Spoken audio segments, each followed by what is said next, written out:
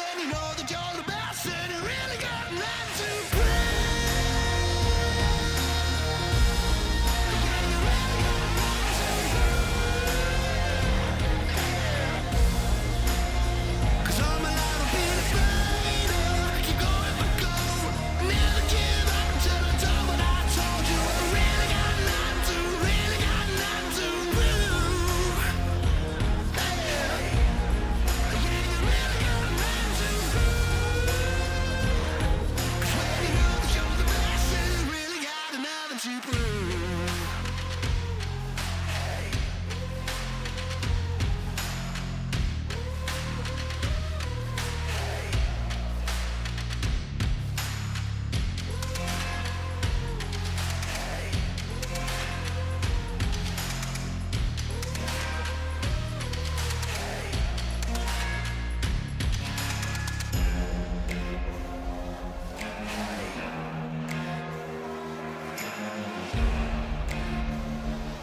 Cause when you know that you're the best, then you really got nothing to prove. Yeah, you really got nothing to prove. 'Cause all my life I've been afraid of. Keep going but go. Never give up until I done what I told you. Oh no.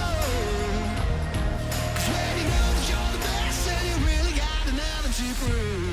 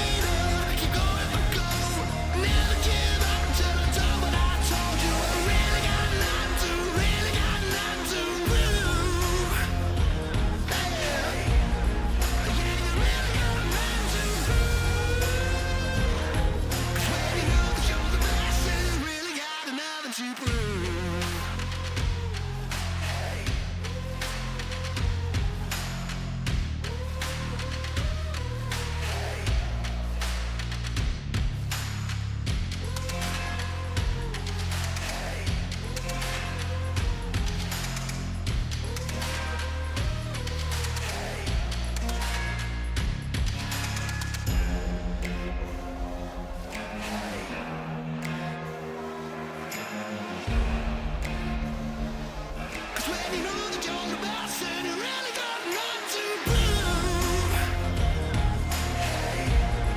Yeah, you really got nothing to prove. 'Cause all my life I've been afraid of. Keep going but go. Never give up until I done what I told you. Oh no. 'Cause when you know that you're the best and you really got nothing to prove.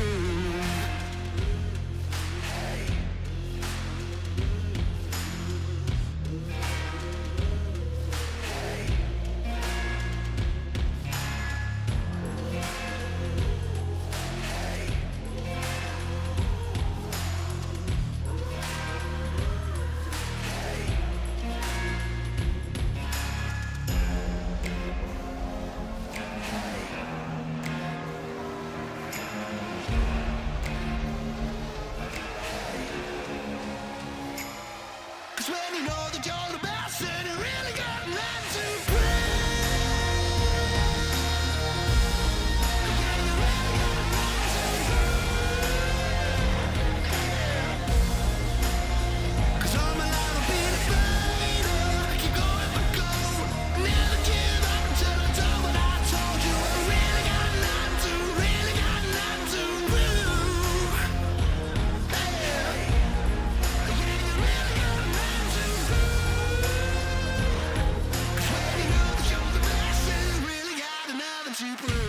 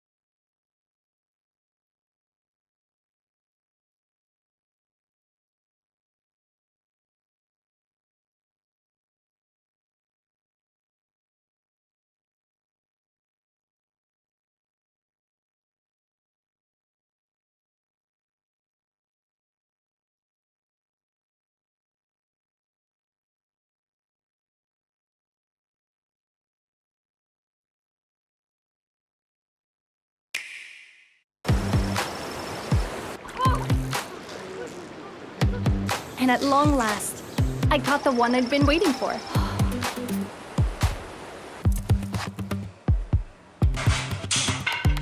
With steady hands, I crafted amazing furniture in no time.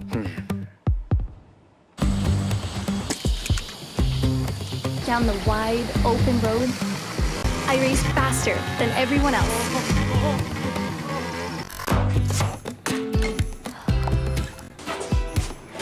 For the very first time, I baked the perfect pie.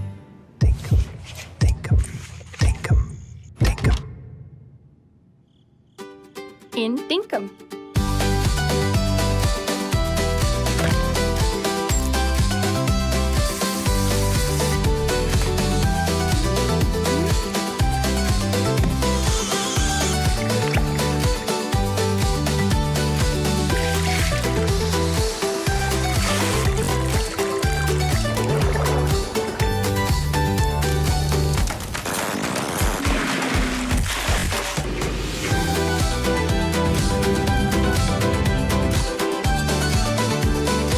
Find adventure in every direction.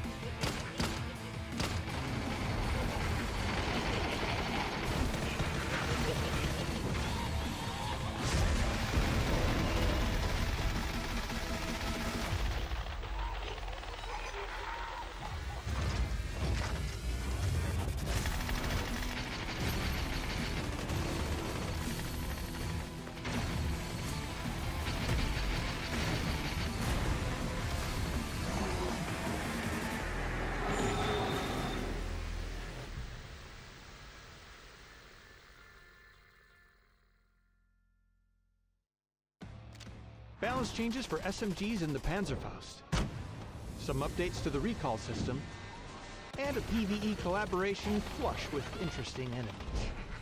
All this and more as we dive into the Update 38.1 patch report. First up, we're doing a balance shuffle for SMGs in the Panzerfaust this update. Across the board, SMGs will have less accurate hipfire, and the MP5K is also seeing a slight reduction in damage. For the Panzerfaust, players will now be restricted from running, jumping, and vaulting while wielding this powerful weapon. And players inside a vehicle will be protected a bit, taking reduced damage from its blast. There are a couple more changes as well to make sure there's enough risk to the Panzerfaust's reward. So let us know how these changes feel. Next, the recall system is getting some alterations. Time required to register blue chips beyond the first will now increase by 5 seconds for each additional chip being registered. We've also added information about how many players are returning to the battlegrounds with each recall, and have removed the Phase 6 recall on 8x8 maps. Once again, let us know how these changes feel once you get in-game. Next, we're dressing up a bit for spooky season with an arcade mode that gives new meaning to the term crapshoot. In this collaboration with the popular internet show Skibidi Toilet, you'll assemble your squad of 4 and plunge into Miramar to clench victory against the toilet invasion. Collect chemical cans to upgrade your weaponry and make flushing your enemy that much easier. Can your squad save Bidet? Or will you get wiped and end up number 2? Will this announcer ever run out of crappy puns? Log in and put a lid on the invasion starting October 22nd on PC and October 30th on console.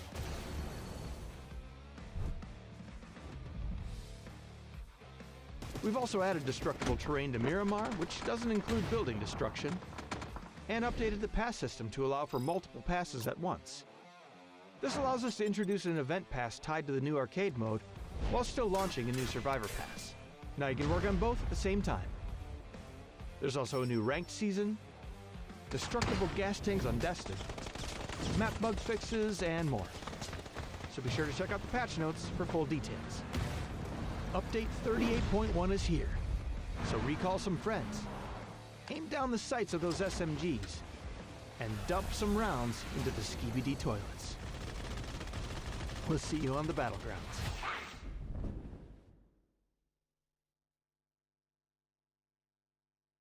In the wings for the connect. 3. Is he going to punch the can? No.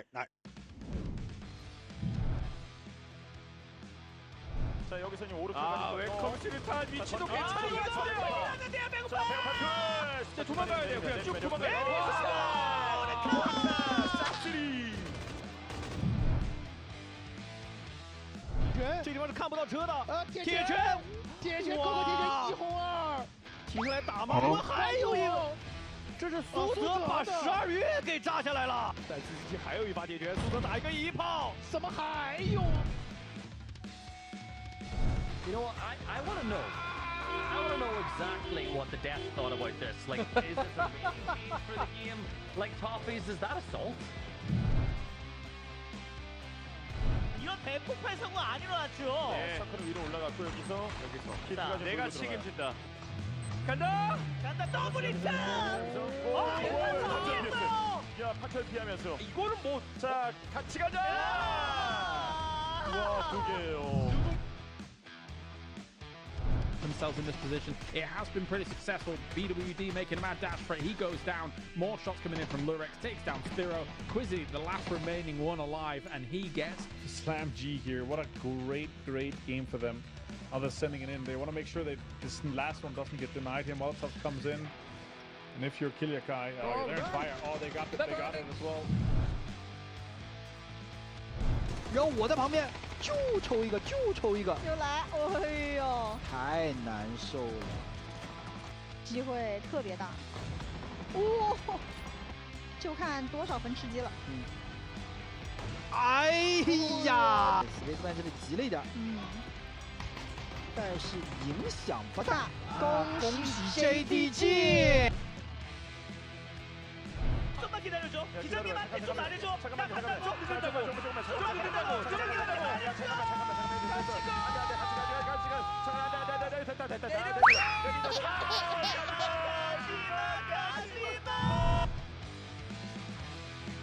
Here pack. Can they get some more out of it? Rock does go down. Explosion just rolling around. Have to come back and commit to this fight. Speaker back up. Here comes a set coming into the blue zone. And CJ, he got run over. 1 versus 1 versus Lou. It's gonna be a miss once more. Lou goes for the swing and he gets some headshot. Boosting falls down. But now it's next up. It's Example. Turns into the fight for the circle. Tending blows, heavyweight fights, no speedo. He might have to go for a desperate tap. In the wings for the connection though. But it goes back to twist. 3. Is he gonna punch the hand? No. I'm not sure. There you go. 来，直接就照你这个最好的房子。和这一推雷，对方是一个火力车，全是残血。火，这个火真的太好了！哇，苏泽，完美的封住了对方。苏泽1穿4。And most of them is more full aggressiveness, more control, and Flash, he got the hit. He got the second hit as well. That will lead to the knock here. I'm pretty sure at this point. No Aurora actually earned a lot of points here, but Real Homie on the other hand, this is just one of those few risks. You're dropping it into a spot where there might be a team here. And unfortunately, of all the teams here, it was iconic.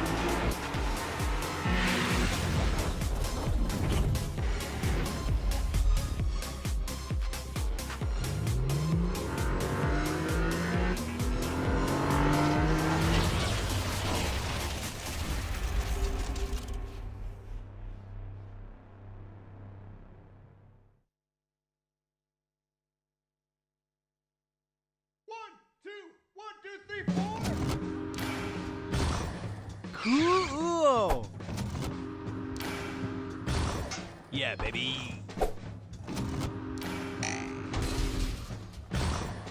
Wait, where the hell is Johnny? Hey guys, hurry up! What's the plan, guys? Gather as much scrap as you can. Oh, a froggy. And bolt out of here. What's that weird noise? Follow me. It's this way.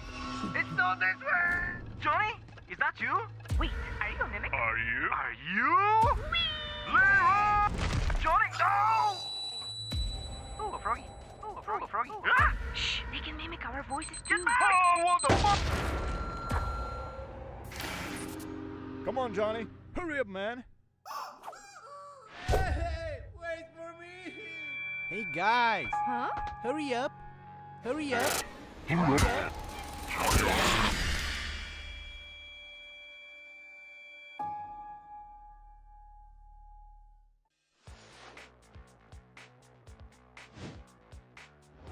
Look out at the crowd, guys. They want us to win. Bullet! 到！吃把长军石，吃把鸡。到！加油！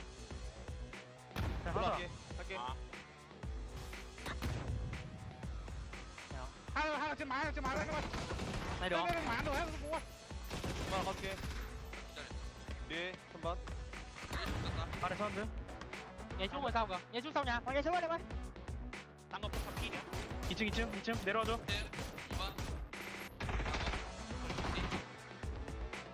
포 하나 갈게. 다음에 포 하나 갈게. 그럼 왼쪽 방 나온다. 여기 있다 그대로. 기다려. 차한편 깔았어. 나 이거 탭하고 차 살아있으면 웨포를 나가도 된다. 그 사정 떴다 나. 3번 쪽 하나. 나 그냥 웨포 나가서 얘 잡을 생각 할게.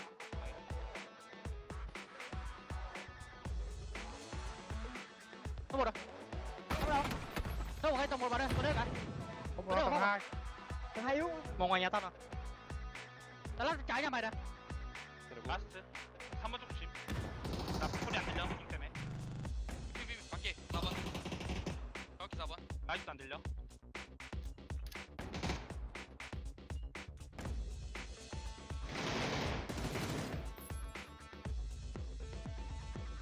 He's chasing them. It's a one-man army trying to chase these two players down. Meanwhile, Khan's going to bleed out. I mean, obviously, considering it's about a fifth bleed. Oh! Nice spray from him. Duck Juice, can he pull it off? He's down to 1 HP.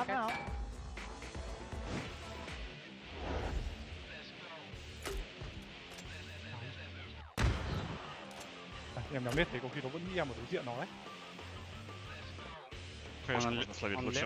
Он лево пошел? Ну, непонятно, Хэт куда угодно могла прилететь. Я думаю, что он слева. Вам full право надо идти вот так вот, ребят. Так же, как вы шли. But now, with example back up, this is going to be so hard for Tanvu. He's got the high ground to work around, though.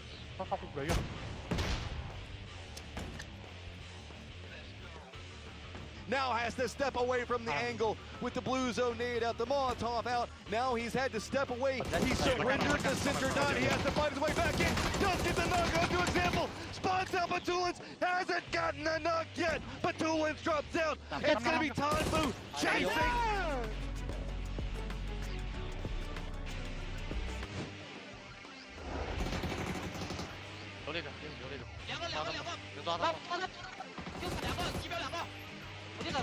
Go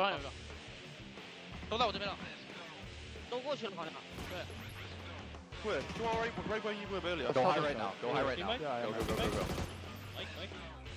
Just got each other go. Go now.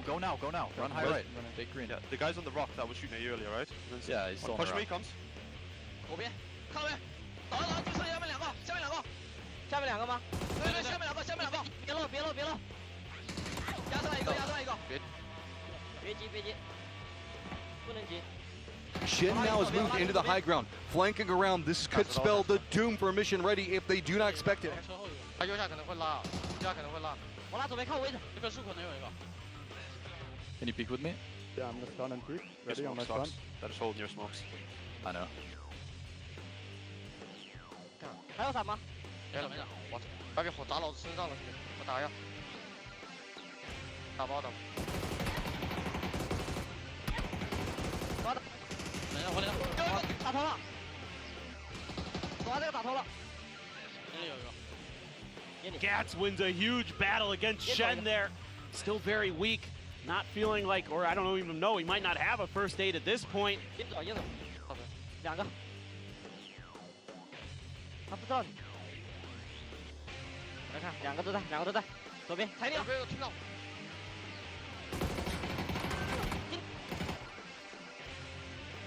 慢慢打。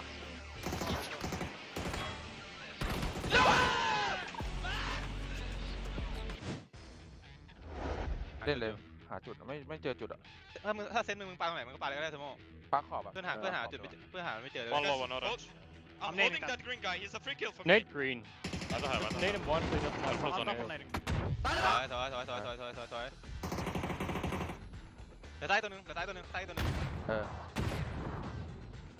เฮ้ยกูบักซ้ายสุดเลยตัวนึงเหรอซ้ายตัวนึงรอได้นะซ้ำค่อยไปทางขวาไปพี่ซ้ายจับไอ้สมองมันขวาให้ไอ้เทลมองขวาซ้ายสองตัวเลยเล่นอะไรด้วยกัน First time reset. I'm healing. We have two blows on things. Makes sense, two blows on. We should play right side together. Yeah. I'm listening it. Yeah. You have any util? No, nothing. Like smokes? I'm just throwing flashes, yeah? Ready? Play right side. แฟนวิ่งได้ไหมแฟนเลย The blue zone is out to clear some space. A rotate here from full sense to try to bamboozle, and it works. เล่นกันท้ายขอสมองซ้ายค่อยได้อยู่สบายมันอาจจะรีเพื่อนไว้นะตรงที่มันยิงเลยคนยิงน็อกอ่ะพาไปดูดิ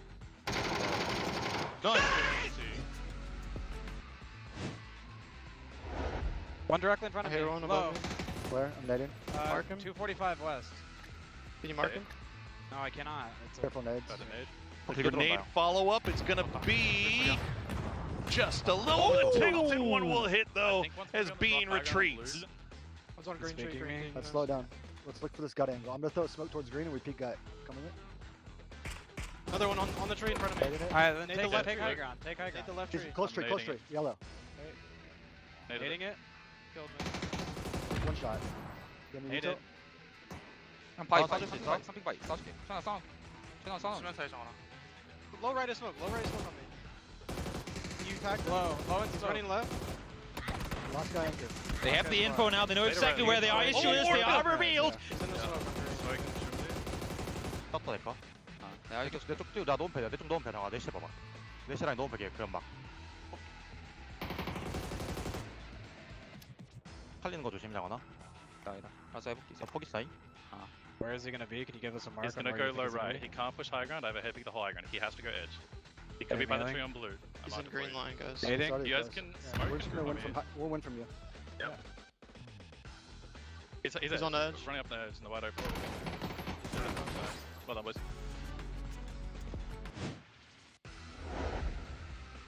지금 3번에 사람 있다. 저기 위에 세웠어. 확인. 나 매달려줄게. 피어올게. 3번 각 조심해 얘들아. 아까 저 도핑템 있어, 도핑템? 줄게. 안 매달려도 돼. 안 매달려도 돼. 내 자리 좋아, 내 자리 알아서 할게. 콩 날아오는 거야. 잔너 왜 해봐. 잔가야. 해봐 나가 봐. А ты залутал хоть? Сверху надо челов фармить, который пушит Нави сейчас. 야, 차다가 넘길 거야, 이거. 나 폭. 천천히 해. 우리가 라스트 빼.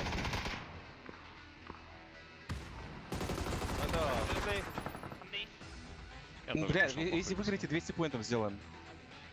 Там возможно многие, кстати, чел. 왼쪽 봐봐. 거기 형이 봐봐. On over, they've been sat in this compound all game long. They should have plenty of util to work with. First one down already. Just one more left to be found.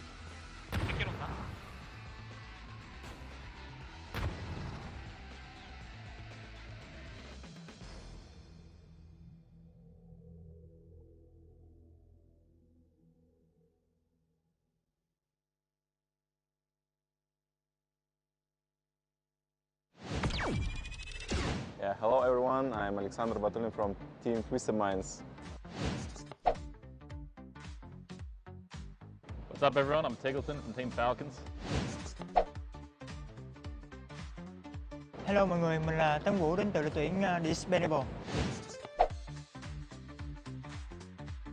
Hello， 大家好，我是17战队的小武。你好。I did.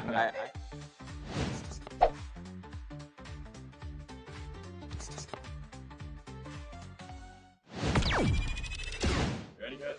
Yeah. Yeah. Alright, 3, 2, 1. Oh, okay. Alright.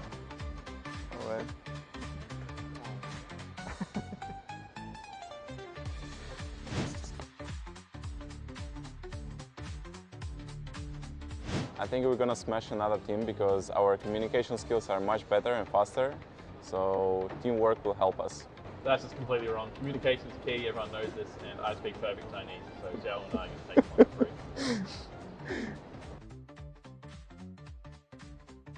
Let's go. Get me. Okay, okay. Okay. I have shotgun, Yeah, me too.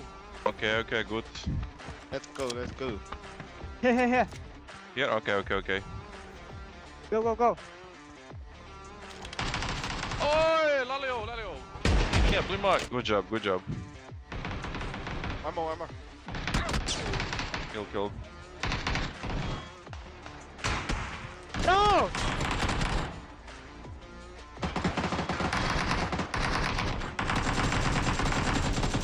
Oh! 麻了。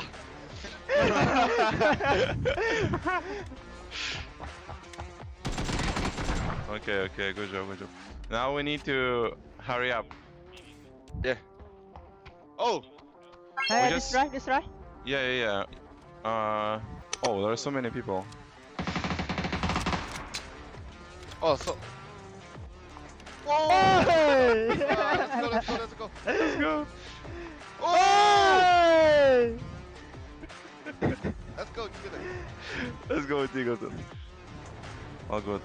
So we go to Picard now. We need vending machine and then gas tank. Okay, okay. Whoa. Oh! Go! Go. Oh no, I don't see any. Third floor, lucky. 3 sec. Oh yeah, I found. Let's go. Oh?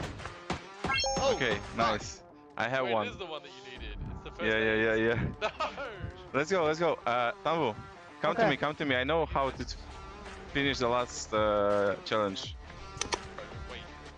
Come to my car. Okay. Wait to me, with me.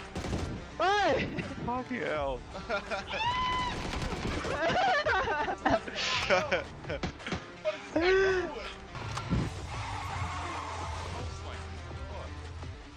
Laolio. Let's go, bro. Lão Liêu. Let's go. Yo, you have 8 times scope, Zewu. Yeah! What?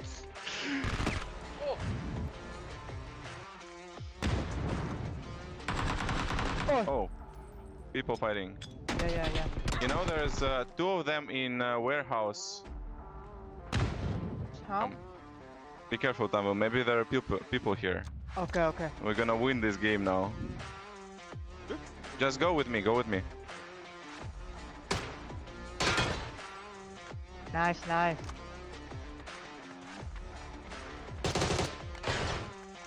One more.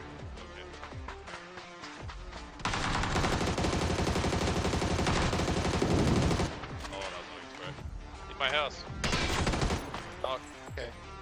In this shirt. Wait, where's the last one? Ah, here. In Here. this shirt. Okay. Easy.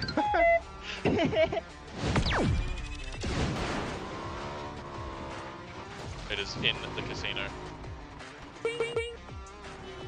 You just go loot. Oh yeah, go loot. Go loot it. Yeah.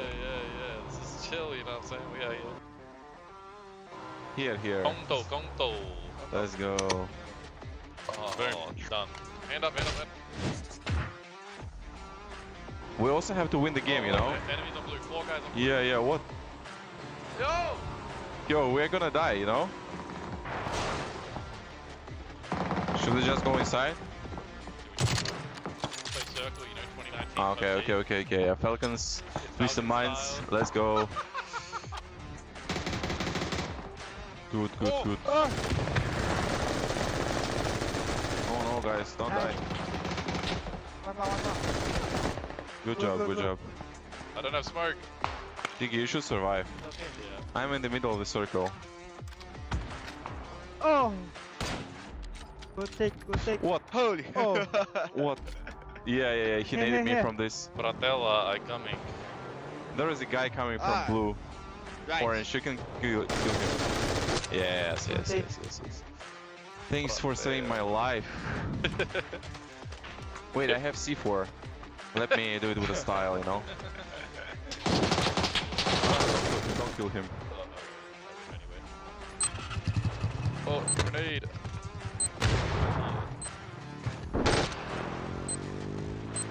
Over the ridge. I will push with you, brother. Right side. Go. Okay. Nice. Let's go. Yes. Let's go. Yeah. Oh.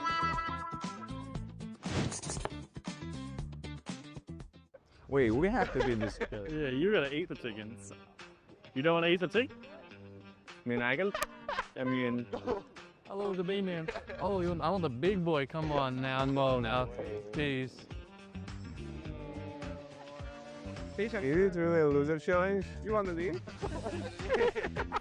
I will just bite once. Isn't it in Chinese? 消费跟来喽. Here comes the airplane. 小飞过来呢。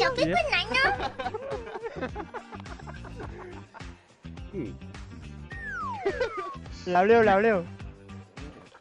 Wait, I'll give you a meaty part. I'll give you.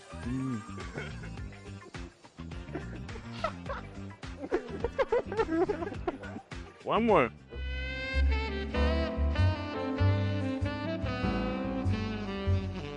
Thank you. No, what? This year. You like hot shit? 不用谢. Oh, okay. It's fucking cold. I think in terms of like public games didn't change too much. Maybe in terms of competitive gameplay, this spot will be played differently. The circles inside will be played differently. So I think it's just more interesting because map changes is always interesting for competitive. Thì em nghĩ là những cái hầm đồ nó nằm ở giữa đường, mình có thể đem vào trong nhà để mình lướt, nó sẽ an toàn hơn. I'm happy with the update on Minas because with the old Minas layout, people used to camp like the high ground and it was really hard to move around. But now like you can move around a little bit more, push things and have some motion. So definitely a big fan of the changes there, and also the gas cans and canisters that are like in the brick buildings and the warehouses. 这个挺好的，因为毕竟有复活机制嘛，很多时候复活的队友下来没有物资聚填，然后我觉得这个东西挺好的。拜拜。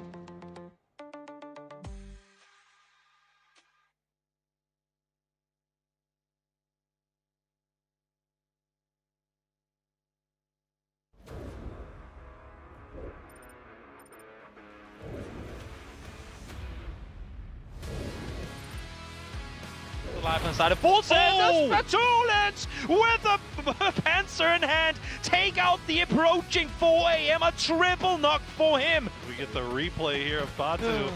Yep. Oh boy. What do you even do? That's true. It was 22nd and 23rd place here, and honestly, that fight could be the deciding factor. Who comes in, who comes out, who goes off. Yeah, yeah. And for I would say, a somewhat home turf circle for FaZe Clan, I was actually looking for more points. Sneak attack from the car as we see the replay. There's the grenade. Yep. One bounce, two bounce, right where it needed to be. Navi trying to fight forward. E-Arena losing players. Jacob alive for them. He's the last one on his feet. He's at least going to get extends down. Looking to do more damage. Still have two trailing players. Tori being a bit more bold. Oh, good shot coming from Jacob. Does the juke around. Hakatori goes down. E-Arena survives. Get a look at 17's pins. What they think's going on is Hakatori will get that knock on the Xiao Wu. And the knock on the Xiao Bei. Can he get another one? 30 bullets. Nah, Hakatori is doing a little bit of farming of his own here. He's gonna find 7-7. Oh, well, on the drop shot. 6 HP. My man is still pushing. 11 bullets, push it on forward. No health to work with. Spot Slither goes as well. And with the final bullet in the chamber, Hakatori single-handedly takes out the entirety of 17 Gaming.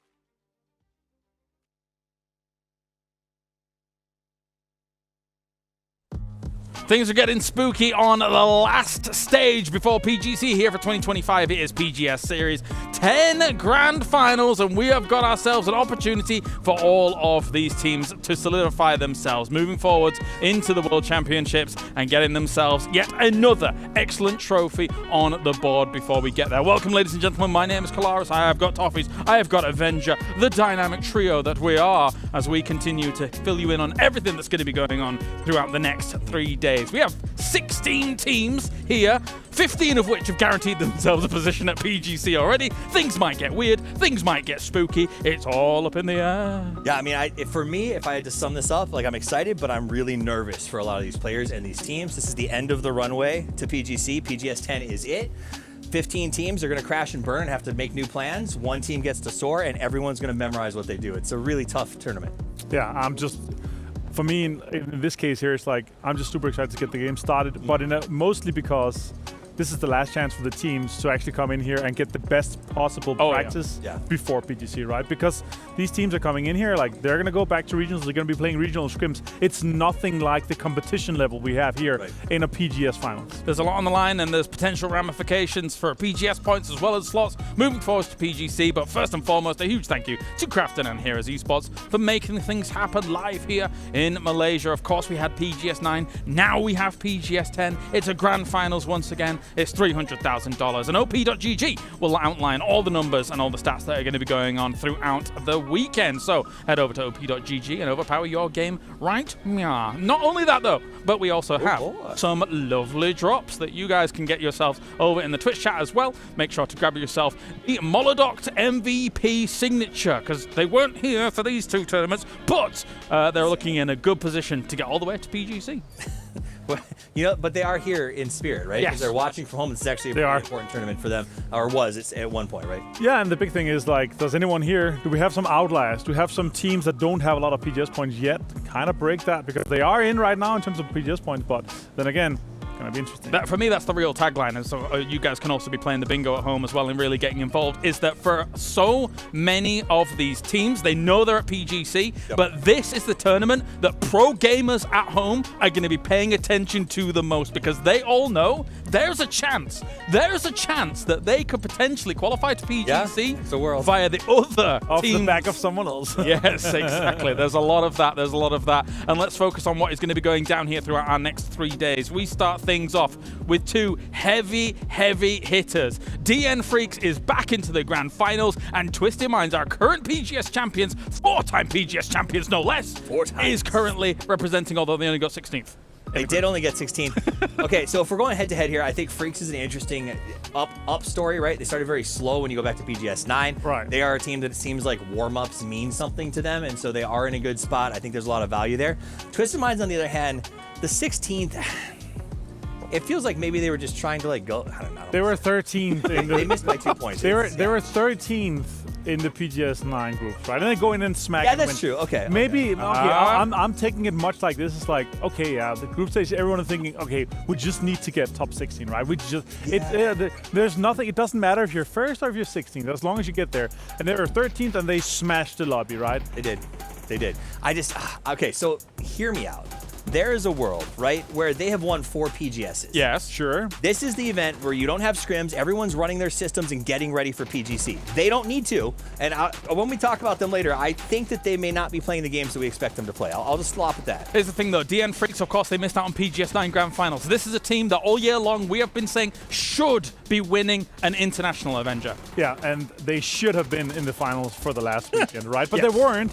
I'm stoked to have them here. Like, they're a team that is on our favorites watch list. They're one of the teams that has the most PGS points for a good reason. Yep. And if it wasn't for PGS 9, going into PGS 10 and to PGC, they would have been on my radar as one of our teams and favorites to win this finals. I still think they have a shot, but also for PGC, they're one of the teams in there that should be coming in and quite easily be getting top 5. Yeah, I think they peak. I think that they are on a good rise. I think that they started slow at PGS 9, and they'll probably peak at PGC at the right time, which if teams like the Expendables in the past have been an indicator, that's what you want to do. You'd like to hope so.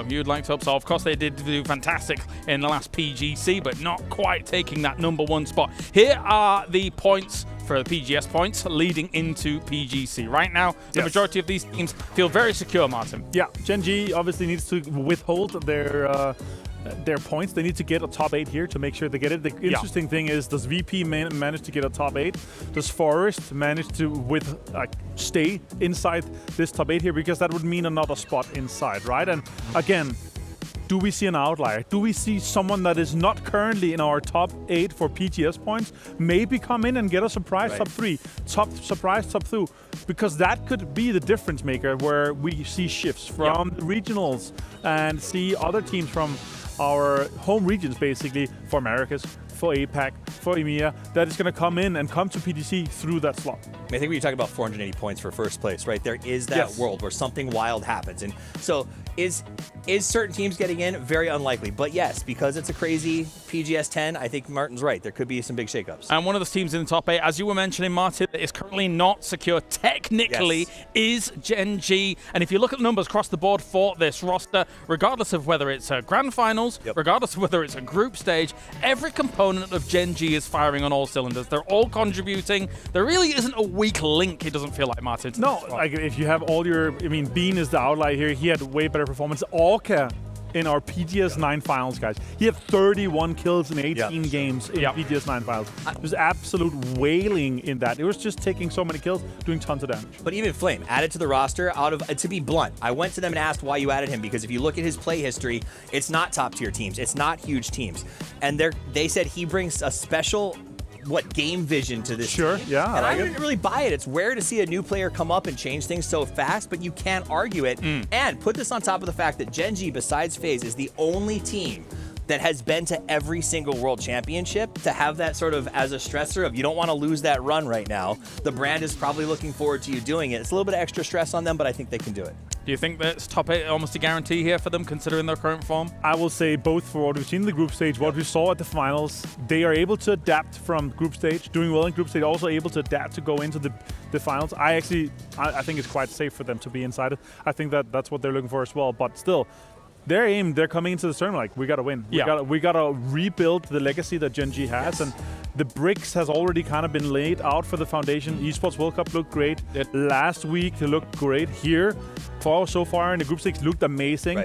I'm looking at these guys and thinking, okay, these guys are trying to come in and get a top 1. Well, of course, there's other teams. As I said, pro gamers at home are paying close attention to this PGS, because all of these teams across the board, some close to getting themselves a PGS slot, some very far away from getting a PGS slot if we're thinking about the teams that could potentially get them on through. What do we make across the board here? Of course, Martin for us in the EMEA, we're expecting BB team. Winner Die is a very good shot. What do you think? Yeah, I think there's multiple things to it. For me, BB is one of the big ones. Do they stay in with their own points, or do they get caught out from this one here? That's the big one for me.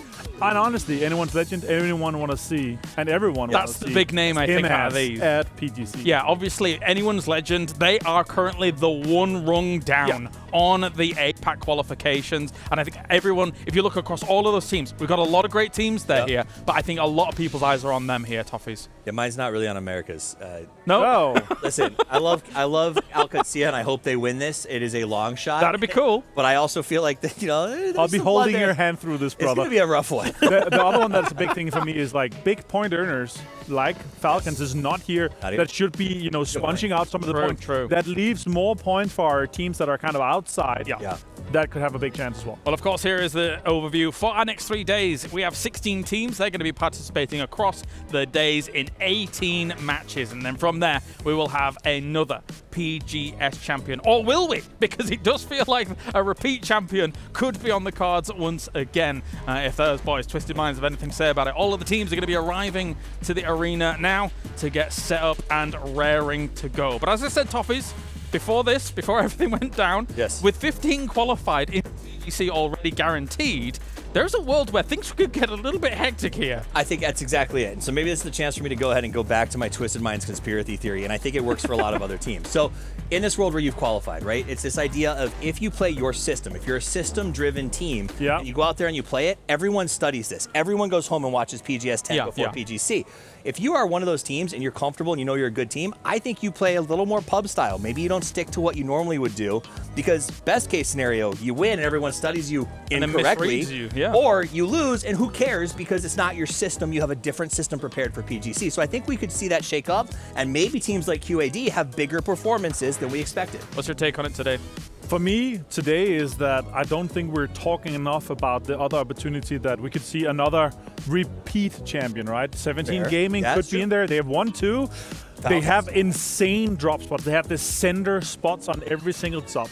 They have the center spot on every single map, uncontested. but they just haven't been the vibe yet. I'm hoping to see them kind of step up to the level that we know they're capable of, but yeah, we'll see. Really quickly, the Expendables has incredible drops at this event, and they're a team that I think you got to keep your eyes on right out of the gate. I think so. I think so. Considering what they're able to constantly show in group stages as well, people are looking at Tambu as an absolute monster. Monstrosity. It's scary, scary stuff. Final thought before we go in. I honestly think that's where I'm putting my stock right now, and I think Slam G has adjusted well and could give a lot of us some really exciting plays at this one. I saw a lot of people online saying, Falcons isn't here. Who do we back? Slam G. Everything on Slam G. The underdogs, sorry. It will be exciting, but it is time now with just a few seconds remaining. It's time for the PGS Grand Finals for number 10, the 10th time to get well underway.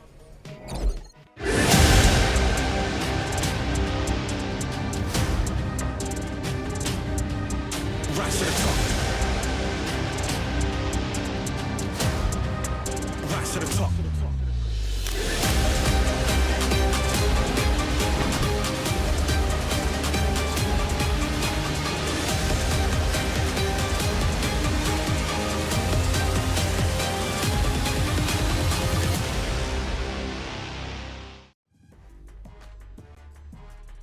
Hello everyone, it's Bella, and what a ride PGS 10 group stage has been. We saw some incredible comebacks like Twisted Minds and E-Arena, and some unexpected upsets like Falcons and Petrichor Road.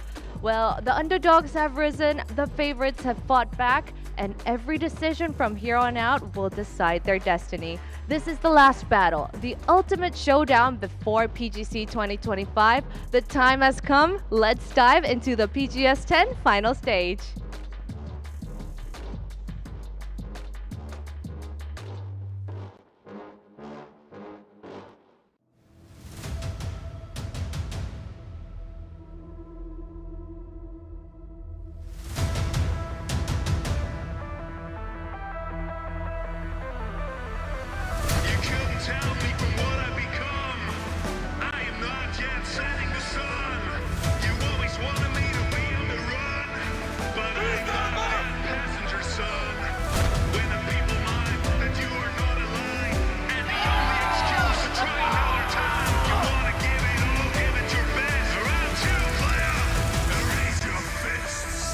You know, when you're on such an edge of not qualifying and qualifying, the games feel like 10 times more harder. But we managed to overtake this situation in our hands and successfully qualify. It feels more amazing to qualify from 16th place than from first one. Я думаю, что в финале 10-го ПГС мы сфокусируемся именно на нашей игре. Мы очень сильные личным скиллом, у нас очень сильные файты, мы умеем играть. So this event, we just knew that we needed to mentally reset, come back in with as much fire as we possibly could, and I want to try to instill as much confidence into my team, because if you're not playing to win, what are you playing for?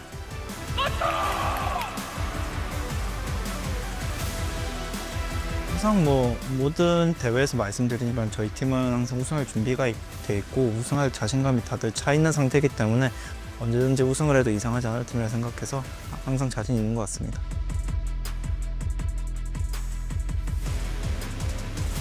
ถ้าในรอบไฟนอลเป็นตามที่เราต้องการหรือว่าแบบเป็นตามที่ทุกคนในทีมเป็นตัวของตัวเองก็คิดว่าไฟนอลรอบนี้เป็นไฟนอลที่ไม่ได้ยากอย่างที่แบบเราคิดไว้ครับ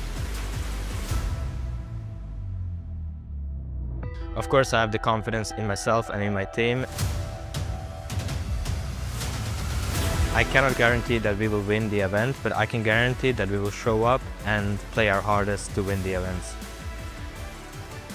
希望我们在这个 PGS 10剩下的比赛里面，我们能把自己的配合打出来，以一个全新的姿态面对 PGC。我对我的队友，包括我自己，都有信心去拿下 PGS 10的冠军。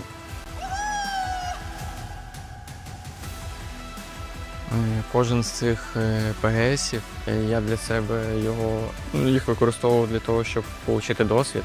Починаючи вже з нового сезону, час перемагати. 프로게이머는 우승 아니면 하는 게 딱히 의미가 없다고 느껴져서 항상 꿈에 그리고 있던 국제전 우승을 바라보고 있습니다. I completely agree with the example, and I think that other teams should make such a challenge for us. Otherwise, we're just gonna take another trophy. that move. Spots out Salute, gets him low. 1,000 damage for Tangu in this game already. Bọn em vẫn sẽ hướng tới chức vô địch thôi, kể cả bọn em có thất bại hay như nào nữa thì bọn em vẫn luôn là hướng tới chức vô địch.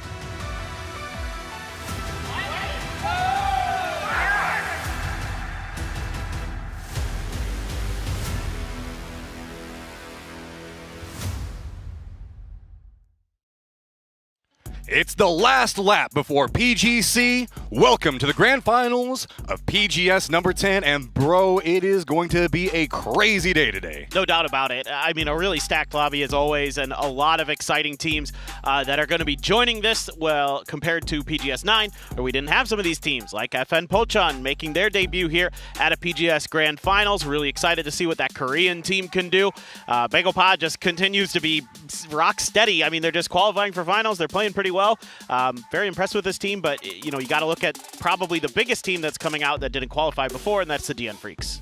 Well, looking back to what we saw Toffee's, Avenger, and Kalaris talking about with the different qualifications, teams, they did a great job on setting up leading into PGC what a lot of these teams are going to be fighting for, but also talking about kind of the boogeyman behind all of this, which is Twisted Minds. And yes, they did just barely qualify, but we've seen that fumble in group stage kind of be something that happens with Twisted every once in a while. It does not mean the fact that you should count them out in the grand final. Once we get to grand finals, everything changes. Group stage is kind of their kryptonite, but then after that, bro, unstoppable. No, I have no doubt that Twisted is going to be probably in the running here. It seems more likely than not. You can't count out the best team in the world. You just can't. I mean, they're too rock steady.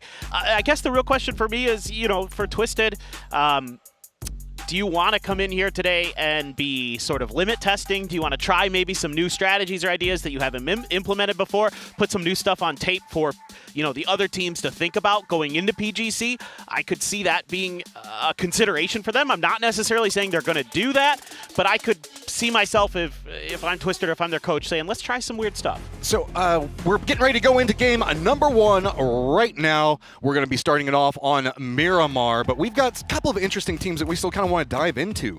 Most notably, we got to start off on a pretty cool topic of JDG. Dude, so excited they got in here. First of all, the first seed coming out of the PCL. Hey, Bella! Hey, oh, it's that's Bella. Adorable. That's adorable. I didn't know those were on the map, to be honest with you. That's a new one for me. I've never seen that. I had no idea. How come she gets in the game and we aren't? I know, hashtag biased. Yeah, biased. Hey, I already have like a cinematic for Miramar about me. You do. You do. Quote, and I'm quite about jealous. Me. I know. It is definitely a I mean, it has my jacket and everything. Dude, though. it is 100% you. All right, okay. So down at the bottom, Resort going up around Alcantara, so mostly a western lean on Plain Path.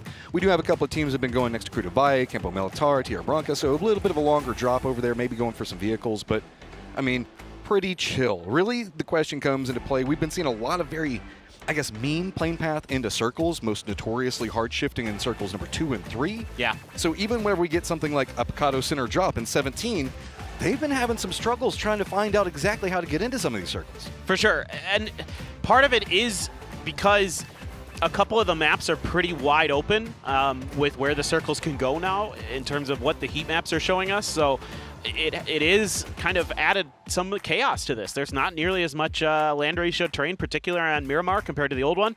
So there is some room for the circle to be a little bit chaotic, we'll say. Nothing, I don't think, going to come out of this drop between Begopa and Genji. They're close to each other. You know, Genji's kind of out and around Monte Nuevo, and there's a hard north shift onto this circle. So this is likely going to end, you know, somewhere north of San Martin, south of Oasis is generally where these are going to end up. We saw this in some similarities whenever we were looking at the group stage. We had a couple of skirmishes that happened around Oasis itself, but we did end up a bit more into that water treatment plant area. I remember that was, what was it, 4 Angry Men that had that 2-2 split. Managed to regroup nicely off of, and uh-oh. I'm a liar. The Orca's going hunting. I love it at the start. Try to get control of the territory. I think that Begopa's managed to get enough distance, but I mean, Orca knows exactly where they're going. This is so dangerous for Orca, though. I mean, is it, or is it dangerous for Begopa? Because Orca's been on. He doesn't have a helmet, man. He does. I know, but he has been. But he doesn't have a helmet. There's going to be 2 players here. They're going to have the cover advantage. Well, Tosi's also coming over here. Okay, so they're going to try to set up the flank. Maybe. Spotted one. He's only got a hollow, too. But he's going to be running right next to Songjong. That's probably going to be in footsteps range here in just a little while. Tosi's still pretty far out, but I think that Orca's feeding information over, and it looks like they're trying to converge on Park Pro, who not yet inside of a compound. The other members for Begapa are still pretty scattered. This is not even in the zone. And it's so crazy that this is still like center west, just north of Monte Nuevo, and not inside the zone. And Songjong, in my opinion, definitely heard something because of the way he's sitting in that stairwell. Yeah. That leads me to believe that he heard those footsteps, and they've lost track of Park Pro. The funny thing is maybe Tosi spots him out anyway, but it's kind of a gamble here for both teams on who's going to spot who first, who's going to have that big advantage, as Gen G is still fanning out, trying to figure out where they went. Well, wait. Okay, so Orca looks like he's recommitting back into some looting. Reinforcements at range in Flame. Park Pro did stop before the compound, so now we're starting to get like an economy game going on. Tosi very close to Songjong right now. I don't know if Gen G knows that he is here is the question. I don't think they do.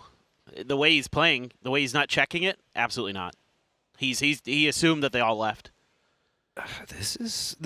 I mean, Gen G was kind of the aggressor, and I can't really even say aggressor, just kind of the bully in this situation.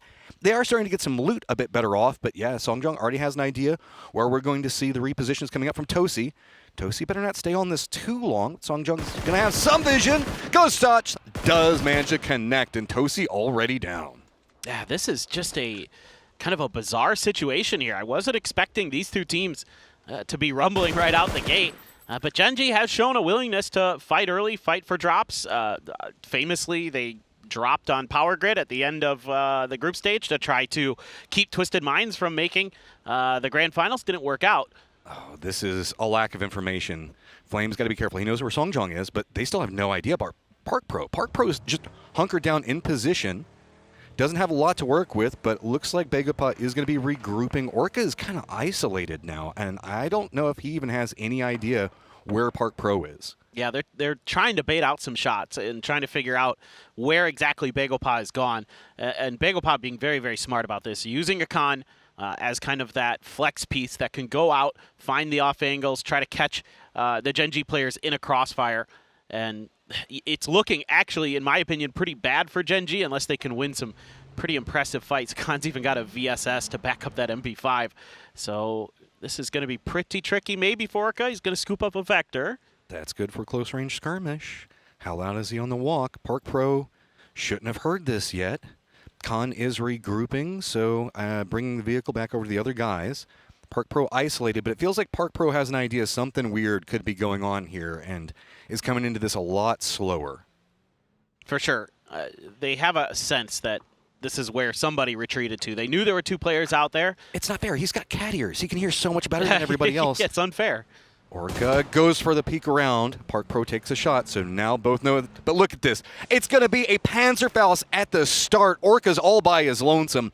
5 minutes into this, Gen G is in some trouble. No real support. I mean, at range, maybe somebody can get here in time. Orca's just got to try to survive. So much utility. Orca's almost dead already. He's got a Molotov in front of him. Blue Zone is staying alive, and that's all he's got to do. Survive for long enough for reinforcements to see if they can deny him running up. I don't even know what his med situation's like this early. More utility being burned. Flames getting closer. Beans on the other side, angle for it, but there's already two members from Begapa inside the building. Orca, can you even get out? What angle can you go for? Flames got the nade ready. Looks like he's going to throw it into the doorway and retreat. Good nade does take down a Khan. That might have just saved Orca's life. He was so weak, and Begapa was about to find him out. Doesn't matter. Park Pro with the off angle is going to get the knock anyway. Begapa looking to stick that res, and I think you're absolutely right, Matt. I don't know if Orca even had any meds. They got so aggressive so quick. No helmet. Not much in the way of weaponry for him to work with until he got into this compound. Flame going to try to do something, but he took so long to get here. Rez is going to come through for a Khan. Has that barrel in hand. Footsteps been heard on both sides. Begapa knows he's there. Crossfire. Lots of damage already on to Flame. That's going to be all she wrote for Flame as well. Gen G in a lot of trouble at the start. Down to just Bean. Knows where Park Pro is. Maybe can get some retaliation, but Park Pro knows exactly where Bean is. Numbers advantage. Too big of a problem. Economy too bad off. Bean's just in a lot of trouble. Yeah, he's just got to hightail it out of here now. Not sure if there's any even vehicles over here for him to use. I don't think so. None were brought over. Much of this was done on foot other than a Khan driving in and Flame driving in, so it doesn't seem like there's anything available for him to make a great escape. Might just have to try to lock this down, hold the line. M4 in hand. Gets a good spray, but is it going to be enough? Park Pro going on the flanked angle. It's read by Bean. Just a ton of people now running right at Bean. Too many angles to try to control. Trying to use the wall. Goes for some shots, but not gonna be enough. Bigapa eliminated Jin Ji in 7 minutes. This is just a wild start. Very intriguing to me that these are two teams that are going to be fighting off the rip. Just shows there's no love lost in the region between them. And they, you know, Bigapa wants to showcase that they have come to play. It's Jin Ji had such a great group stage and has been on a bit of a come up. This is a stall at the start, but I mean, just game one. Just game one, write it off, but it's a bit demoralizing in game one to go down that early. For sure. And the only thing I'd be worried about for Gen G is that they just take their foot off the gas, you know, in the post hot drop, quote unquote, situations. Like, you know, when you get into phase 2, phase 3, where they found that success of fanning out, looking for some picks, things like that they've done well. This is kind of one of those situations where they get a little bit too eager. Bye, Alcadzia. You don't really want to deal with what's happening over here. Rello trying to escape. Favors trying to go after the tires, but it is going to be Alcadzia regrouping with each other. Crossfire angle is going to be a bit scary. Na'Vi doesn't want too much more. Going to be happy with the compound. So, Circle, teams playing in center are going to be Slam. The Expendables running a bit of a split next to them. Just to the south of Slam is going to be Twisted. To the north of Slam is going to be Forest. Got a lot of teams just kind of dancing around the outside. What we saw with Na'Vi and Alcadzia is going to be just the east of Oasis. So, very wide out. I do want to remind everybody that it was Jin Ji that kind of started this fight with Bigapa. For sure. But it's Park Pro. Park Pro just played that so well, stalled out, waited, didn't commit into too much, and really allowed Bigapa so much time to regroup and get information. And the fact that Sungjang got the early info on the player that was running past him. They like that one. Hell yeah.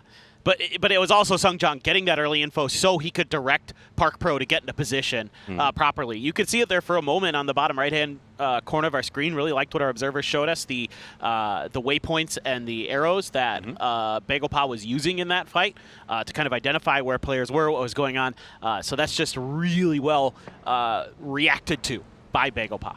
Interesting situation down to the southeast. Looks like VP has kind of ducked their way in, pretty close to Duck Juice. Cabrera entirely open as our observers are showcasing, but I wouldn't be surprised if we see Duck Juice try to regroup. There's a lot of squads that are all going to be collapsing on that same point, so TE never too afraid, so we'll have to see how they're going to opt into a regroup. 17 going to be right next to them, though.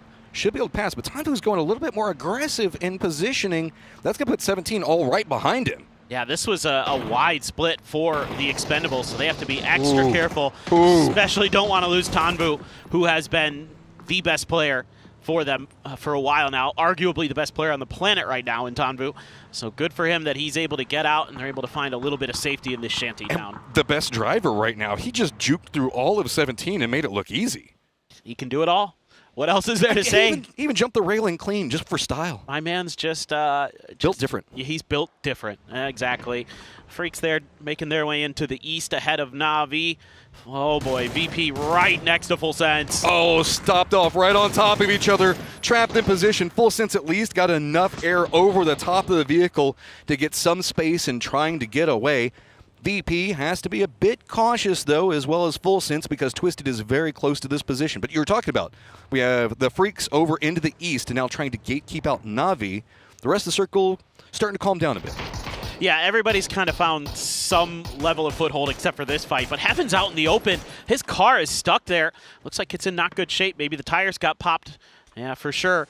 And so he's just got to try to throw out smokes and get the rest of the Freaks in a position to cover for him so he can either fight back or find a way out. He's going to go for the latter option with Salute driving in to come to the rescue, but this is dangerous. That was fast. They've got some smokes recover around.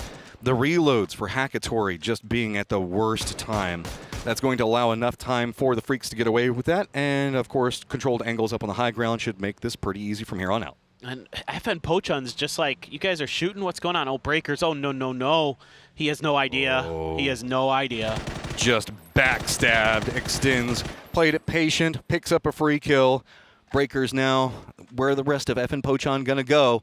Remember that Na'Vi has to find some way to deal with what's going on with the Freaks high ground situation, so Pochon just kind of stepping into the wrong angle at the wrong time gets very punished. Yeah, it's a little shocking to me. I would think they would have heard some of those shots, but maybe they were just too far away when they were driving, and they were just, in full acceleration mode. Didn't quite catch it on the map, so they didn't either have the sound information or thought that they could maybe, find an opportunity for a third party or something like that. Meanwhile, Park Pro out of El Pozo gonna grab the emergency pickup, as there is also a BRDM scooped up. As that's a way better economy than we saw earlier. Yes. I mean, they had near on nothing at the start, and they had that delayed fight with Gen G. I mean, heavily rewarded from Pozo. Oh, you're absolutely right, and that's why you can get those extra little goodies for yourself, and you can send Park Pro in to find out if there's anything available in this circle. There isn't going to be a ton, but there is stuff. There's that warehouse that's to the east of Cobereria, and there's La Cobereria parts of it itself that FaZe isn't necessarily completely occupying, so there are things you can do, but the more north you go, the less likely it is to... Okay, I'm just lying. It goes up there. So definitely could end around La Cobereria, north of La Cobereria. They do go up there sometimes. Yeah, and a reminder that there's that outer wall around Cabrera, so that can make it a bit scarier for teams. I wouldn't be surprised if we see a couple of squads opting a bit more northern. Alcazia already opting into that strategy. Death Funnel potentially going to be just due south. Twisted coming in back behind E-Arena.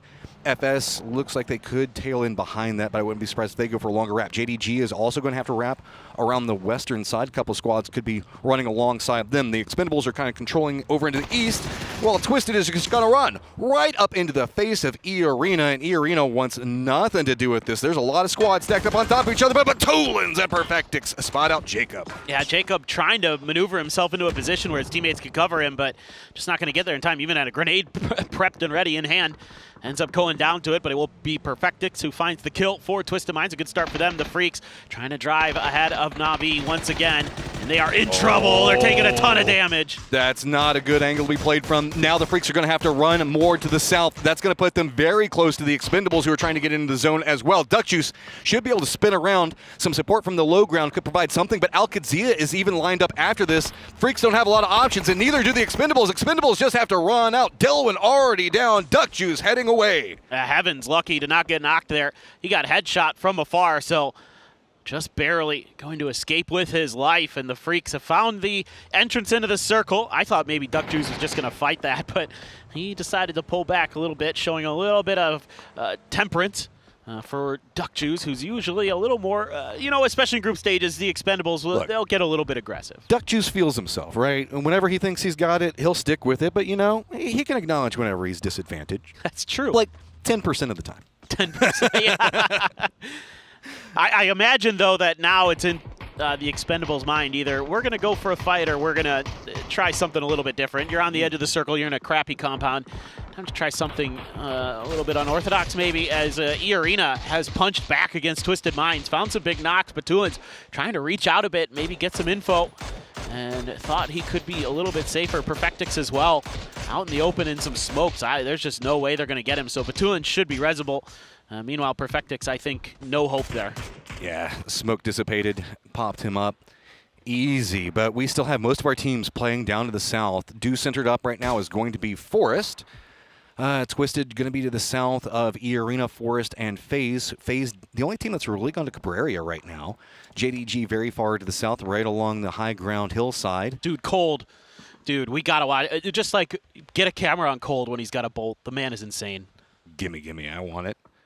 I just want more bolt plays, man. I'm a simple man. And that's why I am now a Cold 119 stand. Whoa. Wow, that is really far north. Okay, Alcazia, good opportunity for you, Na'Vi Freaks, who've been having some trouble with their runs. And as you can see, big wraps very far to the north, mostly leaning into the west, going to be what a lot of our teams could be opting into. That hillside that's very far north, pretty strong in the situation.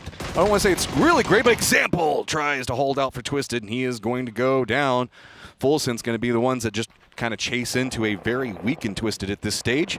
E-Arena still going to be inside the zone, so Full Sense going to be next to JDG. Slam also encroaching into that same area, so JDG is going to have a new set of friends that they're going to have to contend with, but they do have high ground advantage and just heard those shots. Because of this shift of the circle, I think a lot of these edge teams are just going to have to play for kills. Spaceman there Nice quick opener onto Tanadol, looking for more. Flash, safety, Tigger lit up quite a bit.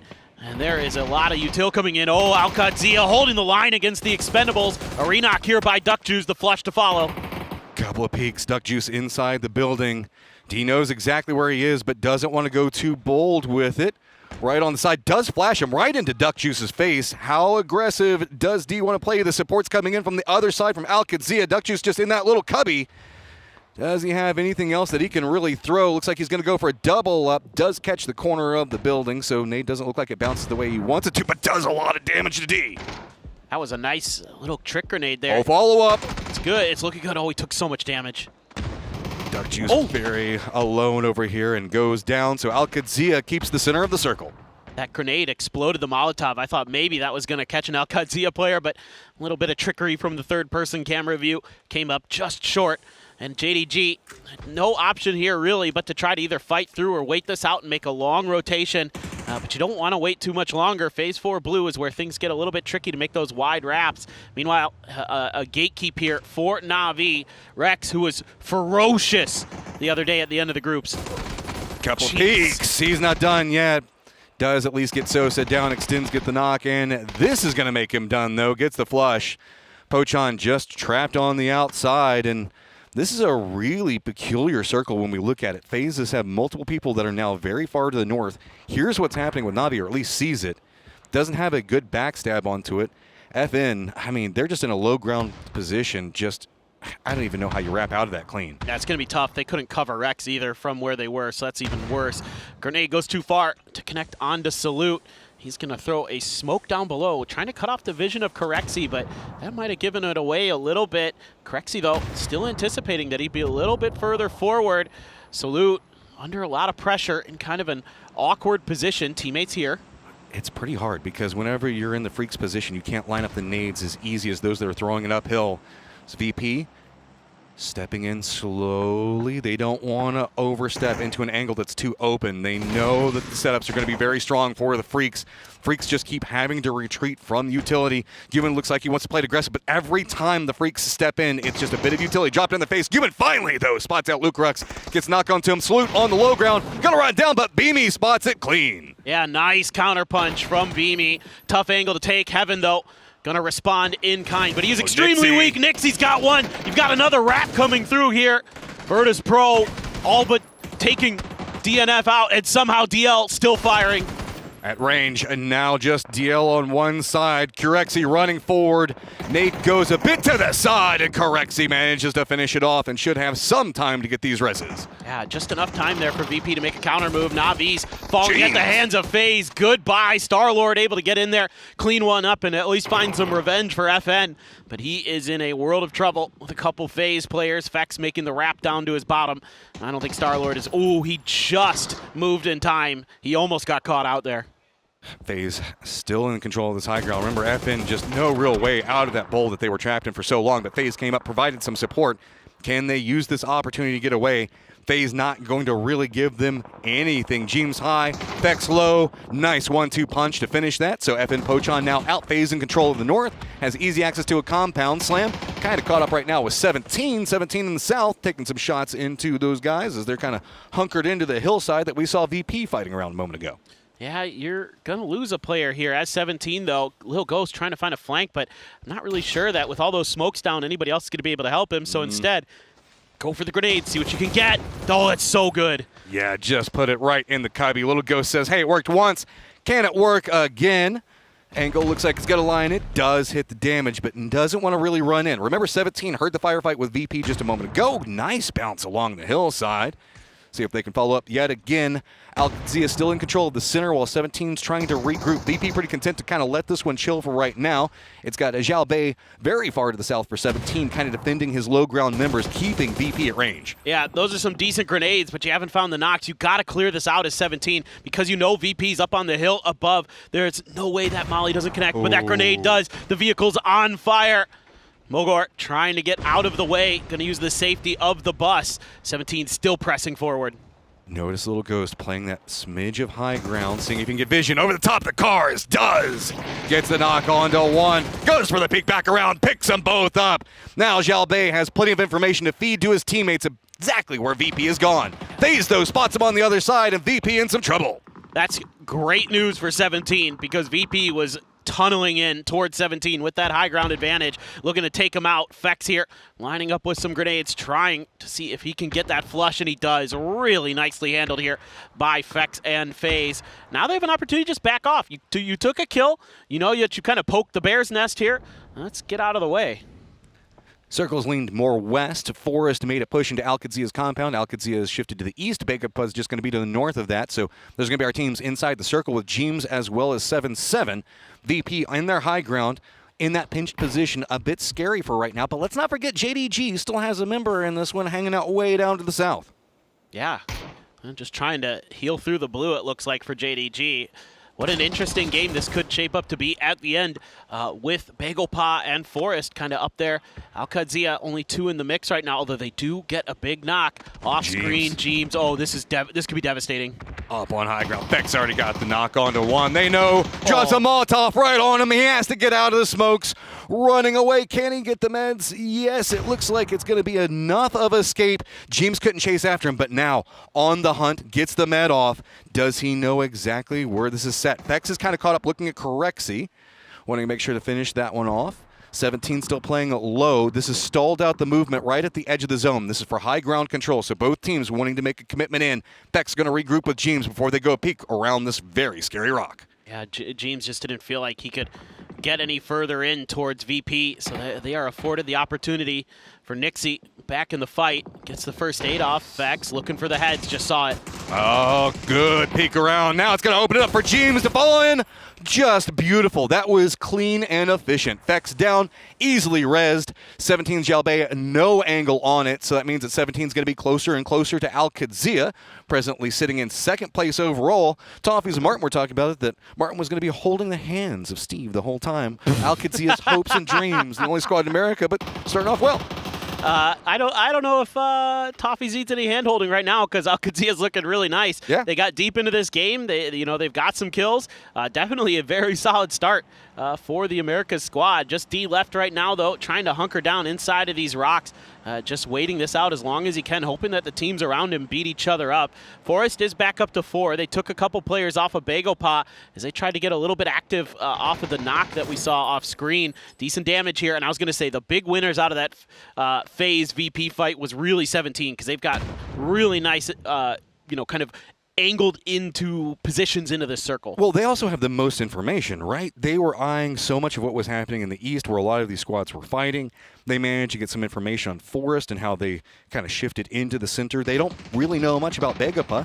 17 not going to leave Xiaobei behind anymore. It's just going to be a regroup altogether now. They feel like they've got enough information. December 12th is going to be back up against the blue zone inside the safe zone for right now. But Forest with so much control over the circle, which has got the high ground where we see FaZe and 17 in, leading right down into their compound. Yeah, this just has gone so far north. You get to see parts of the map you don't get to see very often. I think we saw this circle pretty close to it. I want to say it was at PNC where there was a fun finish between Vietnam and America with Kickstart and Tanvu. But back over towards 17, who's still trying to gatekeep FaZe. But it's so tough with so many of these rocks, so many steps you have to climb just to get into a position to get information either. So you got to rely on sound cues here as 7-7. Looking for Jeems.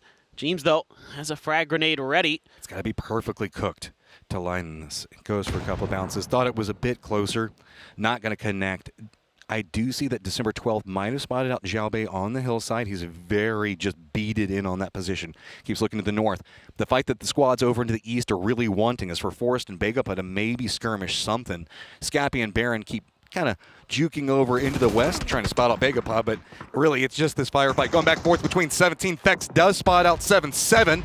Follow-ups, but I mean, holding onto a nade whenever 7-7 goes down, explodes, does some damage to the rest of his squad, and flushes himself out. Well, Fex has just been so active, playing around Jeems' information, using Jeems as like a pivot point to find the flanks. Yeah, or a little bit of that, too, and I'm sure Jimbo happy to have that happen, but he's taken quite a bit of damage. Xiaobei finds the headshot, finds the knock, looks for Fex, sees the head, can't connect. Xiaobei creeping up the hill, using the rocks for cover. They know that they need any points that they can get over here. Fex has the inside track on position. Nade's going to go a bit wide, but the headshot connects. Fex takes a lot of damage. That could open it up for 17 to run forward. Wants to deny out the information. Finishes off James. Peek back around the rocks. Xiaobei pretty open, but again, so much damage onto Fex. He has to retreat. 2 different angles of approach for 17. Little Ghost on one side, but here's going to be the backstab from Forest. Olympus gets the knocks on a Little Ghost, so it's Xiaobei versus Fex 1v1 for the top of the hill. Yeah, Forest would love to play spoiler and pick up a couple kills off of this protracted fight between 17 and FaZe. Stuns being thrown, trying to keep Fex pinned down. Xiaobei just on the edge of the circle, so he doesn't have to press any further forward, but now he's got Fex at a tough spot, gets up and over, finishes what they started. Baron runs into what we can see Begapa using the BRDM, and Yuan just has to run out zone. Songjung also pretty trapped. I mean, center dot, BRDM, later stages, everybody's going to be limping in. 17 already in some trouble on the other side of this, and all right, Forest, how are you going to do this one? Nade, bit long, but Songjung clinging to life. Just barely. Oh, Trying to well, go for the for a first nade, second. but yeah, You got to see that coming. Okay. Yeah, he didn't get run over. He's got that going for him. I thought that was going to happen. Oh, but he's dead. Nice Molly into the tree to drop it right on top of him. BDRM in your face, Molotov raining down above you. What are you going to do? Songjung out, and that's going to be a big game coming up early. Yeah, I mean, Forest continues to impress here in 2025. Saw it at the PGSs in Shanghai, and now right back to business in Malaysia. That team really just knows how to close out these end games. They're really sturdy. They play kind of safe in the beginning. Get control in good positions. Great start for PGS 10.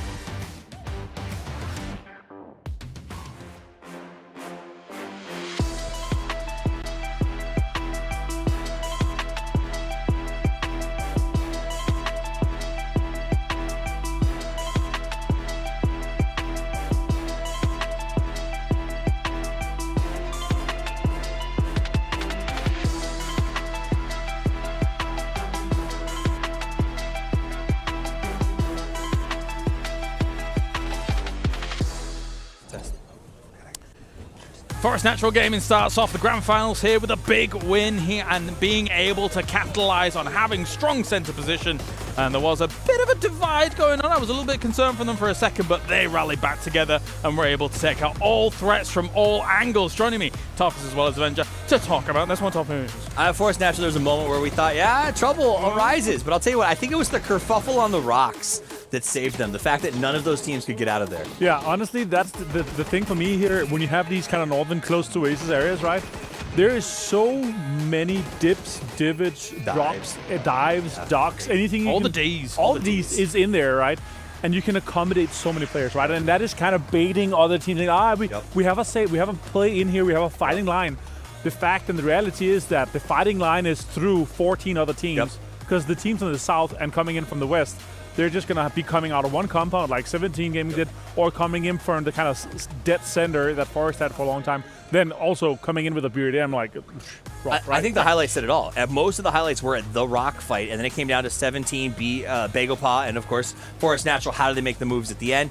Big team that I was excited for. You can see them right now. Tig talking to the QAD boys. Getting tips on how to get to the finals. I would say all of the Americas teams are here to support just QAD at this point. That was mean, man. That said, QAD walked away with a really good score, and for them to start strong is big news. Yep. There is a very long outside chance that if they win this event, Bestia gets to go with an additional bid from the Americas. I'm not putting any bets on that, but the fact that we started in a strong game one, maybe there's a chance. And let us have something. The most annoying thing is, though, if you have a pretty good center compound, yeah, and then all of a sudden Expendables is just dropping straight on you, and they're like through using all their utility to get you down. You lose like a player or two. Like, it's just a rough game one for them, right? But they had a good center compound. Yeah, and got some points. I had breakfast with Nomi, one of Liquid's coaches, and was asking about like some of the teams as they watch them in the study. And I was like, what about the Expendables? How do you plan for them? He goes, I don't know. They start in the East, they end in the West. They do whatever they feel like at any given time. They kind of do. I was like, he's like, there's no prepping for this team, and that's, I think, what happens. You think you're good, and then the Expendables come out of nowhere. They're a bit of a wild cracker. They can go off any way they want, but at the same time, our 1 through 4 have ourselves Forest Natural Gaming at the #1 position. FaZe starts off strong here for the EMEAs. 17 Gaming also doing pretty well for themselves. All regions represent. Yeah, Bagel Pass started off. Look at that. Furs up. It's all about Fex. It's the Fex show. Ah. Yeah. The F stands. I love that. The artifacts, if you may. In this case here, though, I will say this. Yeah. The angles that he took on Virtus Pro and kind of identifying that, okay, I have tons of space here in the north. Yeah. He took down Correx, he took down other players. Like overall, that, I mean, VP, surely they got, but they were 4 men alive, but they got a lot of pressure from a 2-man in Jeems and Fex. I think you're right. I think Forest Natural Gaming walks away, and it was a knock-on effects from the way that FaZe played that because they dominated the high ground. It did it. They dominated the high ground. They played it very cleanly, and I think at least 2 of those teams had positions to throw Forest Natural off of that end game. So he can thank them for some of that play, as they do still come away with 13 points for FaZe Clan. And 17 Gaming, again, maybe this is another pop-up repeat. 1 + 7 = 10. That's apparently what they're looking for here for this had one. me for a second. I know. I'm sorry. I'm also bad at math. But no, of course, here, as Forest starts this off strong, it bodes well for anyone's legend if they can keep that up, of course. As we do mention before here, Martin, their eyes are on all those teams qualifying, but it looks like everybody's rushing back for our game too. What do you think about that? Yeah, we're going to be getting into the games just shortly here. But yeah, I think there's a big chance that we see another Apex slot come the way for PGC. If they keep going like this, for sure. But taking away from that game, what are you expecting for this one? I mean, Duck Juice is walking in smiling, so they're going to get crazy. And we're going for it. All right, it's Miramar once again. Let's head over to the commentators. Game number 2 of the grand final. Miramar time! We got a very weird circle very far to the north for that last game, so a lot of teams going to be able to brush it off, go, okay, let's kind of mentally reset. We're also going to get a very northern plane path this time, so I guess the circle is going to go far to the south, right? Yeah, that's how it goes. That should be what would happen, I would think, just based on PUBG logic, I suppose. You know, with the way the circles like to just throw us all over the place. That is one of the most northern circles you can get on Miramar, so that's a tough one to manage. And you know, Forest just played it nice and steady, got into the late game there. You know, a lot of credit to 17, the way they won that fight against Slam, gave themselves an opportunity to get deeper into that one, kind of handled FaZe, who played really, really well. That duo of Jeems and Fex was absolutely fragging out. They've had some historic synergies, I guess you could say. They've been working together for quite a while and definitely exploited it there. Also, kudos to 17. Remember, they kind of had to fight their way uphill into all of that. Forest did bully out Al-Qadzia for the center of position, so Al-Qadzia going to be not necessarily kicking themselves, but they were fighting a lot just to hold down that position for so long. Whenever Forest just runs in and usurps it, Forest, again, you can't call them an underdog because the way that they play, they don't ever feel like an underdog. They're just that squad that just sneaks in and just suddenly starts wrecking people. Yeah, and when they come to life, like, their mechanics are really, really good. Scappy was nuts during the group stage, was one of our top fraggers, top damage dealers throughout PGS 10, and he showed you why in some of those moments. And Kiss is Kiss. He's very, very good. So you're talking about a Forest team that is just getting better and better with more experience on the global stage. A somewhat similar circle, but not nearly as far north. Still going to be centered right on top of San Martin. So this one a little bit weird. You know, circles don't like to end in San Martin. They tend to go one way or another. So kind of curious if there's going to be some hardships, or if maybe we're just going to center up. Who knows? But that's going to be a little bit tricky to navigate for these teams, I think. The big components that we tend to look at are what? The power grid location around water treatment up to the northeast. You can get that Hacienda hillside and like the ravine in between Hacienda and water treatment that could be a thing. But we still even have Crater Fields and the factories just to east of that. A lot of verticality into the west and kind of in the north. Then you kind of got the plateau that we can see that power plant's on, eating up a lot of the circle. Wild World, we could even go over into Graveyard. Yeah, for sure. I mean, anything feels possible these days. You know, it is what it is, and the team's got to adjust and deal with it. As Kiss is going to be our first man of the match there. 3 kills for him as he continues just a stellar 2025, you know, showing up on the global stage in big ways and continuing to make impacts. Yeah, this guy is kind of cooking for himself right now. Just a great set of games that we've seen coming out from him inside of this series. So let's get an idea on what's happening with Salutin' the Freaks. 일단 저희가 운영하는 과정에서는 틀린 게 없고 좀 잘하고 있다고 생각하는데 뭐랄까 좀 교전 단계에서 한 발짝 더 다가가는 그 미움받을 용기가 다들 부족해서 과감함이 부족해서 교전을 못 이겼던 게 문제라고 생각을 했어가지고 그런 부분에 있어서 좀 고치려고 했던 것 같습니다. 사실 예선전이라서 뭐 우리가 무조건 그랜드 파이널에서 우승을 하겠다라는 라고 단정을 짓진 못하지만 계속 이대로만 간다면 저번 PGS 9보다는 무조건 좋은 성적을 거두지 않을까 생각하고 더 나은 게임 경기력을 보여줄 수 있을 거라 생각합니다. Ah, well, kind of interesting there where they said that they didn't really feel like they made many mistakes during the group stage. They just need to play with more courage. You didn't see the blink that Paperthin gave me whenever he said that. It's like, do you agree with that statement? Well, they definitely played a lot. Well, it's also weird, too, because Salute is always such a humble dude, right? Yeah. Like, he's not coming in with any arrogance whenever he says that, but at the same time, that kind of goes back into what we see our players always talk about. Like, we just focus on ourselves, and we don't think that necessarily we made some mistakes. We just didn't play efficiently in these types of locations. I think just being confident to take fights is what that's kind of reads like to me. Yeah. And I think that's something that again, that I saw. Oops. Oh, you're okay. That I saw in the PWS with the Freaks this time around was that they were willing to be more aggressive, take those fights, and really just outclass opponents at times. This is again happening. Okay. Okay. Sungjong on the move. Is Gen G going to catch up? Going uphill. Oh God. Oh, the angle's not working out. Good section, but Orca does spot out Songjong. Some vengeance coming back after last game, at least taking one. 1 versus 4. A little more fair for, Gen G.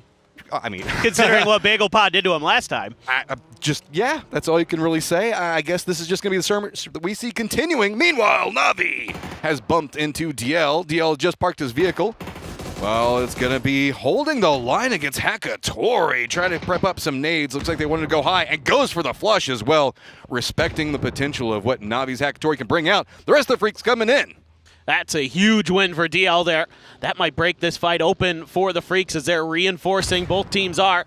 Grenade's not connecting with too much damage. That follow-up, though, does hit the backside, but Fair is still able to take Heaven down.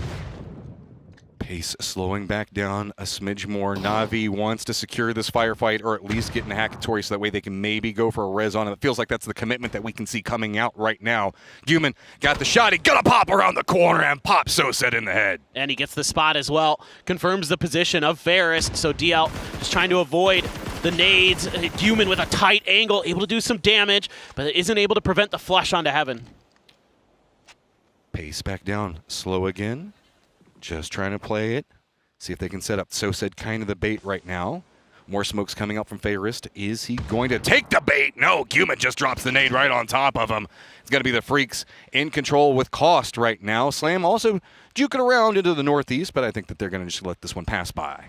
Yeah, holding the line here nicely. I was curious what happened with Salute because he's not in the fight. Just gets taken up by Boostic. Yeah. Just disgusting there. Headshot into a couple body shots. Really nasty stuff.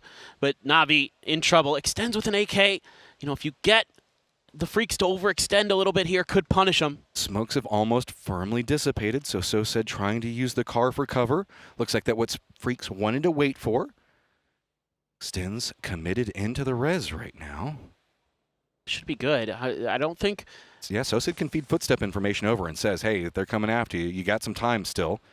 Yeah, and I don't see any frags here for the Freaks because they weren't able to punish those knocks. So just looking for the player. An immediate spray from DL. Does catch some damage in, but there are frags left for Navi's last player to show up to the fight.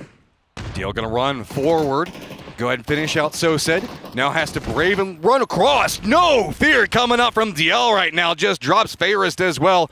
Support coming in. What do you do? Extends by himself yet again. Still has the nade up, but going to be blowing it pretty blind. And yeah, going to go too far. DL reads that. Very heady plays coming up from DL and how he approaches this fight. His movement in this fight has been really, really good. He's been dodging a lot of the damage from Navi and dishing it out in return. You can see 268 already here for the young gun for the Freaks, but extends holding a tight angle. DL thinks about the repeat. I'd rethink this whole strategy, but he goes in. But Guman, that was all just bait. I mean, set up, and that's going to be Navi already out. Slam as well got taken out by the Expendables off screen. So a couple big fights happening, and the Expendables have control over the pickup system, although Tanvu's getting lit up as he tries to go for this. Finally able to find an angle where he could be safe. I don't know if the Freaks, though, are going to have as easy access to go for reses. Could drive to Minas Generales That seems to be the only open one that's close. So we'll see if that's what they opt to do to try to get their players back in the game. Rex carefully eyeing this hillside up against a Tigger. Got to be careful using the top of that roof. Kind of denies out the hillside cover. See how JDG is going to handle Little Ghost. Long hallway. Oh, so said just drops it on top of Little Ghost. Chase after. Yeah, there was the counter knock, but it should be fine. Yeah, you could see 17 was angling to drive into this potentially, but they immediately pull back, realizing that with Little Ghost dead, they'd be trying to breach one of those edges of a long compound, and that is so dangerous. So instead, there is safety available. And back up in the northern part of the circle. Better take that for now. Hope that the circle is kind to you. Xiao Wu does have a watch position, but Cole's got a bolt, and he has been frying with it. 2 squads already out. Not even finished circle number 1. PGS 10, what is going on, man? This is a lot of very early firefights, and this feels like the ghost of PGC haunting us from the future, right? Like, hey, we've got to fight for positioning. We've got to make some commitments in now. If we have to sacrifice some points and placement and maybe some cash in PGS 10 to maybe get more in PGC, eyes are all forward to that right now. Yeah, it is kind of interesting. A lot of, I guess you could call them prio fights, where teams are fighting over the secondary locations, not necessarily the drop spots themselves, but where the follow-ups will be in circles like this is kind of what it feels like some of these teams are keen to do a little bit. VP does have an emergency pickup popped. Will they take it off of this hard eastern shift? Kind of figured this circle was going to shift pretty hard one way or another. It's going to be Hacienda for the Expendables. That's going to be a really powerful position. It can be a little tricky to lock down, of course, because it is pretty large. A lot of angles to have to worry about. But if there's any team that can do it, it's the Expendables. Notice we also do have 2 members for Full Sense holding down a very strong compound right above the road next to water treatment. Pochan going to be playing the lower section of that phase in a 2-2 split right now. Pochan kind of around them. Arena going to be regrouping pretty close to Forest, who's very spread out right now and scouting and control, so we'll have to see how they opt into regroup and where they find strength. Begpa's going to be on the outside still, while Genji's going to go on that very wide wrap around. Freaks' deal also kind of dancing into the east. There's not a lot of cover around Crossroads, so that's why he's trying to scout out and figure out where he wants to go, because it could be a bit dicey running down that hillside towards Hacienda. Yeah, it's going to be interesting. Freaks are going for the res. FaZe does have a bolt in the hands of Jeems above FN. So once again, those 2 teams maybe going to butt heads a little bit. Glider for Lyrics to try to scout ahead. Oh, my God. Lyrics. Oh, my God. Okay. I mean, do you count that as scouting? That's like, look, and he feeds it over, and the rest of the arena starts trying to chase after it. Scappy's just got to run. Forrest, remember, they were very separated out over here, now firmly regrouping because they don't have a lot of choices in it. That's what I like to see. Shooting from those gliders and connecting, as now it's Forrest's turn to try to return the favor. Not going to be able to connect with anything really there. So Forrest just happy to get Scappy back into the fold and in good health. Heaven dropping in as the Freaks were able to get the res onto both him and Salute. So both chips were recovered.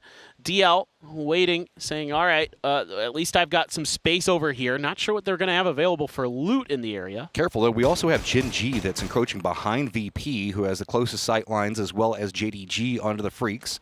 So Freaks trying to make landfall. Not a lot of loot to be had over here, kind of like what you're talking about. So if anything, maybe these firefights that could brew between VP and Jin G could give Freaks some position to play from. But, I mean, I'm assuming that maybe these cars are loaded up and they're going to deliver some loot. That's my guess. That's kind of what I was thinking too, Matt. I assumed they had something prepared to get, shuttle something over there. As Bagelpot is going for the mega wide wrap. They are outside of the current map, so they are going to be coming in a bit late, but that's not the end of the world. VP, like you were talking about, under a bit of pressure from Genji. This actually helped out the Freaks quite a bit because it backed off that angle that VP had, that Corexi had on top of some of the high ground by Minas, and that is now going to be claimed by Genji. Bean also could be getting some high ground onto the Freaks, and spot him out in just a moment. Once he crests the top of the hill, is he going to get enough information to have an idea on what's going on over there? I think he's just mostly scouting into the circle itself. Flame also going to come over here, so Going to have two Korean squads very close to each other in a pretty open circle, while JDG and VP going to be defending it. Most teams not really wanting to hang over here into the east. Of course, Batulin's trying to see if he can get his boy back in, hanging out in the blue. The rest of Twisted kind of around that southern hillside of San Martin, most notably Lewin Example, could be regrouping. The circle's going to bounce away from that spot, though, and go pretty centered, a little bit of a northeastern lean. Yeah, now you're kind of wide open. Oh, heaven. He comes back in, puts an ace to good use, takes out Tosi. He's got 50 rounds and made all of it happen. Plenty. Now he can scoop up potentially some loot off of Gen G. Got to be a little bit careful, but Gen G trying to find a way through. DL and Salute already locking down a new position as we have a crash from Al-Qadzia. Expendables already kind of rallying their defense. Got to be careful on it, though, as there's a lot of friends looking like they're wanting to come over here. Expendables look like they were trying to see if they could set up to defend and escape, and that looks like the sight lines that they're going to be setting up. Maybe even grabbing some vehicles to roll over, see if they can defend them a bit easier. So Al-Qadzia just kind of shimmies in, sneaks the Expendables away. Twist Example's already going to be to the south of this one. Forest, though, kind of being gate kept out by Full Sense. The south 17's going to be regrouping, and Orca kind of by his lonesome with Gen G doesn't have too many options to path. Tires got popped here on Flame's vehicle, so he might have got spun out, had to throw some smokes to keep himself alive. Good news for him is he is still alive, trying to get over towards Bean, trying to use these hills to cut off the vision of the Freaks, and they light him up as he's trying to drive through. Gonna have to stop to heal. JDG full sending it down the center of the circle. Only Nixie finally phased taking some shots, and they just kind of sneak this one in there and get pretty rewarded for it, all considered. This is pretty close to center. Crossfire now starting to get a bit more aggressive as the Expendables, as well as FaZe, and everybody trying to get a piece of them, but they at least managed to make it to compound, so should be resable unless somebody decides, most notably Delwyn, to get close enough. Yeah, he's dangerous in situations like this. He's happy to try to put some pressure through. And is this going to be if this is a C4, should be JDG in a lot of trouble. Yep. Oh, and Stylish. Got the gold one, too. We're going to see for the gold Murado. Okay. I love this. This is like full style Expendables rolling in. Kalori is going to be leading the path.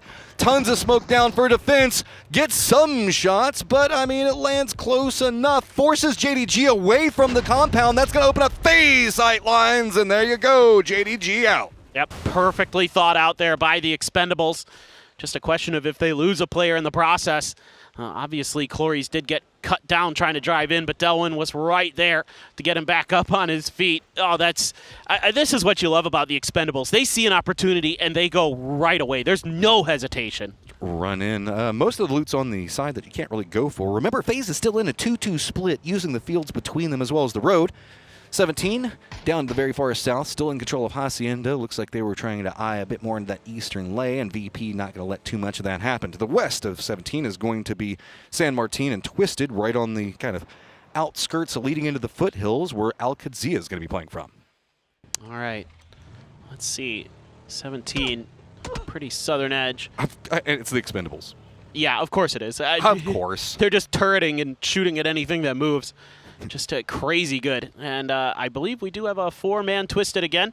So they have gotten their res back in, able to kind of chill out on the edge of San Martin, probably get some okay lootish back into Perfectic's hands. Here's the issue. Freaks, Gen G, Begapa, all in some trouble over here to the east, while we do have FaZe regrouping. I think that Freaks saw this. They're going to be running right into VP's positioning. Not a lot to be had. It's going to be Lucarux trying to defend, but he's going to go down. He was a bit isolated from the other VP members, so punished for that. Dude, it's DL again. He stands tall for the Freaks. He has been called upon in this game, and he has delivered. Heaven going to back Nixie off there. Human also driving in, trying to get an extra little piece of, piece of the pie here, and he will find Heaven's compound as well. Gonna get the vehicles through those windows, though. A little bit dangerous. Forest on the run. And they are going to be also trying to make their cut through an cowboy. But they're running right into the Expendables area in sight line. That's going to be its own set of problems. Tanvu already gets the knock onto one. The vehicle bounces, but it looks like it's going to be enough safety for Kiss to at least get down into this dip, deny something. E-Arena is going to be just to the north of this now. Big crossfire happening right above Forest. They did get into the compound, kind of, but it came at a pretty big cost. Yeah, and I mean, Kiss is in trouble, especially with the Expendables are just shooting everybody. They just got a knock on the lyrics there from E-Arena. Like I said, Hacienda can be tough to lock down, but if there's a team that can do it, it is the Expendables. And so far, the only player who's been able to even sniff this territory is Kiss. And look what he's doing right now. This is the life that he now gets to live until maybe somebody decides to come and put him out of his misery. And one of those two squads could be Twisted at high ground. We have Bark Pro that still needs to get in the circle for Begapa. Genji's going to be very close to the other members for Begapa. South, it looks like most of the sight lines are starting to calm down just due to the way these hillsides are set up. But long-range nade's going to try to make a mini red zone behind it all. They actually connect onto Orca. They go past the front two players, and they're going to try to drive at him. Akan, Guyan having none of it. Shut it right down. Flames turn up the bat. He does find one. Got to be careful on this next set of peaks around that. Nowhere to really go for it. Instead, he's just going to get picked off. Too many angles, too many vulnerabilities. FaZe coming back behind this. Not going to go for too much more. Just wants to use the rock for a defended angle in case Begapa decides to take the bait. Whose mortars are those? I'm kind of wondering, but Begapa has been the Achilles heels of Gen.G on Miramar to start. They've taken them out both games. And go again. Here we go again. Yep, this is a little bit tricky for Begapa. How do you open the door? It's right on the door seam. It's stuck. It's fine. Just sneaking in there. All right, what's the target? How are we going to send it? And it looks like it is going to be the Begapa line. Got to be careful with the rock, though. Denied. Yeah, that actually should be safe for Begapa. Indeed, they don't really take any damage out of all of that, so FN not able to get the angle they wanted there. At least clear the rock, maybe. Might open up an opportunity to start a push, some grenades to soften them up. If anything, Begapa now has some extra cover if they wanted to defend against this angle approach. The circle has leaned north, so that means that VP, Freaks, 17, Twisted, Alcazia, and Fulson all need to get in. And hey, that's who's got the mortar. I was wondering who it was. It's going to be Gustav taking two players. Did that land through the roof? Oh, through the hole in the roof? Please. Is the follow-up going to go through there as well? Does he have the math right? Oh, just on the outside. Oh, my God. That was close. The blue zones are there, too. That is disaster for the Freaks. Belmoth rolls into Alcazia territory, shut right down. Rello D doing a good job here. Cowboy as well getting involved. He's got 2 kills on this map, but Full Sense still trying to get this attack to go. No options, so just got a full send. Full Sense now having to hold this a bit slower. Twisted wants to see if they can get some kills, get a side angle onto this, but instantly punished. Lou has to retreat back behind the rock. Kiss, and of course the Expendables are going to have some sight lines under the lower section for Twisted, but it's just a firm gatekeep. They already know Cowboy is very isolated back up against Blue Zone.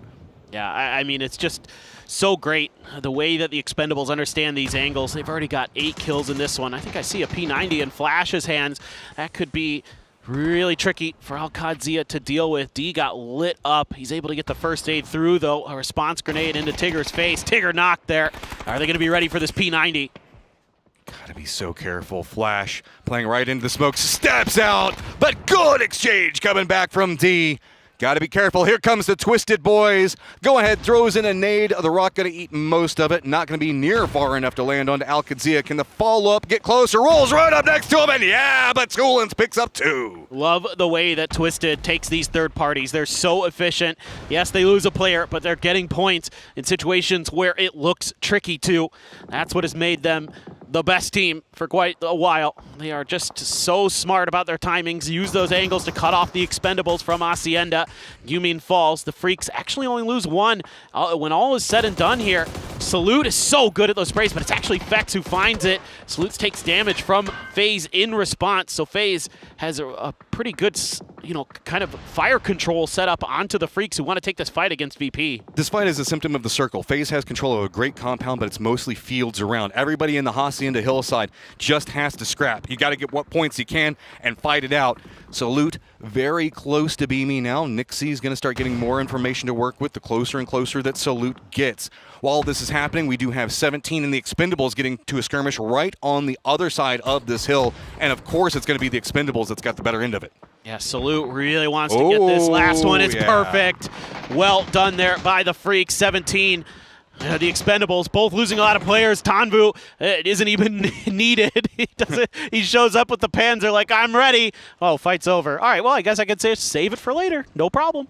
And the later these stages go, it's just going to get scarier and scarier. Kiss still alive. Wanted to try to use that as a distraction to retreat, but already spotted by Calores. Those shots are also going to reveal his position. Perfectix takes the shots into Calores, makes him run away, down to 1 HP. So inside the circle, we've got E-Arena in that little shack that they managed to steal, and FaZe up to the north. Evan, Pochon, and Begapa having to fight. Oh, good damage there from Salute. They're not able to find the knock, though.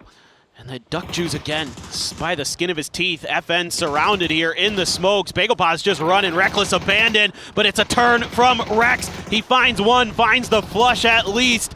He is so weak right now, but Star-Lord's out in the mix too. Gyuyun still alive behind the Doritos. Hanging on, 4 kills in this one for him, trying to finish what they started. Twisted getting involved in this fight from afar. Just ballsy, committing to the res inside the smoke. Gyuyun playing it as careful as he can. Wants to peek around the side, but getting support. Runs out, gets another knock.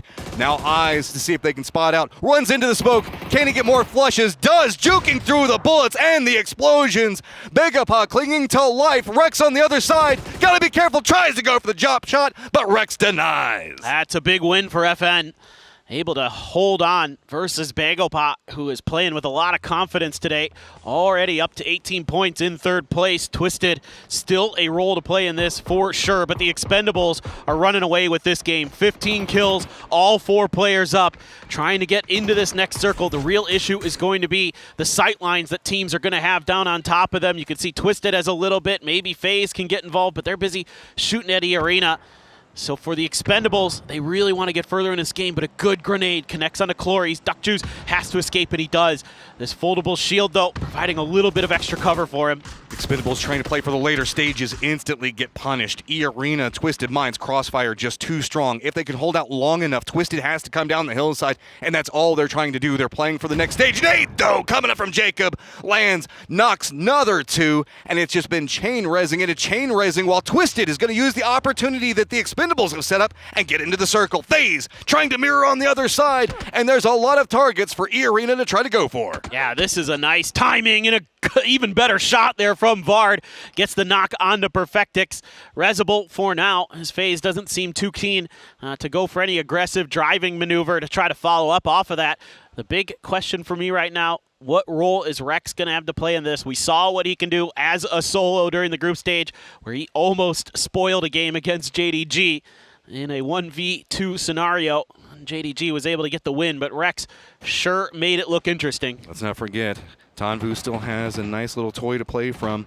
See if he can get any angles onto a window. It feels like they know E-Arena is the problem. FaZe on the other side of it, trying to see if they can assault. Gustav in his position is a bit vulnerable to Rex if he opts into coming to the circle, that angle. Tanvu closer and closer. Does he even have any idea? Nurens is actually outside in the car, being sneaky about this, waiting for his moment to pop up. The Expendables, I don't even think they have any idea about it. He goes for the shots, but instantly Tanvu pops him in the face. Oh, just unfortunate timing there for Nurens. Right as Tanvu was switching to the Panzer, that's when he decided to try to strike. They were throwing a bunch of util, try to catch him off guard. Didn't work. The Expendables, so efficient. And again, the fact that Tanvu didn't have to use that Panzer earlier, good. Jacob, Micro Uzi, 1, 2. Oh, that's it. Back to the med battle for the Expendables, going for even more reses. FaZe in the circle. Rex sneaking in back behind Vard, though. He's just going to army crawl his way forward. He might get one out of this. I don't know if he can get much more than that. I mean, he has that hillside. There's the dip that's immediately to his left. So if he goes for Gustav, he could spin this back around after Vard. Jeem's not inside the circle. Vard not inside the circle. So this is a kind of a peculiar spot for FaZe, who's had a lot of tempo coming in. And, of course, it's going to be the Expendables. 18 kills, 10 of them on Tanvu. I think they might just drop 20 here, maybe more. They are absolutely on fire. Rex is able to find one. Can he find the second? The 4X spray, not quite good enough. Pops up with the mini, takes another. FaZe gone. Rex still kicking. Still has to get into the circle, but damage done. On one side of this, we've got Twisted. The Expendables trying to open up more sightlines. Calorius spots out Perfectix. We still have Rex using the distraction. Looks like he's got himself a car that he's trying to use for cover. The Expendables still having to focus in a lot of attention on Rex and the way he's shifting around. Delwyn has kind of shifted himself up into the northeast, but now it's Matulans, an example, trying to defend against the push from the Expendables. Tanvu already has 10 kills in this, looking to add to it. Example is able to find Rex, at least able to take out that solo player, but it's a 2v4. The Expendables have taken a line, drawn a line in the sand against Twisted. Good grenades, catch Example and get the knock. Just continuing to rain it all down. Of course, the momentum was in the Expendables' favor and could not be stopped. Massive game for the Expendables. That is unbelievable. What a start to the grand finals of PGS 10 for them. And Tanvu absolutely lights up the scoreboard. 10 plus kills for him. What a game. They are just unstoppable. Kills a third of the lobby and takes the victory. That's the best game you could potentially ask for. I don't have any words to say other than just that's the Expendables at peak, man. Love it.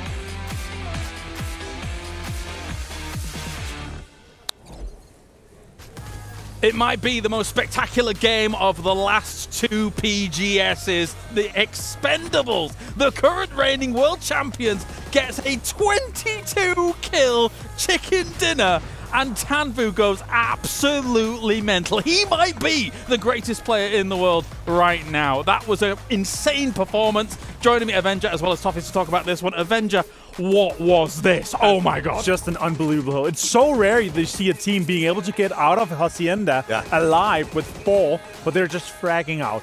At this point, 9 kills and 7 kills already for Tanvu. They're able to get 13 more kills after this, guys. That's just unbelievable.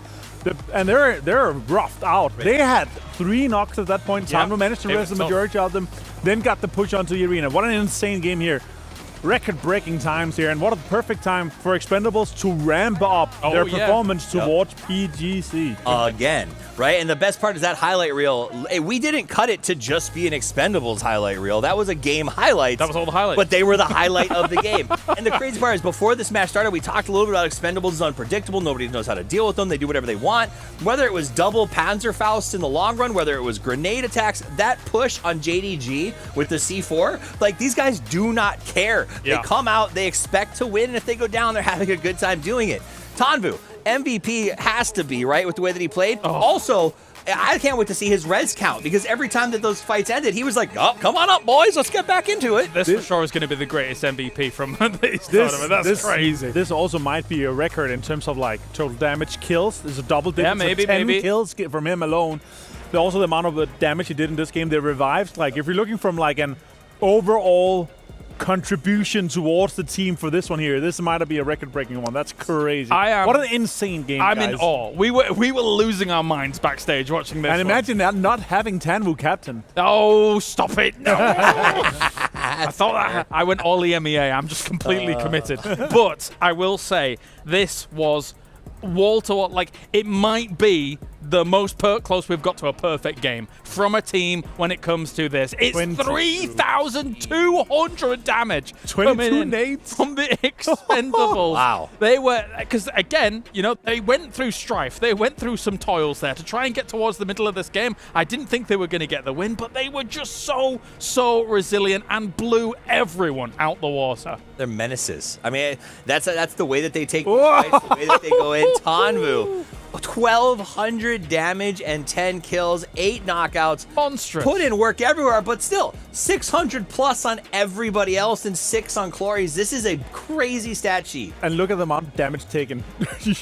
Clories, the tank, he took 10 more damage than he did. I mean, the amount of times they got rest, had to heal, like, They could have, if they didn't have to heal that much, they would have probably gotten 25 or 26 kills. And of course, he is going to be the man of the match as we have Tan Vu, the Terror, is going to reign over this lobby given the opportunity. What? There he is. And what a max out coming out from Tan Vu, the Terror. Do you want to go up against him? I don't want to go up against him. No, absolutely not here. He pentagoned the entire thing here. Like, it was just to the edge every single place here. That's amazing. 1,247 damage. That might not be a record, but 10 kills. Getting a double digit personally as a player. That's just insane, man. At this level. At this level. In a finals. Yes. The last finals for PGS here this year. That's just insane, guys. 8 knockouts, too. But like, imagine sitting in the lobby. Like, okay, so obviously most kills, damage, these guys are going to top it across the board. Duckshoes, Delwyn, Clory's all showing up there. Imagine sitting in this lobby being one of the other 60 players who has to sit here and be like, oh man, they're off to a good start. Like, that is devastating because this is what these guys do. They start rolling that rock downhill and it's going to go crazy the rest of the day. That's the scary thing. When they can show this kind of performance, they just look like they're having fun with it. 32 points, by the way. 32-point game coming in from the Expendables. And you're right. I mean, if there was any perfect time to start ramping up towards PGC, we've never had a back-to-back PGC champion. We've never had a 2-time PGC champion. If the Expendables bring this kind of energy from this kind of game, we might be thinking about it. And especially when we look at the start of the year for them, it was like, okay, they're, yeah, maybe it was it's like we didn't see too much dominance from them, but ramming up at the right time, focusing on the exact time to peak. And if they can peak here, get the performance up to a level that they know they're capable of here, 33 points. And remember, 32 of them came from just this game. They had 1 point coming into this game. Admittedly, it's only 2 games deep. They got almost half the points available in the lobby. And I think it's funny, you're like, this is the right time to peak. These guys don't peak. They just push. They push all day long, and I love watching them play. And I think that's why we're cheering in the back, because every single fight is literally a nail-biter. Yeah. They're dropping, losing 2 or 3 people every single time, but they get them back up. It's incredible to watch how fast they flood the paint. But it's funny because oftentimes we finish a game and we decide, okay, which few teams do we want to talk about? Yeah. Right. We haven't talked about any other team. It's just been the Expendables for this one. None others are relevant at this point. Not for that game. That was ridiculous. That said, though, we can kind of move beyond what was going on, all of that, right? There were other teams getting some points there, but everyone just kind of got steamrolled. I mean, even the Twisted Minds, who is currently 4-time PGS champions, in the fields on the other side, they just instantaneously, boop, gone. You're right. I had to go back and see where people finished because you're right. I forgot about everybody else. I will say the other one, big one, there were other FaZe. FaZe had another decent game, another good show up. Like to see that. All right, well, it's a break time. We don't need to talk about any of the teams here. For now, it is the Expendables moment. We are back on the other side of this break. It's the wild card maps here for the PGS 10 Grand Finals. 1, 2, 1, 2, 3, 4. Cool.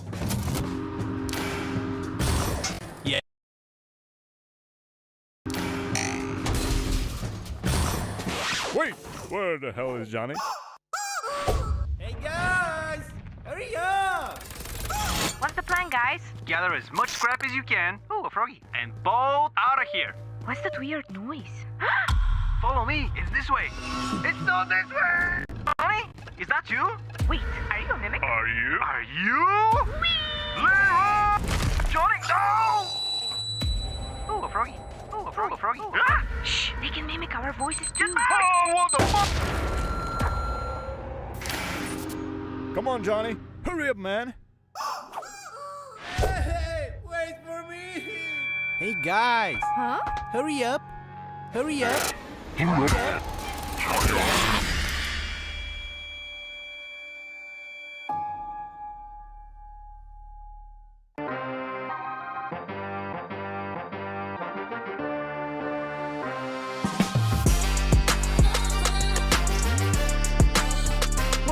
Together. Suddenly they beat 2024. Perfectix though able to get the first one, goes for the second, gets the second one as well, goes for the third. Again and again, bringing home their 4th PGS trophy. The Falcons are starting to kind of gather themselves, but Twisted Minds. That opens it up for Kickstart. He just runs in and 17 is gone. Side Flame providing some support. Lower section. Longs at the back of this house. He's got him dead to rights. That is filthy. They're going to go for the res on on to H-Wing, but it doesn't matter. Tom move. Between the windows, can they line in? And it is going to be 4 angry men that pick up the clutch. Oh, that's huge for a Tung Mu. Flush as well, but Sparking will go down there from Bean. Will spot out Aries, but John will take him out.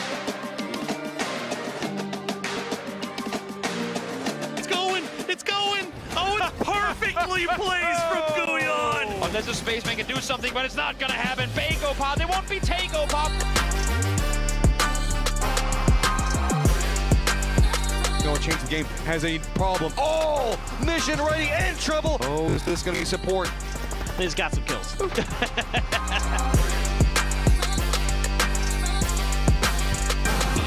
is the PP. The spokes, is he going to spun? He does, and that's going to be a follow-up.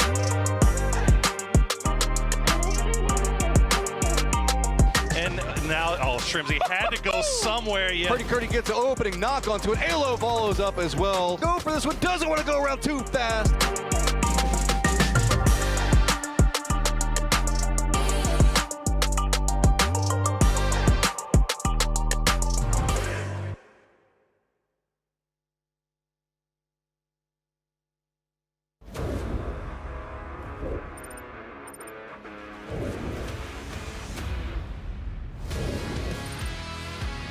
Live inside of full set. The Spatulans with a Panzer in hand take out the approaching 4 AM. A triple knock for him. We get the replay here of Batu. Yep. Oh boy. What do you even do? That's true. It was 22nd and 23rd place here, and honestly, that fight could be the deciding factor. Who comes in, who comes out, who goes off. Yeah. And for I would say, a somewhat home turf circle for FaZe Clan, I was actually looking for more points. Sneak attack from the car as we see the replay. There's the grenade. Yep. 1 bounce, 2 bounce, right where it needed to be. Navi trying to fight forward. Arena losing players. Jacob alive for them. He's the last one on his feet. He's at least going to get extends down. Looking to do more damage. Still have 2 trailing players. Tori being a bit more bold. Oh, good shots coming from Jacob. Does the juke around. Hakatori goes down. Arena survives. Get a look at 17's pins. What they think's going on is Hakatori will get that knock on the Xiao Wu. And the knock on the Xiao Bei. Can he get another one?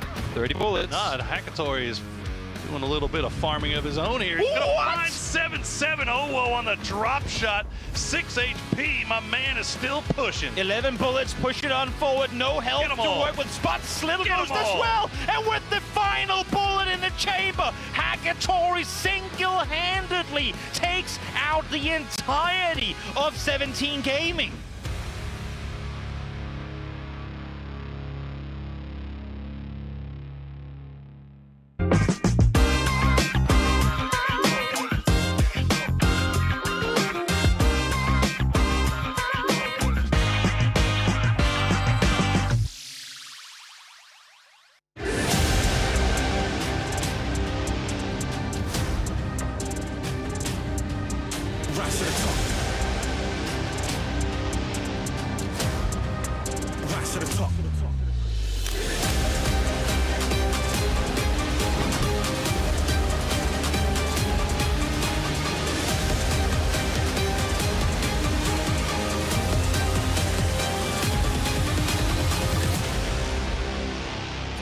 That last game has got to be the most dominant performance I have seen in a long time. It's just the Expendables world, and we all get to live in it right now. Yeah, dude, they're just so good, man. Every time somebody tried to challenge them at Hacienda, they just swat it away like it's a fly. It just looks so easy for them because they make great decisions. You know, the C4 play, instantaneous reaction to JDG's maneuver, all of these things where they're just so confident, they're so smart, they're putting all that extra utility that they have to good use. I think from what we can gather, that ties the all-time kill record in a PGS game. I think they're T5 and them both at 22, so that's crazy stuff, man. It's hard to be better than the Expendables. Here's the scary thing, though. You know how usually they get off and they're like super excited and laughing and everything else like that? They got done with that game after that game, and instantly went over and then started planning for the next one, serious as can be.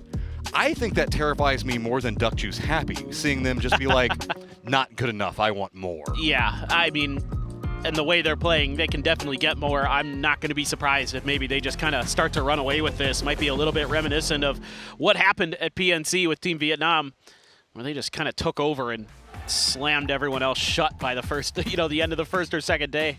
Crazy Miramar game, but it is time to Tago. Up at the top of this one, we're going to be going from Songam all the way around Army Base, Western Lean on the plane path. Can anybody else find points to start their day? It's been a good start for APAC. We can definitely say that. Forest into the Expendables. And not a good start for my fantasy team, man. Yeah, me neither. Way too many EU guys, so expecting them to pop off at some point. I don't think that you can hold back Hakatori and Twisted for too long.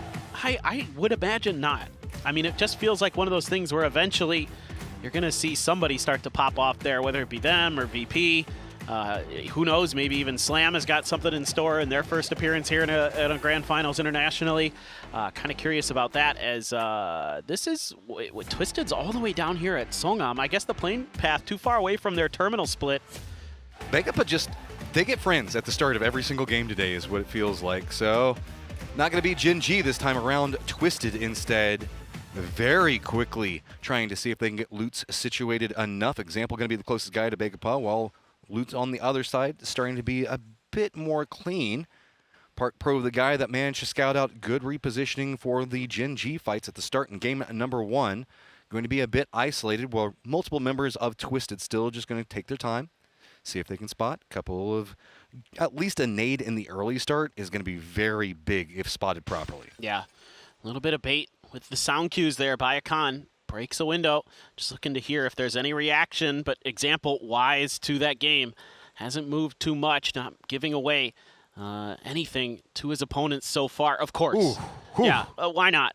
Are we going to end right, on that little kind of peninsula that's to the mini shipyard? Anyway, this is going to be a tough fight, though, for Begapa. They've done great here in some of these early skirmishes, but...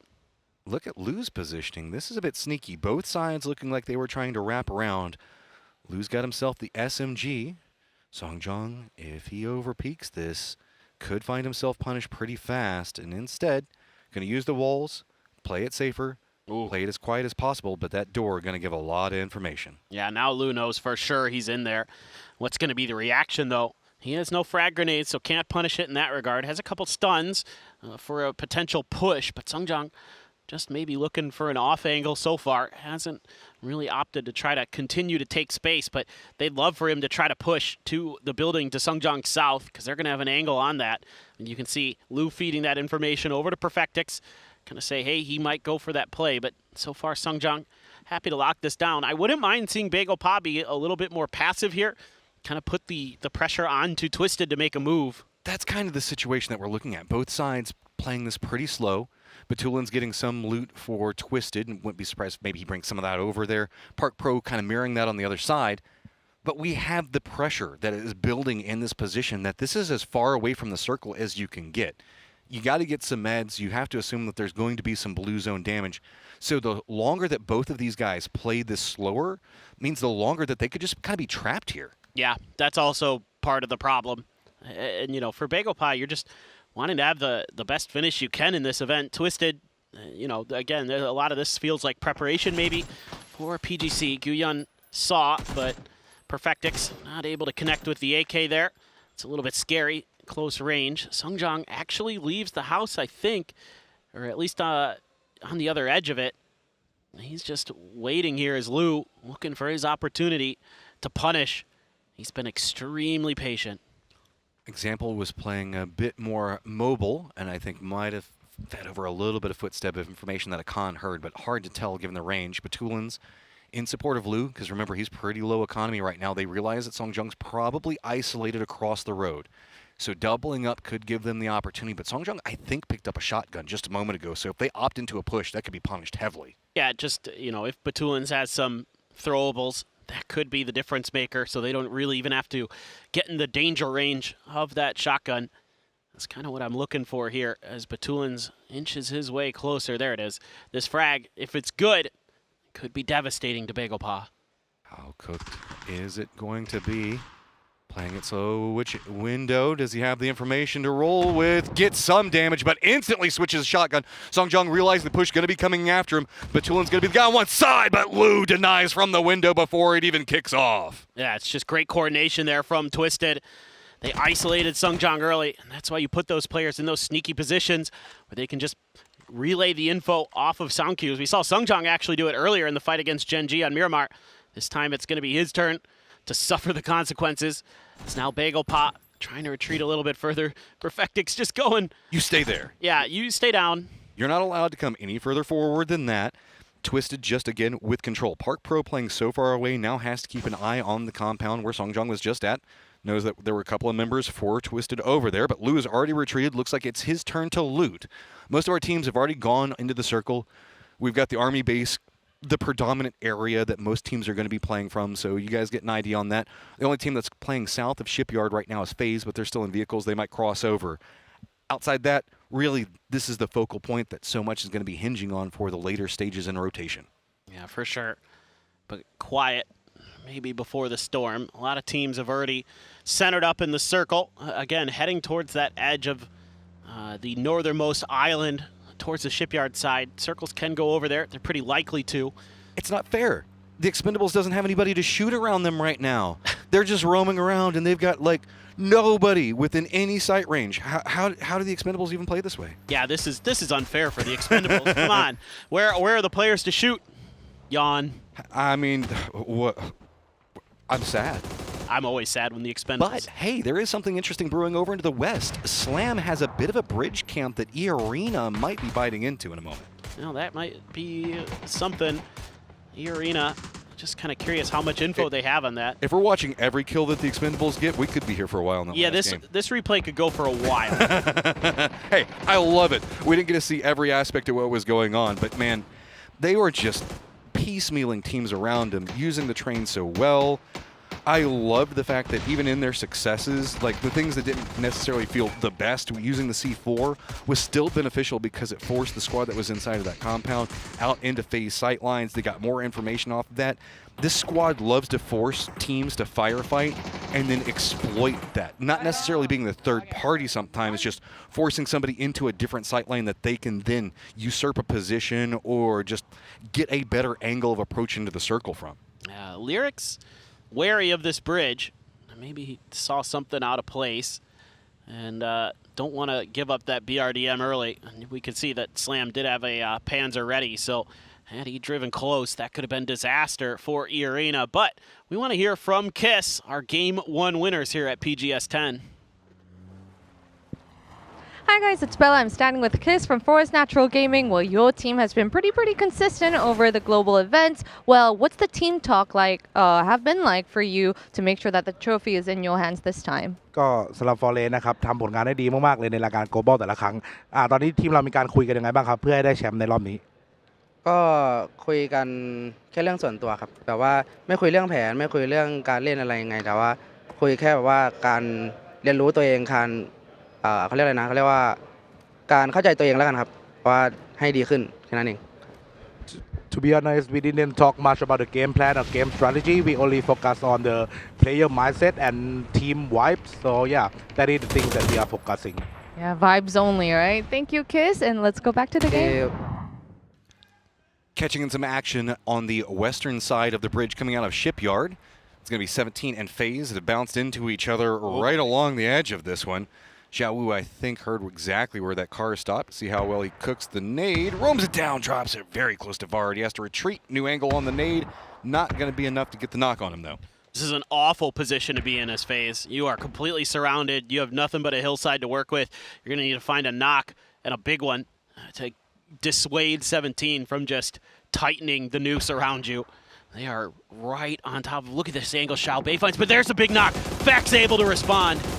using the bridge for cover. 17 now has more information. Little Ghost doesn't have the sight lines that he wants to work with. The way that the hillside plays over here, not finding much. On the outside of this one, it's going to be Virtus Pro spotting out 7-7 on a wrap around.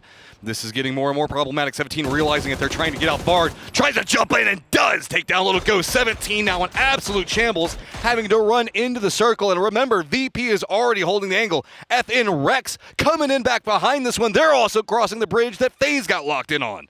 Let's see if he can find a knock. Actually, opts to not shoot. They're keeping their vehicle just far enough back, trying to stay out of sound range of FaZe. What a fight there for FaZe. Fex gets up on the bridge and makes the counter move against 17. That really broke things open for them. Way down to the south, Twisted has managed to get away from Big Papa and what we saw going on for quite a while down there, so they could separate away from each other. E-Arena did kind of bump into Full Sense along the bridge over to the west. Circle still leans this one pretty heavily to the I guess the channel that's running through here. E-Arena is going to have to be very careful as they're the new contender that's going to be next to the Expendables, but that could allow Full Sense to roam through. Most of our teams are going to have to kind of shimmy over to that peninsula leading into Shipyard. Yeah, so the most likely result here is that this circle ends somewhere around VP. That is definitely what a lot of teams are going to be looking at, where they're going to be trying to maneuver. The Expendables, well, you wanted violence, Matt. You are getting it. Delwyn already finding a knock here. It's APAC brethren in E-Arena this go-around. They're also stuck on the coast trying to fight their way through. A response from Durins did find Tanvu off screen there. Full Sense, do they want a piece of this too? They've got to be careful. If they get loud, Slam's going to be wrapping behind them. This could become a full four-way firefight if they're not careful. Yeah, this is a consequence of such a hard-shifted circle. It just kind of depends on what Slam thinks is going to be their best option. Is it going to be to fight? Meanwhile, Xiaowu is fighting. Oh, Panzer lands right at Gustav's feet, but it's going to be enough. Follows up, going for the flush on Vard. Well, this is one of those players that you don't want to give opportunities to because he will capitalize. He can be one of the best in the business. We've seen it so many times throughout history. And this time, he just throws the stun, baiting a reaction. This opts to instead just claim that 1 point, roll on out. Meanwhile, rolling in is Rex. Not done. Sneaky. Going to be behind him. Breakers to the south at the crossroads, secured position. Just south the crossroad, Gen G has set up their own form of defense. E-Arena has gotten away from kind of this Expendables full cinch situation that was brewing over there with the red zone on top of them. The Expendables also going to get the res on to Tanvu. That's going to kind of reset a lot of what we're going to be looking at going into this next stage. For sure. Don't want to lose this player. Not after last game. No, not after the year he's been having. What? Oh, the red zone slamming on through. E-Arena, though, a few of their players have some safety. The others just trying to drive there, hoping to avoid any unluckiness. And looks like it should be okay. Back over to Rex, who's still waiting. Oh, FaZe, this is so scary. And he's fed so much information. The rest of FN is slow creeping in. It's going to be Zenith very close. James, no idea that was even going to be coming for him right now. Tries to go for some follow-ups around the side, but Fex is there for support. Runs in, charging, realizing that there's only one set of shots that are coming from this angle. Needs to shut it down fast. Rex already down and out. FN Zenith also now starting to retreat, but has to be cautious. Remember, Gen G is also kind of along the same angle. Yeah, FN there just not really able to get in a position to back up Rex quick enough. So he just has to take the one and done. Xiaowu still just hoping to survive for a while. Opts to go up into the rafters, thinking, okay, well, maybe I can catch somebody by surprise from up here. Okay, I take it back. FN actually going to commit more resources to FaZe to try to gatekeep them. If anything, this has really helped out Xiaowu. He's got so much territory to work around from. He's got himself maybe some options to use as distractions. Forest is going to be the squad that's going to be closest on the outskirts, so I have to see how this plays. Freaks also see a world where maybe this goes across to the other side, so I've called an emergency pickup. You can see that's going to be marking down in the bottom left there of the mini-map. Math not really going to favor that, though. It's going to stay towards the peninsula to the west. All right. Do see an E-pickup. That's going to be the Freaks way on the western edge. Maybe looking for some kind of rotation if this does kind of move. It does. Okay, so the next circle is going to go over definitely to this western shore as far as the channel is concerned.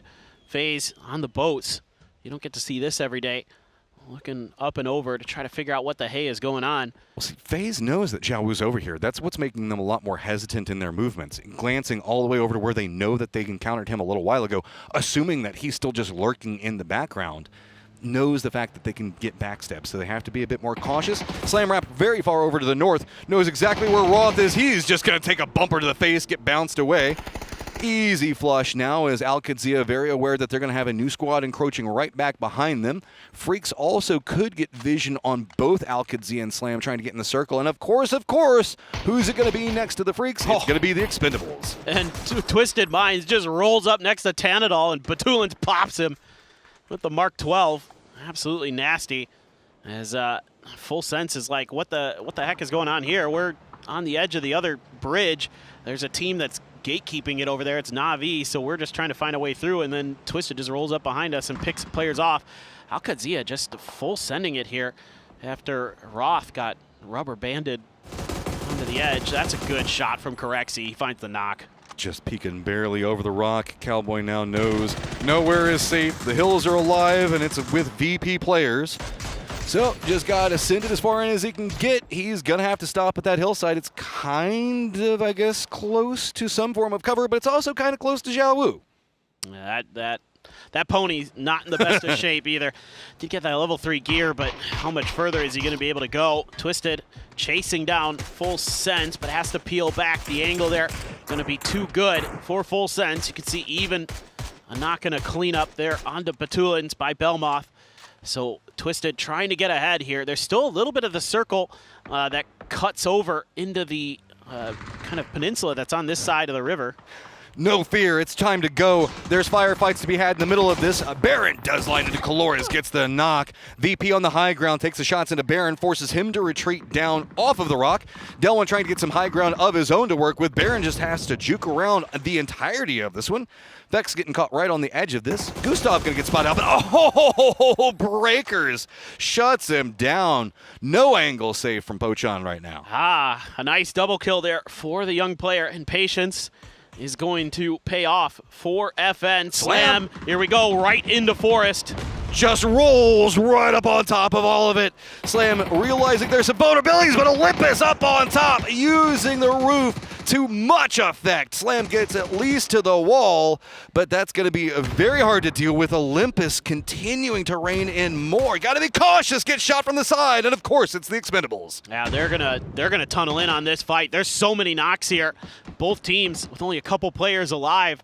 So they want to come in and try to capitalize. They just got a best Baron. Baron's like, yeah, never mind. I'm going right for the C4 as Olympus finishes off Slam. If he's got to go down, this could be a way to get something back off of it. Colori's taking some damage. Forrest doing a good job at holding out just enough. Baron running away, trying to make sure he gets away from the C4.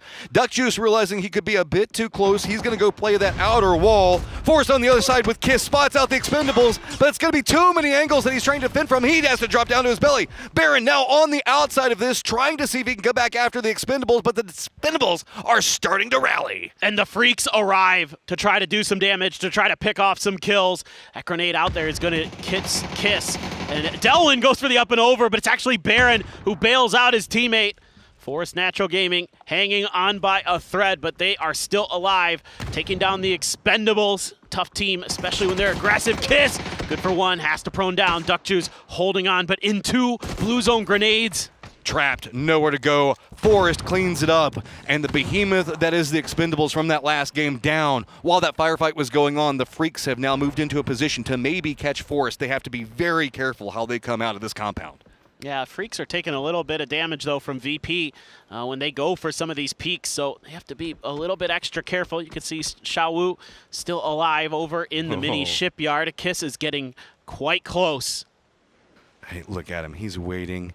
He has an idea that this could be the angle that somebody's approaching from. That path, just such a bottleneck. He's waiting to see if anybody exploits in, runs into his compound. Nobody's going to go there yet, but man, this Western Shipyard position just getting filled more and more. And let's not forget, Evan Pochon's over here. And the way the new circle's popped, only like a small section of one building is going to be inside the next circle. Yeah, it's going to be a little bit awkward as this has turned into a three-way fight. It is kind of FN with the advantage in positioning. It's a trap. Don't go over there, Baron. You about to walk into that angle and not like it. That's good shots coming up from Xiaowu. Got a bit scary though. Realized that he has a friend very close. Kiss prepping up the nade. Does he follow the footsteps?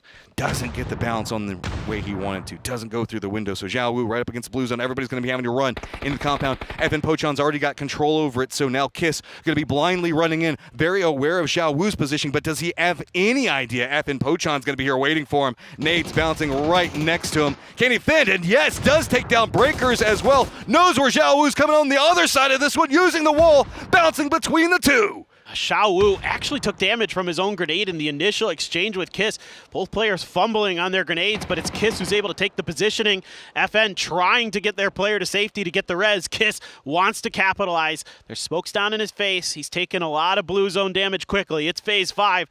It is going to chunk him, so he's got to get a move on if he's going to find any more. This is so hard to make this cross. Remember, the Freaks are even on the outside of it, so he's got to throw down the smokes to even have an option to push into 3 members of FN Pochan. Just the bravery and trying to accomplish it and starting to realize maybe that's a bit too much even for me to handle. Starts trying to make his way a bit more into the north while the Freaks are trying to set up to see if they can catch out whoever leaves this compound. Kind of feel like maybe Kiss is just going to have to die to the blue at some point. Twisted did make landfall. They get to the other side, but right over into Navi's sightlines. Hakatori looking to do some damage, but they've got Gen G that kind of has them pinned down as well. So this is tough positioning for these EMEA teams. Not too many options. It looks like Navi's trying to stretch more to their west. Twisted going to use that opportunity to sneak in, see if they can get across the road. That's the scariest part of it. They do manage to at least get across that in Perfectix. Starting to sneak closer and closer, realizing, okay, here's at least something to work with for now. Only other teams that really need to figure out a way into the circle, of course, Kiss, who's still outside the blue, JDG, who's going to be very close to VP, and Full Sense Tigger still has to kind of sneak in pretty close to E-Arena as well as Na'Vi, and he has already been spotted by Na'Vi. Yeah, I like what Na'Vi's doing. They're giving themselves an escape valve here to get away from Genji's compound. There's a couple of hillsides they could potentially drive up and into. Hakatori finds the edge of the circle, so he's in safety there. Meanwhile, Genji can't really hit his position, so Na'Vi grouping up in that spot. What's going to be the response from either E-Arena or Genji? Are they just going to let Na'Vi get on by? Because Na'Vi has the vehicles. They have an angle potentially. Just looking for their moment. Yeah, the next circle, you can see that that's what they're trying to scout out.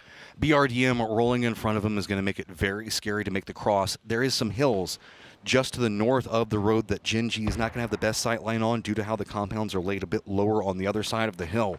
But if they do, they have so many vulnerabilities from E-Arena's position, potentially. The BDRM, though, not going to go far enough. Jacob's retreating back closer to the zone wall. It means that JDG lined up against VP is the new catalyst for a potential firefight, while Kiss is actually sneaking up back behind Starlord. Oh, Beamy trying to get the angle. Starlord, yeah, wow, Kiss finds a moment to get out of there. Found some heals somehow, some way. He was out of first aids when I went and looked at him earlier, but he's gotten through. He should be dead. Yeah, Heaven's there to claim the prize.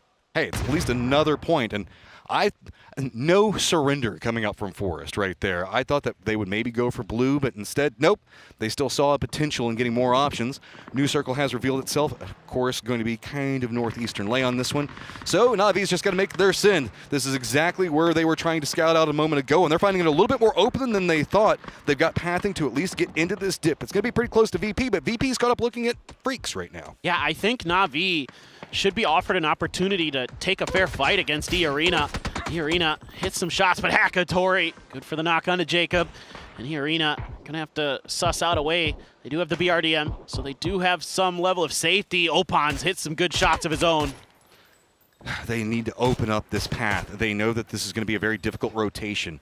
JDG into the north, still kind of scrapped in that VP situation, while Gen G, Twisted both need to get into the circle in their own path.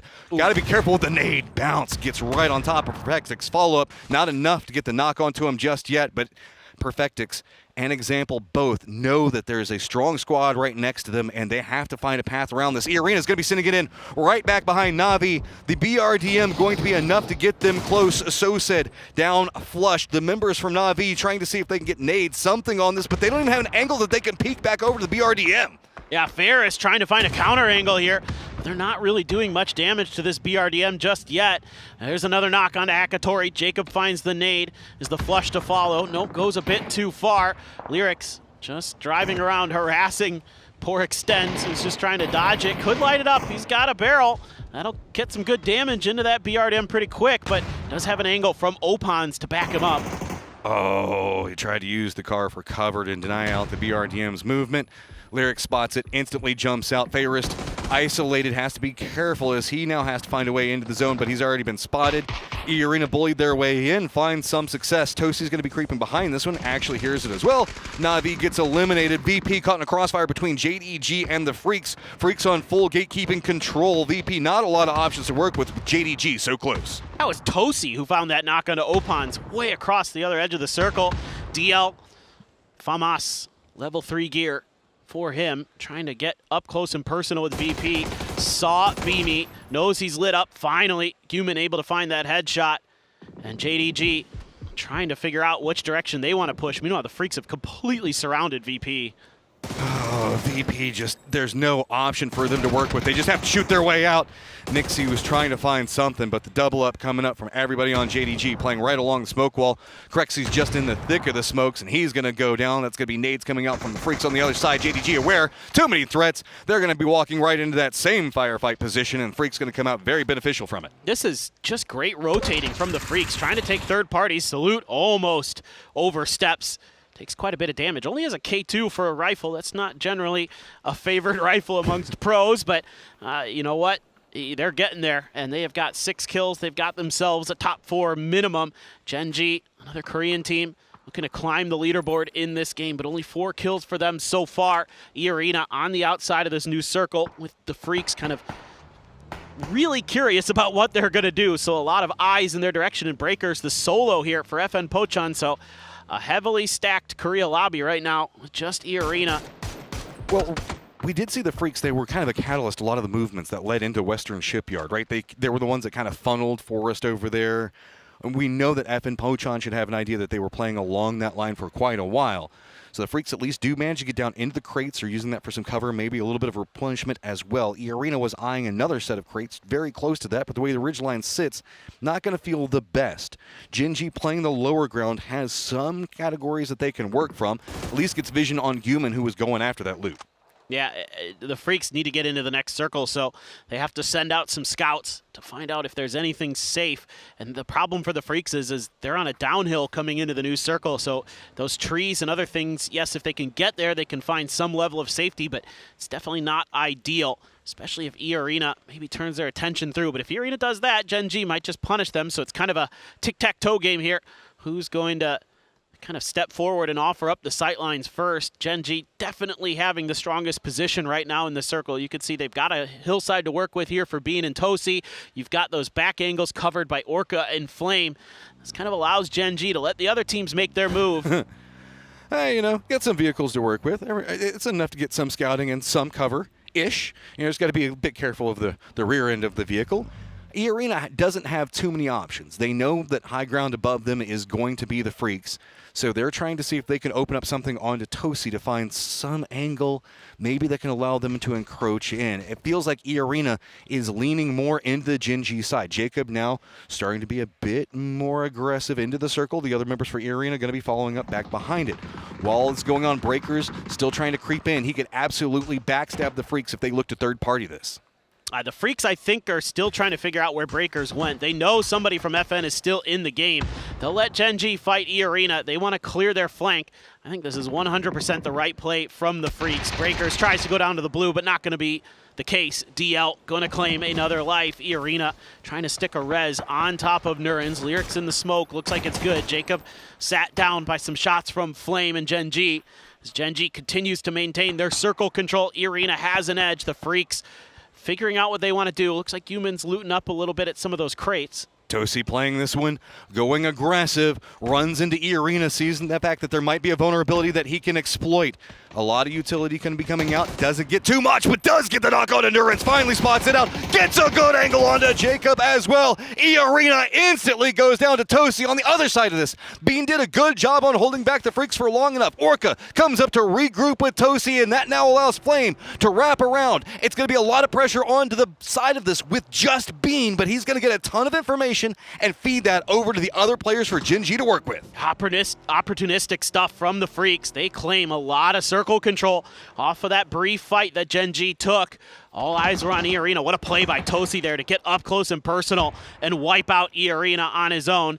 Grenades are out here. Oh, Bean right in his face, but doesn't get the knock. Oh, the second puts him down to 1 HP. The spray from Guman with the MG3. More damage being done. The Freaks are coming alive.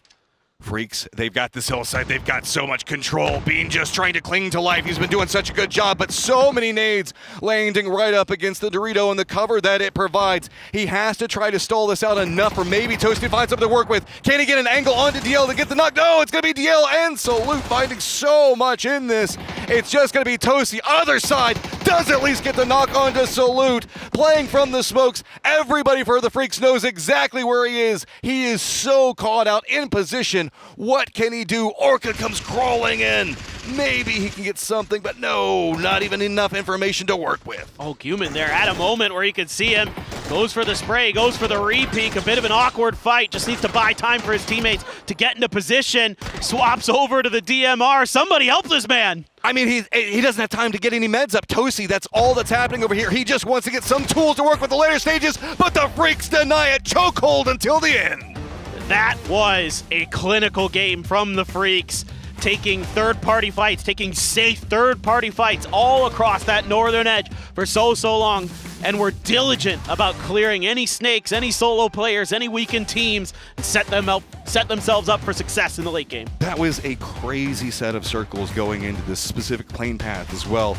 I mean, you had to know that it was going to lean over into the west and on the island itself, but it made for just so many awkward fights over into the east where we saw FaZe and what was going on with F and Pochon and 17, just an absolute crazy series of events.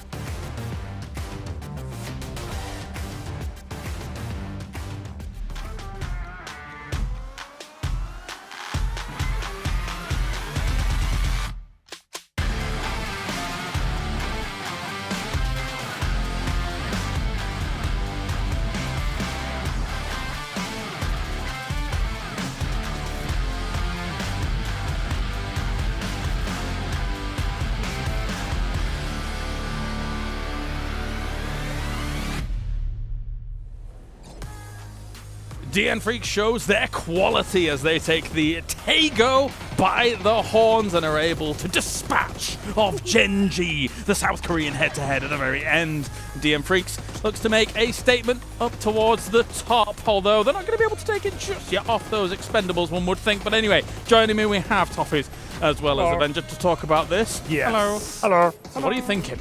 You know, in the first game, you made this comment in the green about how we always joke about, like, NA on NA sort of fighting each other, and the Korea seems to do that as well. They do. But they keep doing it in the end game, and I think that that's something that we're also seeing as both of these teams have shown up, advanced. There were some questions that I've had recently about the strength of the region, and I think some of those questions have been laid to rest with the Freaks and Gen G's performance recently. Yeah, I agree. You can't deny it, especially, you know, after what we saw Esports World Cup, after what we saw in the group stage, after what we saw at PGS 9 finals. And yeah, it's undeniable. Even this 1v3 basically from Tosi onto Arena. Crazy stuff. Just undeniable. These guys are mechanically just some of the best players in the world. It just comes down to decision making, IGL, macro, micro. When that flows, any of these teams are capable of doing great things. And when they're playing confidence, because you're right, E-Arena was playing ring around the Tosi, but he's not going to let them get away with it. He is playing out of his mind, and the thing is, it's not just him. Bean has also been absolutely spectacular for this team, and sort of a back and forth. Sure. You never know which one's going to be the one to pop off. So I've been very, very impressed with Gen G continuing. But again, the Freaks to go from not making it to the finals at PGS 9 to consistent performances here at PGS 10 is really exciting because I'm a fan of them. I want to see Salute and the boys do well when they go to PGC. For sure. To see them grinding up like this is really cool. It does feel like we always have one or two blips here and there for the world-class teams. Occasionally a Twisted Minds doesn't get to a finals. We don't have a Falcons getting to a finals. Sure. DN Freaks not get to a finals. But now very clearly they're here. We know that they can be absolutely world-class even in those late games and looking strong whilst doing it. And you can see them here on screen at the moment, just celebrating this victory. Celebrating.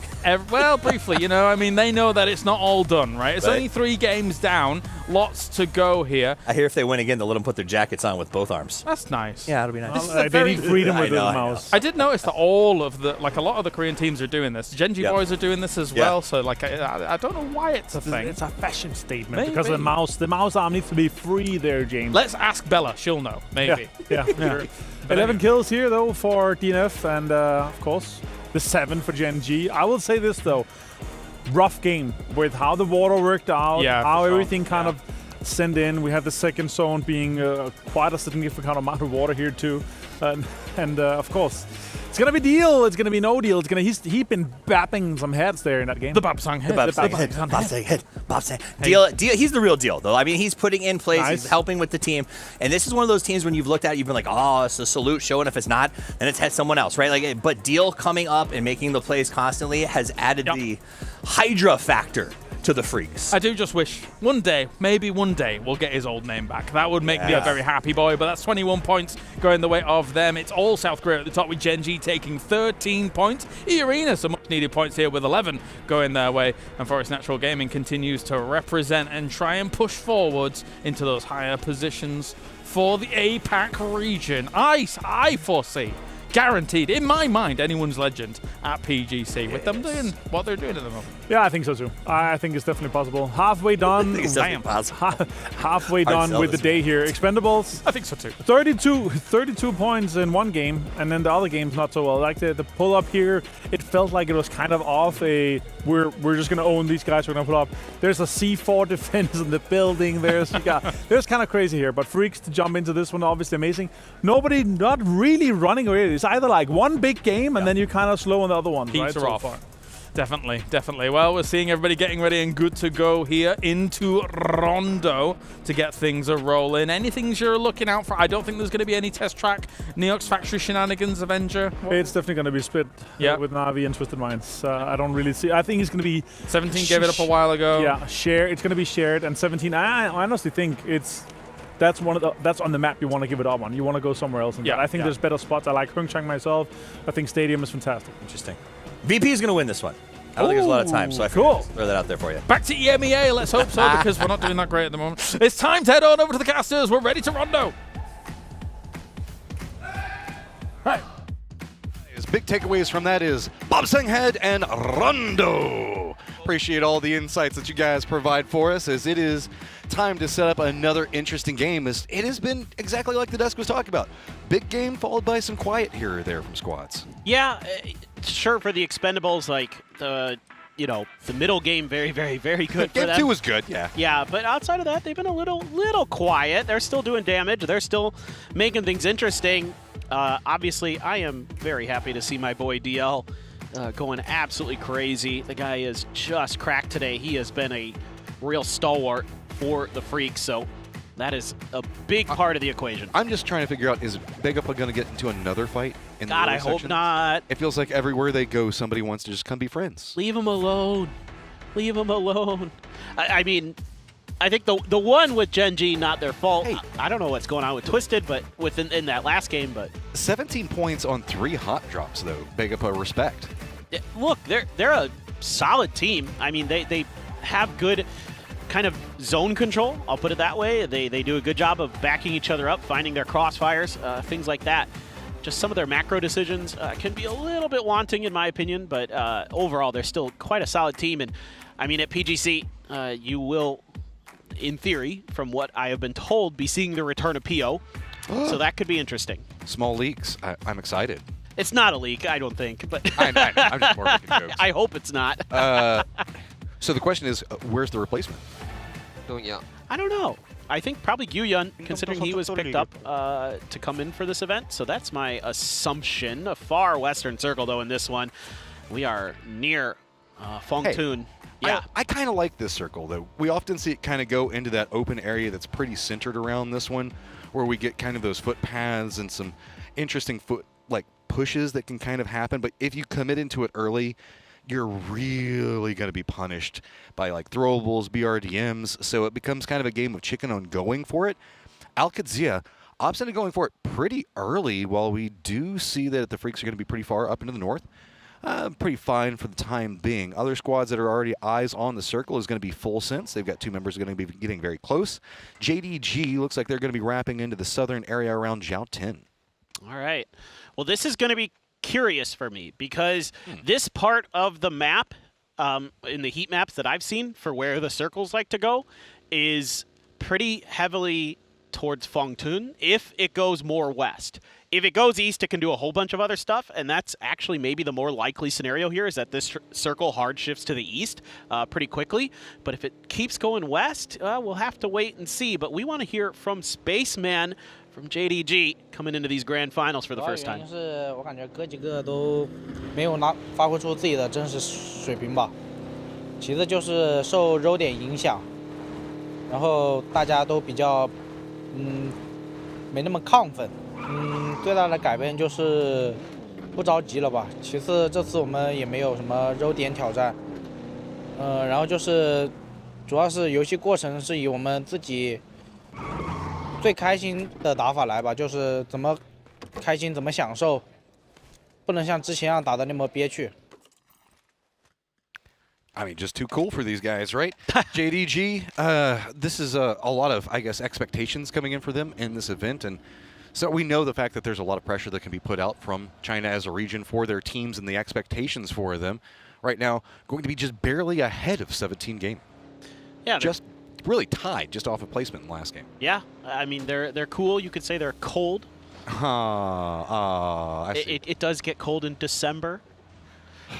On December 12th? I kind of hope they play on December 12th. I kind of do too. I was thinking about that joke earlier. I was trying to save it for PGC, but you beat me to it. Well, I mean, we're just teeing it up. Maybe we can come up with something a little more clever at PGC. Maybe. I don't know. I doubt it. That expects us to be witty. I don't know. Yeah, that's asking a lot. Why do we got to do that? Now I'm just having flashbacks to your Tanvu joke. I'm pretty proud of that one. I'm not going to lie. That is my crowning achievement here at PGS. So, looking around, we've got FaZe doing a very far wrap northern section of this map, about as far up there as you can go. E-Arena about as far east as you can go. Going to be next to FN Pochon. Expendable is going to be over there close to Jadina City. Not too many other newcomers into the circle itself, except for 17 as well as Begapa. Begapa not finding any friends at the start of this game, gets to come into the circle a bit easier, but don't want to go too much further in, otherwise they'll find those friends in 17 gaming. Yeah, you're going to see a lot of teams want to get sort of central, maybe a little bit east on this circle. So you're already seeing teams like Al-Qadsia, 17, JDG, now Begapa getting in the mix, trying to find something in that vicinity. It's too quiet, Begapa, don't fall for the trap. And I think that they might decide that they don't want it too much with that one. Batulin's going to spot out FaZe in rotation. Batulin's is very far away from the rest of his squad as they are getting into the circle, and he's chilling about as far north as you can get with FaZe. Does he want a glider or something? I don't know. What is going on? He wants to punish Jeems' glider. Oh, this is very well scouted and planned out. Jeems going to hop in the gliders. Batulin's going to be there in the time for it.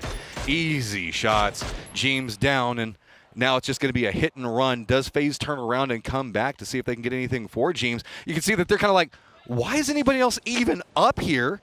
They have to kind of turn this one back around. Jeems is going to get flushed, jumps in the glider with the smoke. He's got to get this one going pretty quick. The rest of FaZe is right nipping at his heels. It's going to be Vard. Can he get airborne in enough speed beforehand? The tree is going to be a little bit of an issue that he has to work around. Vard's going to be chasing it right behind him. The hill going to be a bit enough. Barely getting some speed over the walls. Can he get the break distance that he needs? As I think he's finally got it. FN Pochon also rolls right into their ends. Yeah, that's a great first kill there. Just a drive-by. Now they have Opons to contend with, Scar in hand. Rex gets close, not personal. He's going to back off here momentarily. That vehicle about to go boom. The blue chip inside of it will deny E-Arena any kind of res. FaZe should be able to get the res onto Jeems, though, so they have that going for them. I'm pretty sure, unless Batulins took the chip with him, that they will be able to find that. What fancy flying there from Batulins as well. That was cutting it close, and he just did it. He had all the information on the rotate and timed that like a second difference would have just spelled his doom there. Now gets the glider. Full Grand Theft glider going on there is he should be able to regroup just fine. The rest of Twisted chilling just to the southeast of Zhaotin, waiting for their scouty friend to come show up. Yo, we get Grand Theft glider before we get GTA 6. Huh, yeah, That's nice, yeah. Insert 5 million jokes about it's been so many years. It's been 84 years. Yes, we're getting old. Please help. Gen G down to the southeast does spot out VP. Doesn't want too much more of that. Slam's going to be on the other side of VP, and that's the shots you hear at range going after Lurix. Human getting pretty close to JDG. So this is going to be kind of the fight for the hillside over into the west. Yeah, as the Freaks, you need to set up to try to find some potential rotation paths if this doesn't hard shift north. You need to be able to find ways to get over to the south and over towards the east. And JDG trying to scout this out to find a way to potentially deny a team from getting around them or through them. They are going to see Salute driving way out there, and they're going to let him know that they do indeed catch an eye. As DL down below, Human as well, not too far away. So curious if the Freaks are going to try to get a little bit aggressive. Salute's got to be careful. Yeah, he's playing this hillside. He keeps thinking that he's going to get the breakaway from it. Heaven's not even making any form of move to regroup, so I don't think the Freaks are going to play this one too aggressive. Well, I say that. Deal is creeping up closer and closer, but interesting that now finally Heaven has hopped in his vehicle to support, but he's been spotted out by the guys up on top for JDG. Suze, he's the real question mark right now. I don't know if he's... Okay, there he goes. He shoots, so DL definitely should know he's there. Not sure if he shot at Spaceman or... I don't know if I don't think Spaceman had saw him, so DL continues. Salute has jumped in his vehicle and retreated from that angle, so that puts a lot of pressure onto DL here. He's got to make this happen pretty much by himself. Human's very far back behind him. Lower section of this hill can provide some support, so there is at least a retreat angle. Suze is still bouncing around, being pretty loud. DL going to use that opportunity. Doesn't get the shots that he wants off of it. Realize he's very vulnerable now, just going for a retreat. If anything, the nade just kind of a Hail Mary to see if it'll slow down anybody from JDG so he can get out of here. Yeah, it looks like he's made the escape. Has Human there for a little bit of cover. Looks like you have some long-range help from Heaven potentially, but he's getting lit up. It's actually Suze who's going to be able to find him. Spaceman, I'm sure, getting involved, so the Freaks try to get aggressive. Oh no, this could be a new set of problems as well. Salute was trying to hold the angle to provide some type of support at very long range. FaZe is starting to wrap in pretty close to this. We can see the Freaks now starting to lose a lot of this territory control just due to how split they were to provide cover for each other. If they don't regroup fast, they could find themselves with FaZe right on top of them. I assume they're going for the chip here as Human to make an escape. There you go. This should end right around Fongtun, maybe a little bit north of it. Is generally where these want to go. So you're going to see a lot of teams scrambling to get into that space. We still have a lot of unplayable to the west, so Fongtun, like you're talking about to be the focal point for a lot of these squads. See VP, Alkadzia, Full Sense, Jeems already kind of down here for his squad. I think that was due to him getting called back in off of a res, so he just tried to put a foothold in position, trying to get his loot a bit better off, but now with Full Sense entirely around him, he's got to figure out some way to stall enough to maybe keep this point for himself and give him his team somewhere to play from. Now, Thanadol stunning Jeems. He gets back into the game, but has a weird situation. Both players going for the close range weaponry. Belmoth coming in to help. Jeems he's in trouble. I mean, he has a Saiga. He has a shoddy, so he's just got to play this one as timed as he can. Thanadol runs around the side. Both members now kind of blinded, gets some damage, but doesn't get enough. Thanadol does survive, so that's going to be Jeems out yet again. The rest of FaZe just watching from the distance. That's rough for Jeems. He's had a tough game. Sucks to get picked on like he did by Batulans, but that's part of PUBG. Gen G rolling in, wants to get into Fongtun somehow, some way, but Full Sense has already bought this property. Well, Full Sense got distracted with that whole situation, and so now 17 has gotten right up on top of him. Forest is also rolling in right on top of him as well. Gen G on the hillside around them. This has gotten really spicy and really heavy in Fongtun. JDG's on the outskirts up to the north. The Expendables are starting to get on the hillsides behind Gen G and might start forcing them down into Fongtun itself. Yeah, this is going to get scrappy, to say the least. There's so many teams that want control, especially over this northern side. That's really where you'd want to be. 17 is in a wonderful position as this game drags on. If they can lock it down, Full Sense is trying to contest. Oh, Flash with the links. So close. Yet so far. This is a bit dicier the longer this goes on. I think that Tosi realized he was a bit too far away and could get punished, so he's going to regroup with the other Gen G boys. FaZe have found themselves a foothill to play on the outside of this one. Along the edge of the zone, we do have Vegapud that's playing on the outskirts right next to FN Pochon. To the south, have Na'Vi getting harassed a bit by Slam.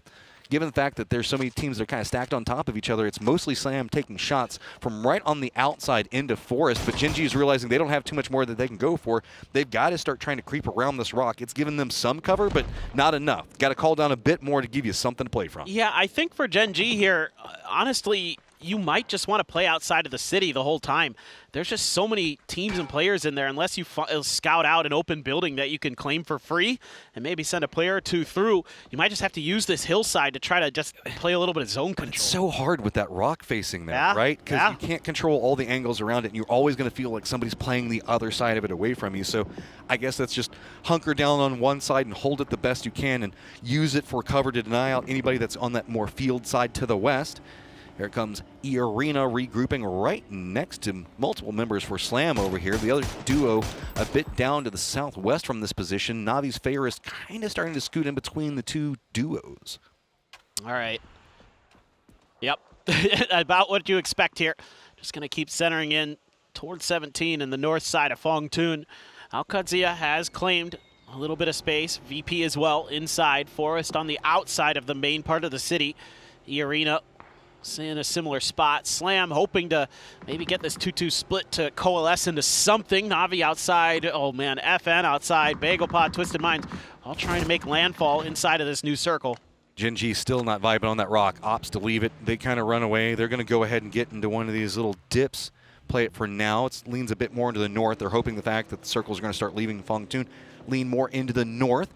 Dale is also trying to parachute his way back in, see if he can regroup up to the north, but Twisted's presently taking shots at the Freaks.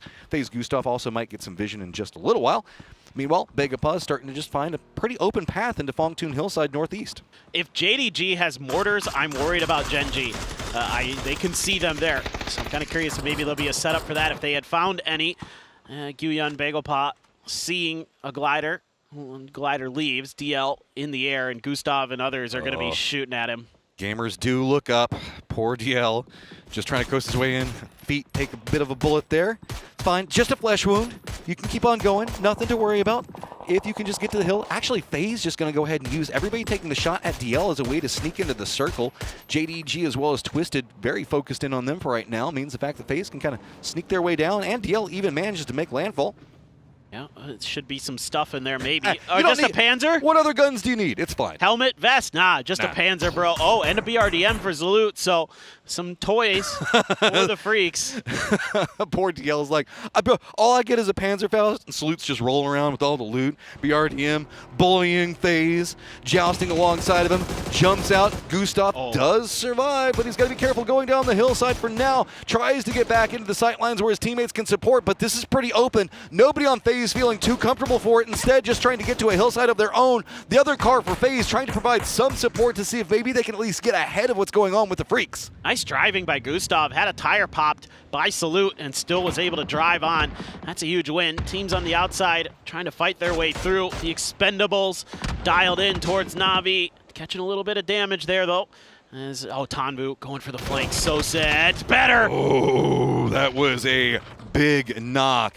That opens up so much more. Remember, Na'Vi is the team further to the south. They're trying to get into the circle, and it's the Expendables that are defending against it. So with that action, and now there are some more ways that they can maybe sneak in. The Expendables realize that they're more vulnerable off on this angle now. They've got to start running, and the firing line for Na'Vi is heavy, but it's going to be Duck Juice that gets the knock onto Hakatori, peeks it back around. Duck Juice goes down. The Na'Vi car rolls over them, not yet inside the circle. They still got to go. Slam hears this. Looks like they're starting to get a bit close as well. While this is happening up into the north, Salute also gets vision.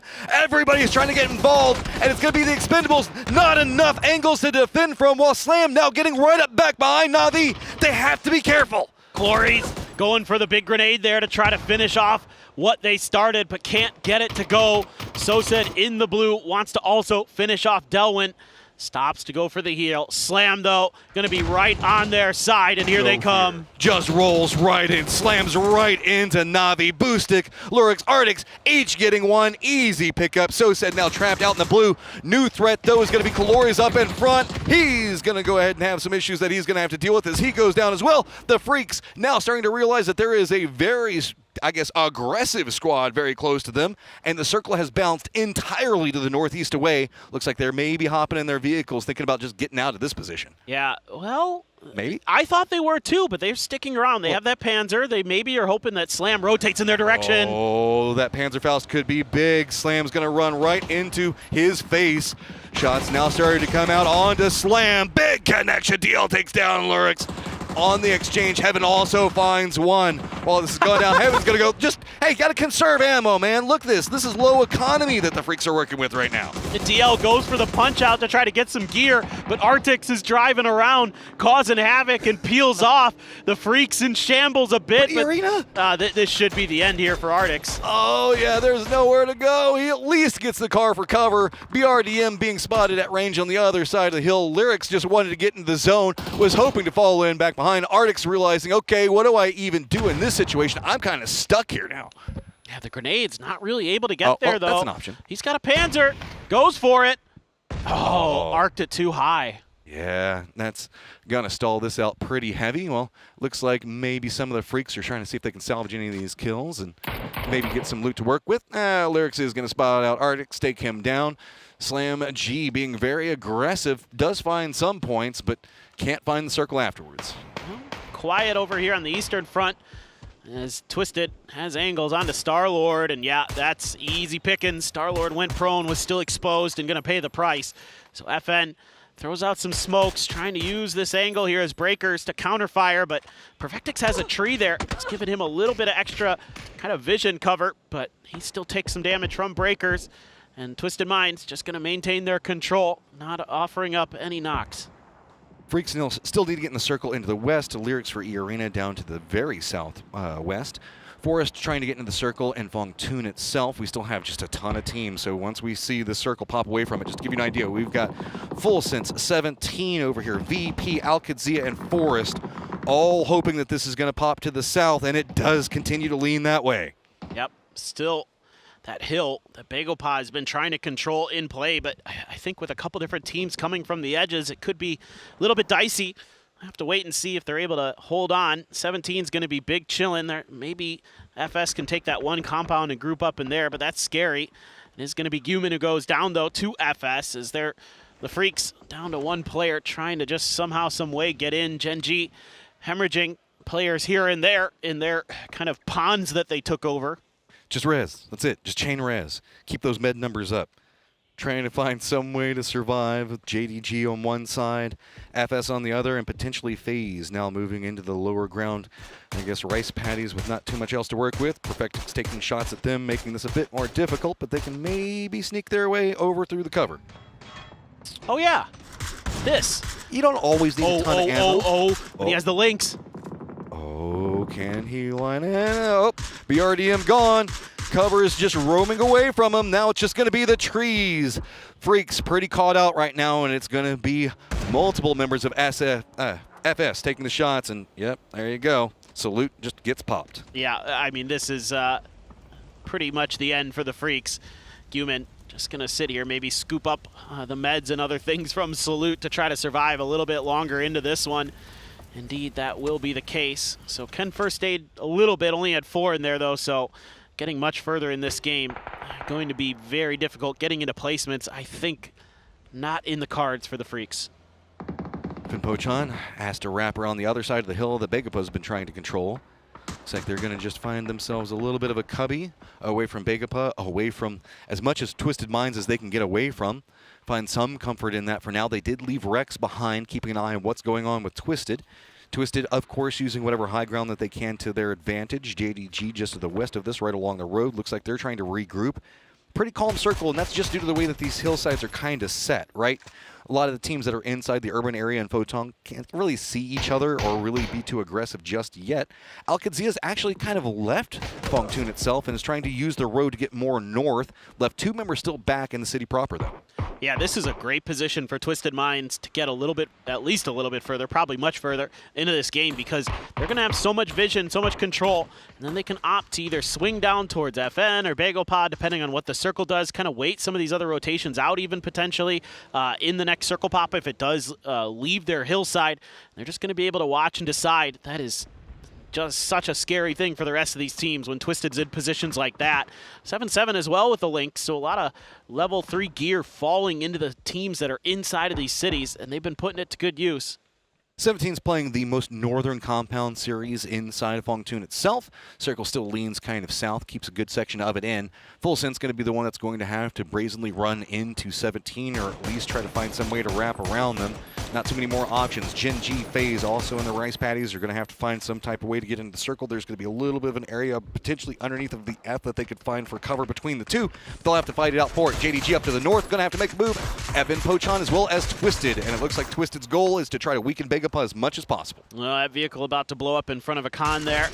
Reveals him momentarily, but the smoke blooms just in time. Keep him A-okay, so nicely thought out there by Bagel Pot. At least able to make it more difficult for Twisted Minds to come down this hill. This actually might get a little bit tricky, but I think if any team can do this, it's definitely Twisted Minds, because you have Kadzia putting damage into FN, so you might be able to choose your target and go for Bagel Pot, who's trying to fan out, trying to make this a difficult nut to crack for Twisted Minds as best as they can. Twisted Minds just going to wait this out. You can see, oh, they're pinging some stuff, so they're either, I think they might drive in towards Bagel Pot, or they're going to try to collapse on towards FN, or at least claim kills on FN. Well, Begapa finds themselves in a safe-ish position, but they find themselves at the focal point of the funnel, right? Twisted can lean more west, but that road's not going to be too safe for them to navigate, specifically if they go too close to JDG. Evan Pochon taking these shots into Begapa on one side of it could be its own problem, but Twisted realizing, okay, we can go about this far and we'll use the high ground to see if we can open up new angles onto Begapa and try to push down. And while this is going on, of course, it's going to be a defense in position from 17 against Full Sense, while it's going to be VP shooting from across the road. Tigger's trying to stay alive. He's going to go down, and now it's just Flash. Last one up for Full Sense. Runs right in, does get the knock on a one, spins it back around, picks up another before he goes down. Yeah, Beamy actually bailing out 17 a bit. Here comes the crash from Twisted. They had the first knock. There was no hope for Res for Bagel Pa. Akan trying to do what he can, at least able to flush out one. Example, answers in kind. Down to just Sungjong for BGP. Batulins has other problems to worry about. They just come rolling into the thick of this one. There's Twisted just caught up in the smokes. While this is happening, there's going to be FN on new angles. JDG has got the inside track on position, but Songjong still alive. Twisted, this is all kind of stalled out. This is awful for Twisted. JDG was thinking the exact same thing, and FN's like, we can use this opportunity. We've still got the edge of the circle. We can throw it. Oh, a good grenade from Spaceman. It's going to wipe Twisted out. Sungjong just like, oh, back up, beep, beep, beep. I mean, he's got some cover to play from. He's got to use it. Just one member up in JDG right now. Explosions ringing out back behind Songjong. Let's not forget to give out good old Rex trying to take shots into JDG as well. Nades just keep going a bit too far, but is FN Pochon going to drop the nade onto Spaceman? Doesn't quite connect. They want all of these points as well. They know that they're free as long as they can find the angle, and Breaker's going to start being a bit more bold up on top of the hill. Oh, Rex. Oh boy, he might get a good one, and he does! It's right on top of JDG. Sungjong stuck behind the rock still, though. Has to contend with these two survivors.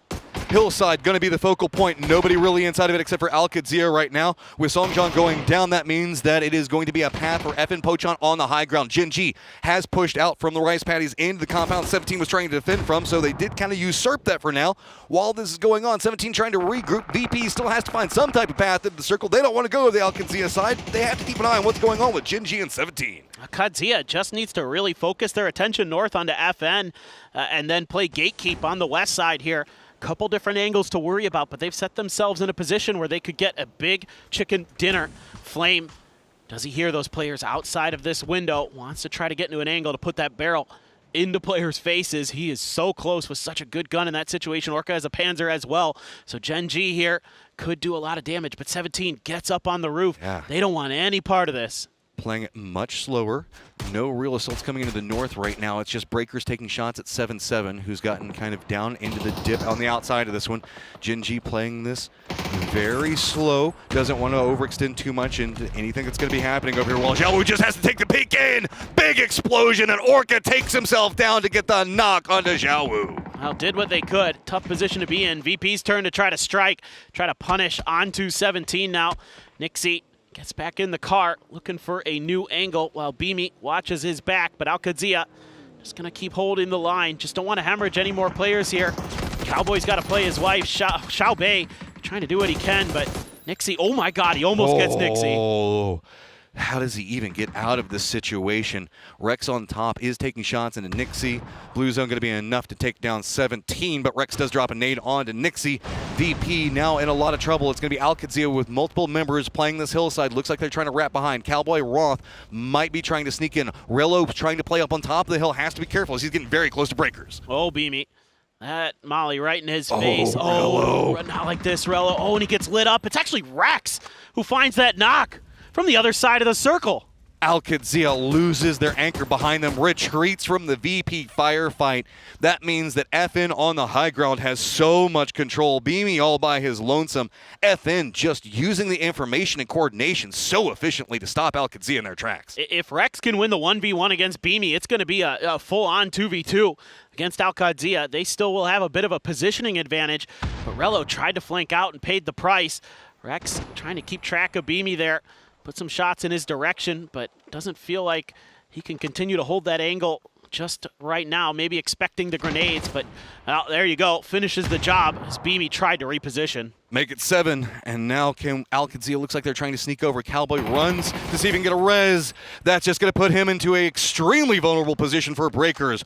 Roth, the last one up. Alcadzia had so much control of the circle for so long, but FN just fights their way into it. Roth tries to use the low ground advantage and the dip around these trees for some type of cover, but FN, with the way that this is kind of funneled up, has put themselves pretty close to each other on the high ground position. We are in phase number 8, and it looks like Roth has eyes to see if he can try to get some type of control over center dot angles. Rex on the other side doesn't even care. He's roaming outside the safe zone to see if he can get a new angle onto Roth. Roth just doesn't have much to work with other than the Groza. And Rex has, I think there might be a few stuns either in his hands or in Breaker's hands. So they have a few options. Yeah, he's got a couple. They have a few options here to make Roth uncomfortable in the late game. 10 kills for FN Pochun, 8 in Rex's hands. The guy is just on one this week. He has been destroying since being able to rejoin FN. I saw it. Panzerfaust on one side of this. Are they going to rotate in drivers? Yep. Rex is going to lead the way. Breakers on one side. Roth has an explosion aimed right at his face. He's starting to feel that maybe it's going to be coming at any given moment. Sweep around the outside. FN doesn't find the angle just yet, but the car not going to be a lot of good cover versus the Panzerfaust. Unfortunately, though, for FN Pochun, they don't know exactly where Roth has shifted to. He's got the cover, does get some shots onto Rex, gets him down about half, but there's the Panzerfaust. FN Pochun picks it up. What a big win there for FN. So patient on that northeastern side. Watched as a bunch of teams crashed into Bagopod's dip, profited. And Alcadzia there, so close but so far away. Had an opportunity, but it was ripped from underneath their feet. Yeah, you can see they're mad about that one. They had that so under control for so long. But due to the way that they were playing position, they couldn't find a lot of the kills. All of it was happening in the west or up into the north. So they do manage to at least get some decent placement points on it, but they really wanted that one. Big game, though, for FN, and most notoriously, Rex.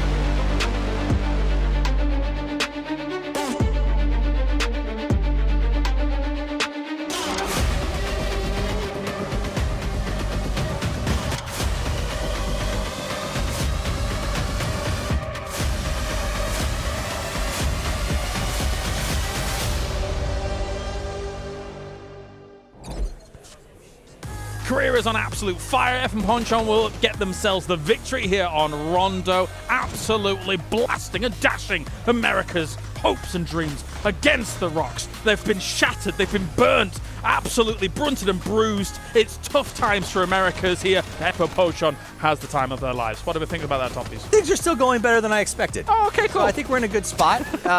Second place is good. For real though, when we talk about Alcatia in particular, 2 brand new players to LAN, they are gaining a ton of experience here, and I think have a chance at really improving for PGC off the back of this.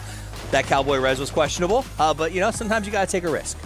An absolute shattering, a sundering of America. No, Avenger, what do you think for F and Ponchon? Yeah, for sure. F and Ponchon to take this here. Rex had an insane game. So happy. Yeah, he did. They're so happy. They're running off laughing here. It's great. But for this, though, difficult circle. Right? We have super far western circle. We have quite a significant amount of urban ending there. Yeah. Alcatia actually controlled a big, sizable amount of the eastern side of the city. Had a good ridge to work with. But they're when they're overextending as a 3-man with no chance to rest, that's where you may be overextending. I feel like whenever we get wildcard circles on Rondo, it's almost always this west side constantly, and it's not a very well studied area. These teams have to really kind of not a lot of officers there. No, it's difficult here, Avenger. What about, let's quickly go over the Batulin's James situation. Quickly, that was awesome.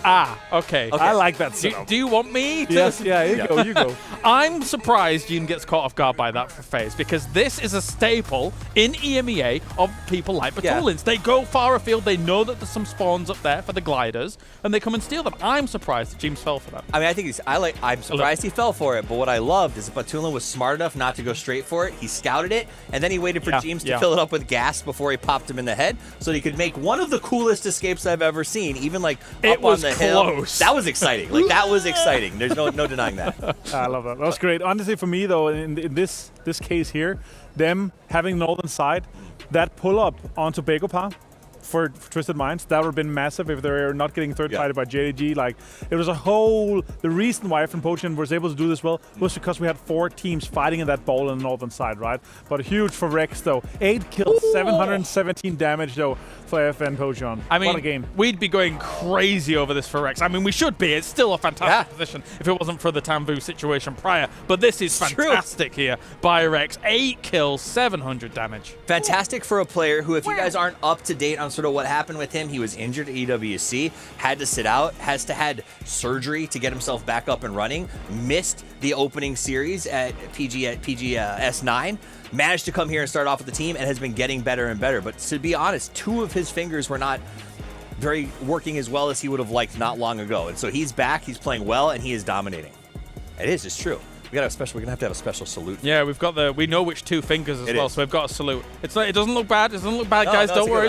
I think it's good. But anyway, yes, that's right. 8 kills go his way. Wow. Will we flash for Full Sense, who's kind of had middling performances so far here for the boys? Usually kind of the group stage heroes. The group stage heroes, yeah. Full Sense definitely haven't been able to step up to the level that we know that they can, but still 5 knockouts for Flash here, 4 for Tigger. They're still not showing too much. I don't know exactly how many kills they got. They got some, but still, they were even close to getting the 8th that we saw from Rex here. Virtus Pro, though, on double digits, 17 as well. It's kind of a better showing compared to what we've seen from them so far today, so that's good. Little fight back from EMEA going on here, but 17 gaming for China, representing strong with those 10 points coming in. Alcatia, okay, memes aside, I was hoping for a bit of a better end for them in this game, considering that they were coming out of was it Fongtun? Fongtun. It was. There were 6 teams in there at one point in Phase 2, which is crazy. And I was hoping for a little better out of them, but I also think with this circle and the chaos that it involved, they did well with what they had to work with. For sure. FM Ponchon. Overall, man. Number 1. Did not think that was going to happen today. It's a show of APAC and Korea, guys. Yes. The top 4 is absolutely dominated by these teams at the moment. Yeah. Of course, obviously winning 1-2. Which is truly exciting, right? Because I think I came in, a lot of people may have come in thinking EMEA is looking pretty good at the moment, but they are kind of falling by the wayside a little bit. Sure. So now, here, this really sets the pace as Korea, all of these regions from Asia, APAC, etc., are really able to put up some decent start to this grand final, to the point where we might see a new champion here for PGS 10, and that really excites me. Bro, listen, APAC ramping up on the path to PGC, like that's terrifying. And this is what we're seeing right now. So again, APAC, Korea, two teams, especially Korea, that we were worried about as a region, looking very, very good right now. All right, well, thank you very much, gentlemen. Time for a short break. Oh, that's cute. We are going to that when we return. We have 2 more games remaining for Dane and Board of the Grand Finals.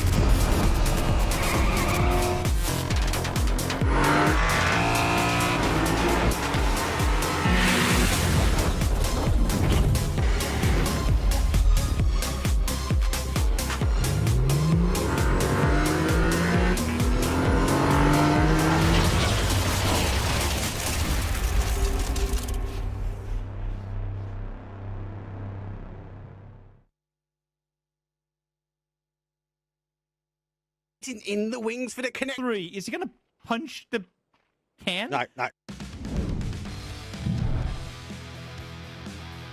자, 여기서 이제 오른쪽 웰컴 수류탄 위치도 괜찮은 것 같은데요. 자, 배고파 진짜 도망가야 돼요. 그냥 쭉 도망가야 돼요. 싹쓸이. 这地方是看不到车的。铁拳扣扣铁拳1红2，停下来打吗？我们还有一个。 这是苏泽把12月给炸下来了，在自己还有一发铁拳，苏泽打一个1炮，怎么还有 You know what? I want to know. I want to know exactly what the devs thought about this. Like, is this a rating for the game? Like Toffees, is that assault? 이런 대폭발 상황 안 일어났죠. 네, 사커는 위로 올라갔고 여기서 자, 내가 책임진다. 간다 더블 히트! 이거 터졌어! 야, 파철 피하면서 이거는 뭐, 자, 같이 가자! 와, 두 개예요. Themselves in this position. It has been pretty successful. BWD making a mad dash for it. He goes down. More shots coming in from Lurex. Takes down Spiro. Quizzy, the last remaining one alive, and he gets Slam G here. What a great game for them. They're sending it in. They want to make sure that this last one doesn't get denied here. Molotov comes in. And if you're Kilyakai, they're in fire. Oh, they got it as well. 然后我在旁边就抽一个，就抽一个，又来，哎呦，太难受了，机会特别大，哦，就看多少分吃鸡了。哎呀，Spaceman 这里急了一点，但是影响不大。恭喜 JDG。 좀만 기다려줘. 기자님한테 좀 말해줘. 나 판단 좀 늦는다고. 좀만 기다린다고.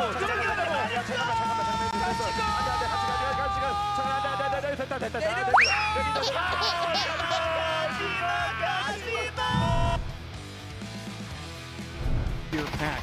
Can they get some more out of it? Rock does go down. Explosion. Just rolling around. Have to come back and commit to this fight. So we go back up. Here comes a set coming into the blue zone. And CJ, he got run over. 1 versus 1 versus Lou. It's gonna be a miss once more. Lou goes for the swing and he gets him headshot. Boosting falls down. But now it's next up. It's Example. Turns into the fight for the circle. Tendon blows, heavyweight fights, no speedo.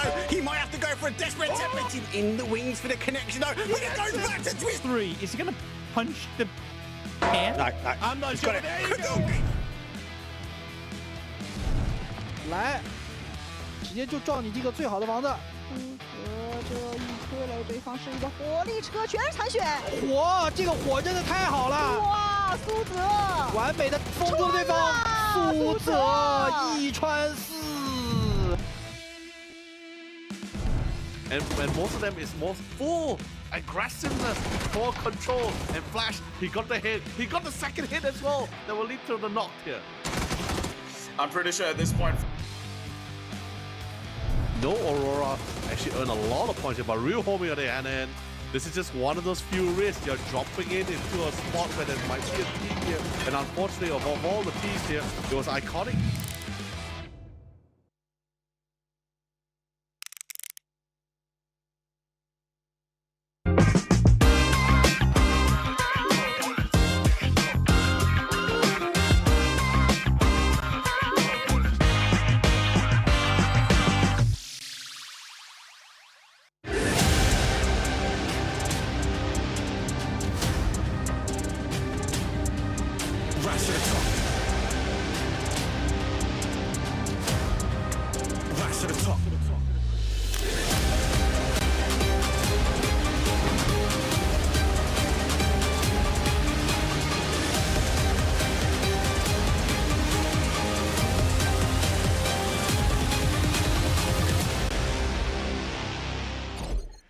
It feels like one of those days where one misstep will just spell your doom. Everybody's waiting to pounce. Third parties, we're seeing teams getting wiped out in Circle 1. It has just been an absolutely crazy day of aggression. Yeah, it's been a really interesting day. Again, it feels like a lot of teams are either trying new stuff or willing to gamble a bit more, especially in the early part of the game, trying to go for those big moments, those big plays. And what's quite crazy is so far today it was back-to-back wins for APAC, then back-to-back wins for Korea. So who's going to go back-to-back on Erangel is my question. EMEA, Americas? Well, I mean, it would only be one team for Americas that could do it, so EMEA is probably the more statistically higher probability. Oh, yeah, you're not wrong. What? Just rub salt in the wound there, Paper. I appreciate I forgot. I'm sorry.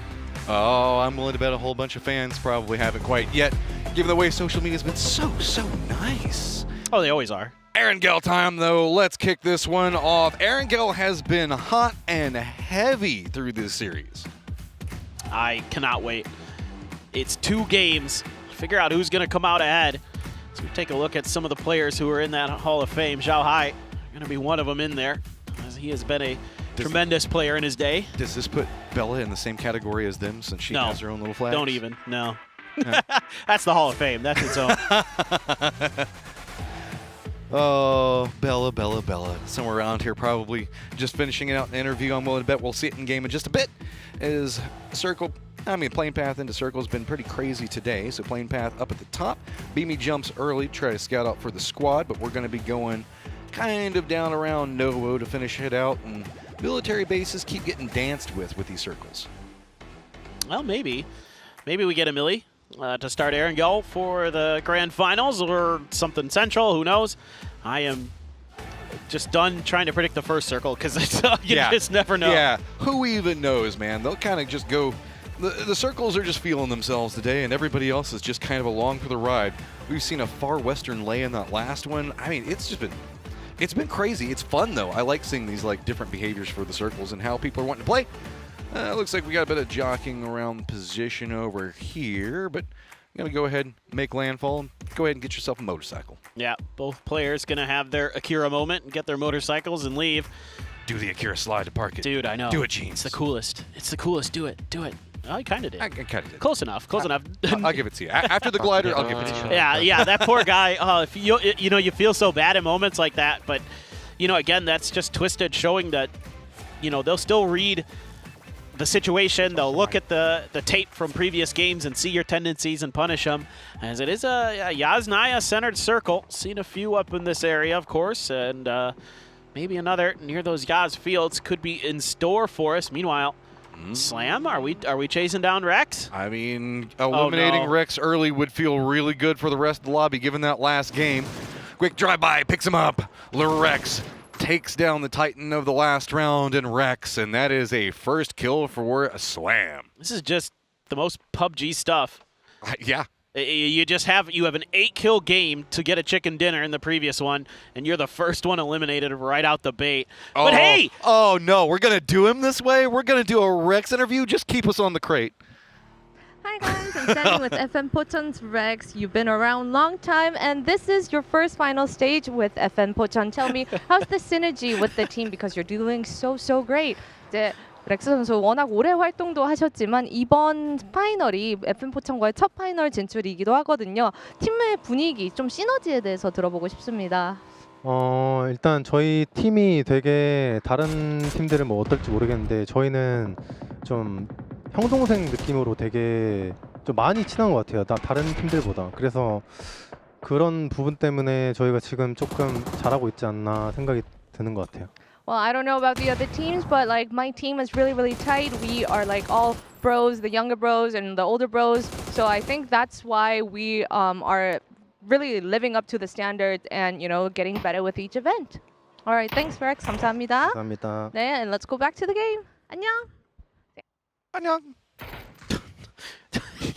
We did him dirty there. The poor guy just watching his crate. He's had a hell of a day, though. 15 kills to top the charts. Tanvu did all of his kill damage in one game.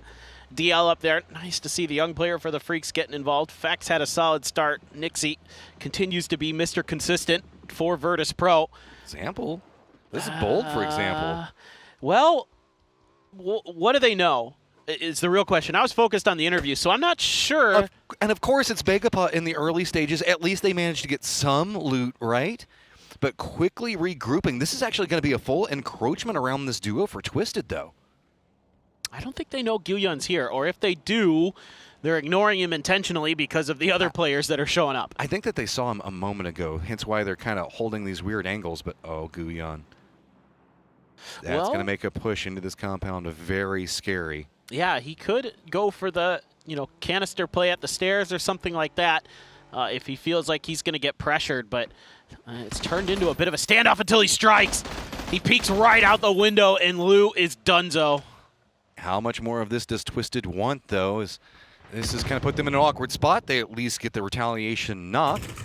Rest of Twisted still at range, but Tulin's just trying to cover his boys that are a bit closer in the firefight. Perfectic's going to retreat, get some meds up, but that might leave an open angle, for example, if we see Begapa come on the hunt. Well, they want to get this res. He hears it. It's open. Doesn't get the knock, though. He's taking a lot of damage. Example in a bit of trouble. Has to retreat. Is he going to be able to at least stall this out enough? But Tulins realizes this has gotten too close range. He can't support from those angles, so he has to just firmly regroup. It's a full commitment coming out from Twisted, but Songjong gets it, unloads right onto Example. Yeah, the grenades were there in response, though, to soften him up. Could be an opportunity, but Songjong gonna claim a prize. Can't get another. Perfectix able to take him down. Now you're going to need to get players involved and get them there quick to protect the other ones, but Batulin's having none of it. He's got a machine gun of his own. He's got that M249, puts it to good use, all onto a con. By his lonesome, playing along spokes, spots it, but Tulins finishes it. And that's going to be Twisted Minds eliminating Begapa, who has just been hunted game after game today. No doubt. And again, this is aggressive early from Twisted. DL gets out of the car. He got lit up, I assume, by Akatori. And as good as he's been today, that's a rough start to game number 5. Guman driving there. Akatori curious if Guman was going to continue his pursuit to try to maybe get the chip or something, but Guman realizes he's in a bit of a crossfire and has to peel back. Salute just kind of isolated as well, playing to the north of this, sneakily matching alongside those Twisted markers over there with his blue as well. Akatori going to go ahead and take out some tires. Well, yeah, try it again. Yeah, he did pick that one up. That's going to make it a bit difficult for Twisted if they do have to get out at this point. But, I mean, they've got themselves a compound to play from, and there are still the vehicles, I believe, to the north that we saw Begapa bring over. Everybody just wants to fight early in these games for these prio positions. Yeah, it's just all about PGC eyes, right? That's what everybody is fighting for right now. We have not seen this much aggression coming out for territory control in a while. I mean, we've seen Erangel be spicy at the start, but this is just, I want to send a message that lasts for a month. Right. It's saying, we're going to beat you into this position in these circles every time, so come at us if you want, but it's going to be in the back of your mind that, we're going to be the first ones there, and we're going to challenge for those spots. So good luck if you continue on, as the Expendables have continued close to Freaks territory, but they're going to just settle up on the edge of Razak, put Delwyn up on the mountain by the revive station, and everybody else just fan out, take your buildings, set up your positions, and just kind of lock down the edge here, as still quite a bit of time to tick down in phase 1. cold. If you hit bolt shots, I will be a very happy man. So please, please, please. It's kind of a hard angle he's not making the commitment for right now. Everybody's inside the circle except for Slam, who's down on military. Playing in center is going to be Twisted up around Yasnaya. We've got Full Sense with a couple of other squads kind of galloped around the outside of it. And No Lean is going to be Forest. VP is going to be playing along the bridge to the west coming out of Yasnaya. JDG, who we saw just a second ago, on the other side of Razak. The Expendables playing just on the southern section of Razak. Gen G kind of wrapping around down to the south, could be putting themselves pretty close to FaZe. Outside that, Irina, Al-Qadsia pretty comfy in their positions. Well, 17 wants to play a position of the edge of Yaz, hoping that this goes east so they can just chill there and control a lot of territory, control a lot of vision, do some damage, probably pick up some kills if it does go east. Gen G really danger close to Jeems. Jeems, oh boy, they have no idea. This man just lives on the edge all the time. Tosi down, knows where another one of the members is, already prepped on the angle. Couple of shots, all he needs, but he has to go for the reload. Is the reinforcements coming in from Gen G? Looks like Orca's kind of seeing if he could sweep around. Doesn't want to push the hillside, but wants to see if he can get some support. James just going to go ahead and finish it out. Orca, are you going to continue to play for this? Looks like he might. A lot of utility just being thrown down to secure a position around the vehicle. Looks like James wants to steal it away. And now flanked angles coming out from FaZe for support onto Gen G. Things looking a little bit uncomfortable for Orca. He lets loose with some shots. Yep, Fex trying to get there in time. Just nothing they can do. Tries to go for a bit of a shimmy around. He's going to go down. That's done. FaZe just in firm control of this while Gen G just has to retreat from the stage. They don't want to take this against these angles. It's just too hard. The Expendables running a wide 2-2, also getting a bit close to this, and we know that they are prone to wanting to get involved in these small skirmishes. Yeah, it's been a tough day for Gen G. Down in 13th, already losing 2 players, while a couple of their Korean counterparts are having tremendous days. FN Pochon on top of the lobby. TN Freaks in 3rd. Oh boy, it goes hard west. This is, I mean, the Freaks might have been gifted a bit here. This one could end pretty close to them or to the school. We'll have to wait and see. Navi inside track for positioning as well as the Expendables. Freaks you talked about holding down a fantastic compound, and this looks like the Expendables might be regrouping around school given Delwin's position hopping out of the vehicle. Slam also not going to have to make as long of a rotation that we saw just a moment ago. Al-Qadsia 17 going to be stacked up next to each other in rotation while Yasnaya squads, they have the option to get out. Looks like that's going to be what Full Sense is going to be doing and leave FN Pochon back behind while Force still going to be wrapping up to the north. And it is going to be JDG going for Razak itself. Oh, that is chaotic there. Xiao Wu. Oh, no. Right as soon as it rights back up. Yeah, right into Relics hands. Oh, man, that's unfortunate. But nice piece of driving there.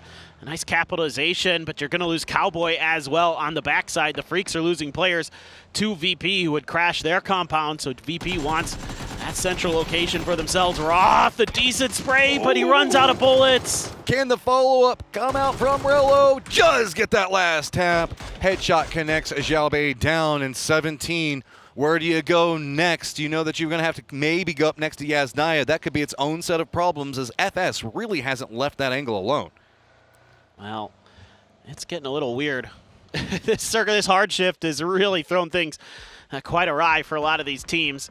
Heaven alive, but he is the sole survivor, and he is just going to have to try to hold this shack. It can happen, but I'm not going to really be super confident in it, as VP has thoroughly displaced them. Nice work by them. Didn't get to see what happened, but whatever it was, it looked pretty efficient. I saw them lighting up. Definitely Lucarux. Yeah. That's all we know. Yeah. I saw them lighting up Salute, like softening them up before they crossed the river. So they must have found it, felt like that was a good opportunity to make a go of it.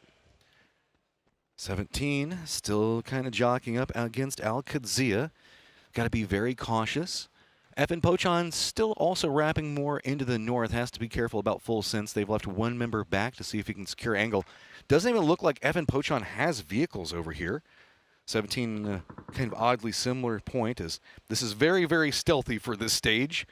Not even inside the safe zone. So D, got to keep your head on the swivel. He's got him the flat top that he can play around, but Little Ghost I mean, at this point, that's all 17 can do is just try to salvage what they can. Yeah. Hear me out for FN. I think they can just run the river edge for a little bit and try to find a way to get deeper in and get some placement points at least out of this game, or try to find somebody and pick them off. We know that, but do they have do they that feels so scary, man. It is, that man. That feels so scary. Oh, yeah, because you never know if somebody's on the north side of the river. Those still. rocks, man. Like the rocks just south of Nolene, I'm always afraid somebody's there. Oh, yeah, for sure. I mean, you just don't have any other options if you don't have vehicles, right? Like, you're just in a world where you have to figure out something, and it might be the least bad option available to you. Okay, here we go. Oh, they were out by the bridge. DNF left the safety of those compounds, went to try to barricade the bridge, and got bodied. I guess they were trying, with the way that the circle popped, maybe they thought if they got control over this, they could catch some people in rotation, and the timing was just a little off. Oh, D. D? Do you even have any idea? No, you do not. Now, already down, little Ghost gets his vengeance on one. Can he get the vengeance on the second one? Couple of peeks, he's got the ridgeline to work with. That's some decent cover, and just going to continue to connect in on everything. And Alcazia kind of won against 17, what was going on a second ago, but this is just kind of coming apart for them in rotation now. Yep, and that should be Rello. And he gets a car out of it, too. That's big. Flame's driving close to this, but at least 17 is able to take that point before Flame was able to get in there and do anything, as he was, I believe, going for the res. Yeah, I was going to say, he had to be going for the res, right? All right, here we go. Rozhok time. Arena roaming in. Going to get shot by JDG Cold on the outside. Oh, bumps into the wall, but, I mean, he might be able to wrap around. No, December 12th, holding the other angle on it as we now have JDG, VP, Arena, kind of Cowboy, Forest over here, and maybe even Slam all joining the party in Rozhok. Well, it is going to get spicy over there, and there's going to be some teams that are making those wide wraps to try to get on either side. Somehow Breakers finds a point off screen, but Lyric's in trouble. Grenades are bouncing a bit too far. Out of the air, yeah. FN had gone for a res after everybody had abandoned Yasnaya, but not really seemingly getting much out of that. Jacob will find a revive of his own, but on the ground. Okay, well, I mean, if you make that run into Rozhok at this position, you have to kind of assume it's not going to go the best. So if anything, at least getting some players into position is something to play from. The Expendables have school and apartments. They're taking shots at FaZe that look like they were trying to see if they can find a path into this. Del One has actually left school and apps and is playing way closer to the res station at the top of the hill. Oh, Lil Ghost. Oh, no, no. Oh, boy. Oh, this is so scary. Yeah. Cross-fired position, too. Orc is going to be the one to pick it up. That's brutal. He wanted that res. It's just been such a rough day, or at least a rough Erangel for 17. Well, I mean, it's its own problem now, though, for Gen G, as they're trying to go for their res, and guess what? FaZe hears it. Now getting harassed. Orca takes a lot of damage. And remember, this is in the blue, but it is an early stage blue, so he should be fine. What do you do now, Gen G? Yeah, all these teams that are out on the edge just want to claim whatever points they can. So it's time to get aggressive. Orca is able to get a heal in. Gustav, though, with the grenade, knows he is close. You got to play safety here as Flame perfectly placed. Gustav takes down Orca. Flame, oh, nope, he is donezo too. So Gen G, I think, got one player in, and so they're still alive, but it's not feeling great. 1 for 2 isn't necessarily the trade that you wanted in that situation, so you got one back, lost 2. FaZe, though, this is the start of a very good game for them. At 5 kills already. Bard's already finding an open path into the circle, can feed that information over to his teammates. Badlands pretty much open right now, so and the circle pops down next to them. The Expendables should be able to regroup, and FaZe going to find themselves with easy striking position on the circle. Hey, maybe another Rozhok Mountain finish. Those are pretty fun. You get a lot of opportunity to see some interesting stuff there. Petulins is going to fall down to the blue. Twisted just trying to get their way into this next zone. Not sure what they're going to do. Maybe just pick up his loot. Or did he have a BRDM? Well, we did see them get in that fight early and have kind of been in a contained bad looting situation over here. So I don't exactly know what their loot's like or if it was just a mistiming on a med. You can see they've got a couple of things to work from, but not necessarily best. I think that's just going to be trying to rally whatever they can find as well as the DM. So they at least have the tools to work with to get pretty close to Na'Vi. Let's not forget that they do also have FN Breakers back behind them, slowly walking to the safe zone. Yeah, he got cut off a bit by Full Sense. Even though he did find a kill, wasn't able to continue on his journey along the river edge. Bean, though, did get rezzed, and he came in through the south side of the circle. And we'll get into the apps. Just Heaven here from the Freaks, who left his shack. Somehow got out of the shack and got into the school. I have no idea how he accomplished that, but that's not bad. It's something. I mean, a building per solo, not the worst situation to be in for these guys. Eyes on the circle. The Expendables own most of it. Everybody else in Razak, Badlands only in the Expendables. And Evan, Star-Lord, also kind of over there. FaZe going to find that easy pathing that we're talking about. Going to be pretty close to Star-Lord, but again, it is the Badlands. There's a lot of dips and hills to play from. Twisted, what you going to do? Harassing shots already starting to come out from Na'Vi. They've spotted this, realized that there could be some friends that approach. FS also going to go ahead and make a crash into Razak. That might be clear. Think that we might see somebody get knocked, but oh, yep. It's cold with the bolt. Replay. Yeah, now you can just free fire onto this BRDM, soften it up, and shack. I don't even know if this gets all the way to the mountain. Are you going for the shack? You're going for the dip to the right? I mean, you can deny out some sightline if you can get there. There's better pathing options over there than the shack, so no surprise. Bold, they do sneak it through. Are they going all the way into Razak? Oh, this could be scary if they go up to the top of this hill. There's a lot of people playing around it, most notoriously Delwyn, who doesn't want a part of this. He's hopped in the vehicle, spotted it, and says, nah, that's too spicy, and Twisted. This is just, I guess, aggressively roaming in while everybody is shooting at them. Yeah, they got through. That BRDM's armor able to withstand the pressure enough to get them to the top of the mountain. That's not bad at all for Twisted in this really rough situation they found themselves in. Lasted long enough, and that's all that really matters. And I'm now curious if they manage to get like the blue chip. Can they maybe get somebody back over? They're up on the top of the hillside, so that's a good point. That might have been what they were aiming for.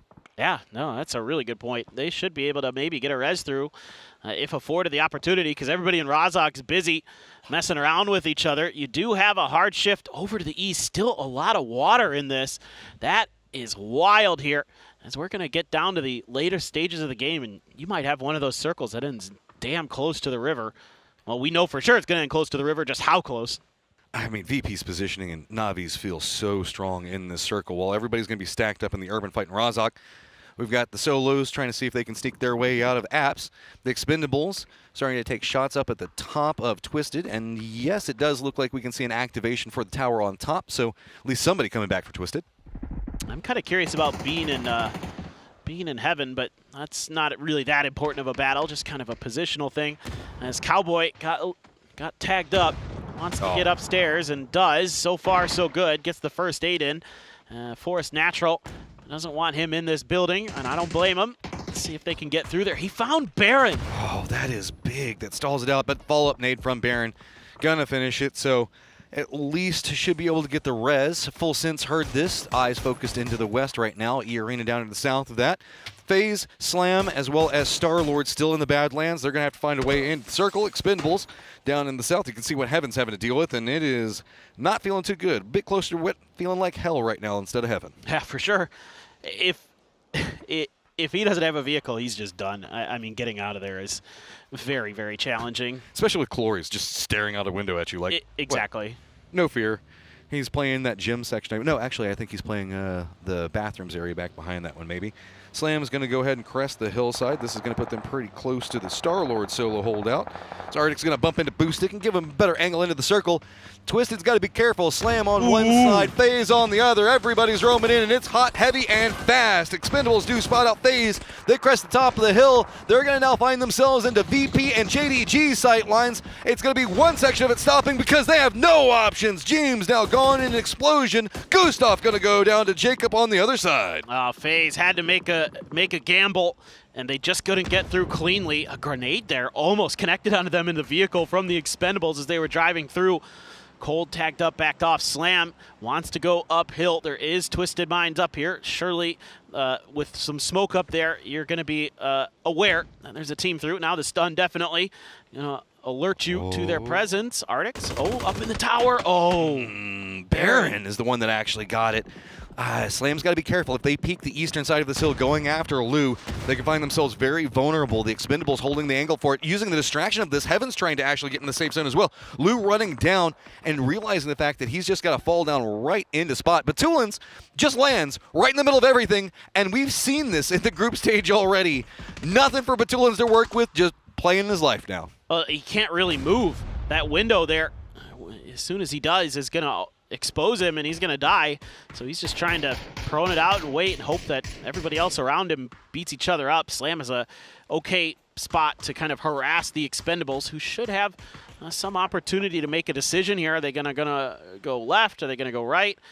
That's kind of the big question right now for the Expendables. Which way are you going to choose? Trying to wait this out as long as they can. Let all these teams inside of Razak beat each other up. I mean, look at the way this is set. The Expendables down to the south, they can get in pretty easy. Na'Vi already inside the circle, VP in the circle. The other 7 squads all are going to have to fight over about 2 to 3 compounds right on the edge of the zone or try to bully their way in. Forest looks like they don't really want to deal too much with this urban firefight, as it's just going to be tattered players hunker down in different positions while VP is waiting to see how strongly they can gatekeep it. They don't have the cleanest sight lines down the hill, so it looks like Forest is going to lean into this angle. That's going to find some safety, but JDG in the high ground, just a lot of damage they can put in, but they do land. Stop Jacob before he can do anything to them. Yeah, Scappy got a knock in there, though. That offered them the opportunity to not lose another player. Cutting off one, but the door open here for Cold. Is he going to find the grenade on the inside? It bounces through and it catches damage. Nobody knocked yet. Scappy getting lit the heck up. Prone's down. Survives for now. Olympus finds a corner to heal in, but a blue zone right on top of him, and they pre-fire. Olympus escapes disaster just barely. Okay, but you still got to get in the safe zone. So many squads got to find some way to sneak in. Should be noted, Batulans with nothing still inside the safe zone. So Scappy getting closer by the second. Lou right on top of JDG, letting them do all the firefight for him. On the other side of the hill to the south of this is going to be Slam bumping into the Expendables, who couldn't find any path just due to Navi's position. Does Lou just let this one go? Yeah, he does not want to get too involved in that. Vard on the other side. It looks like JDG just really wants to deal with Forrest, but that crossfire could be brutal. Scappy does go down while everybody's just trying to limp their way into the compound. Dude, Cold is going crazy. 3 kills for him. He has been doing a ton of damage, but that blue zone is right on top of them. Heal did come through. Fortunately for Cold, Spaceman gets to the edge. Batulans still on that sliver of health. There just doesn't appear to be anything for him to work with inside. Yeah, that's not good. That's not what you want to see on the ground there, as this building had been thoroughly picked clean. Hey, he's got a backpack. That's something. It's the start of something, right? JDG looks like they're going to be bullying up against a VP's position. Na'Vi is still having to keep 2 of their members up to the north of the hill that they have control over, while to the south it's going to be Sosed and Hakatori trying to hold back Slam and anybody that's going to be trying to wrap around the southern section of those hills coming out of Razak itself. Vard still alive for a phase very close to Lou, who's the only Twisted member with some form of loot. And that leads us back into JDG with the sneaky snake of Batulans back behind him. Shuts the door there. Wonder if JDG heard that. Yep, they did. Yeah, I mean, what's Batulans going to do? I mean, he's trying to at least jump above the mollies. Good read. So he stays alive, and that's about the best thing that he can hope for right now. Yep, Batulans just, he knows. It's like, okay. No, that's a problem. He just looks at it. He's like, well, this is my life now. It's like, I dare you to come chase after me. There's a world where if they cross, Luke could actually knock and kill one of them. I was wondering what happened. I saw this in the kill feed. Oh, that grenade. Yeah. That is unbelievable from Lyrics. Just spot on.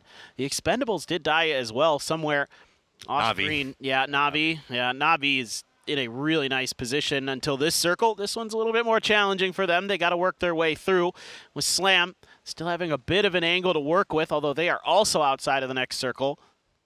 Pretty much a ton of EU players just kind of spattered about, kind of making a 4-man squad, independent of each other, with the duo to Slam to the south of the hillside, Lou and Vard on top of each other, and poor old Batulans. They're not even finishing him out. They're afraid to push over next to him. Lou creeping up against Vard, in an awkward 1v1 between the 2 of them. Looks like Vard's got stun ready to see if he can bounce around the corner. Lou does get flashed. Vard's going to be trying to peek around and does get good beat onto him. So Vard clinging to life and holding good position. FaZe holding down 6th place and creeping up on VP. Yeah, this is pretty nice stuff from Vard, doing what he can to keep himself alive. A good stun there as well to give himself exit out of the building.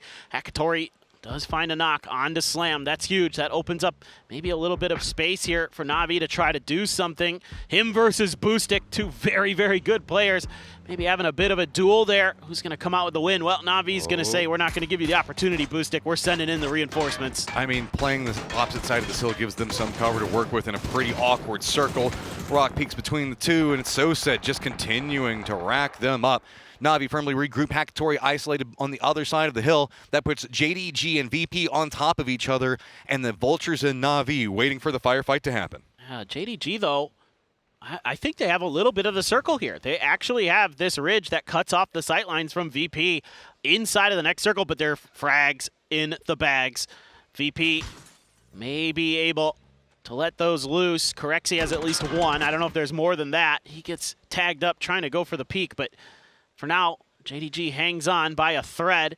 Circle's going to favor Na'Vi, so it looks like this likely going to be their game. Level 3 gear there, I see floating around as well. So VP would love to get some of these kills. Ferris. Man, Ferris, that is a nasty Forex spray. Na'Vi needed this. It has been a hard day for them. VP seeing if they can at least secure some of these kills of their own before they have to walk into the firing lines that's been set up. Hakatori on one side of the road and the other three members on the other. Spaceman just trying to cling to life. Kind of a blind nade up on top, see if it can land onto anybody while he tries to use that distraction to go for some type of res, but Spaceman gets it to connect, man. That's big. That stops VP. Now that could give time for that res to go off. Excuse me? How in the world? Just complete luck there. He just goes fishing. I love it. But Na'Vi just turning the screws. Yeah, there's the knock onto Suze as soon as he's rezzed. Spaceman smokes in front of him. Sure, VP just wants these points. Yeah, they know it's going to be brutal going after this, so do at least manage to get one of them. That also secures their position for second place. Tons of kills for VP, though, presently in third, 9 overall. How much more can you get? Hakatori's got the nades ready. They're not going to be content to wait on the outside of his. Ferris going to be following it back behind. Other two members for Na'Vi trying to hold back, and it's going to be Hakatori takes down Lucarux. Lots of damage already out, and this just feels like there is nowhere for Corexi to go. He's going to run it into the blue, and that's going to be Na'Vi picking up a very needed win. A very, very difficult circle to navigate for these teams, and Na'Vi makes it look easy. That Eastern edge under their control for so long in that end game, and they did such a nice job finding big knocks that opened up space, able to make their aggressive maneuvers. VP, a really nice game for them, too. Yeah. 9 kills, a second place, nothing wrong with that. And they were playing that very clean. Razak was just a mess, man. Everybody stacked up on top of each other, and it was just team upon team fighting it out. Of course, good old Batulins also having to deal with the Molotovs and everything being thrown up. Kind of an interesting fun point inside that game. But guys, we still have one more big one as Na'Vi finding that game for themselves, trying to put themselves back in a contention point to play from.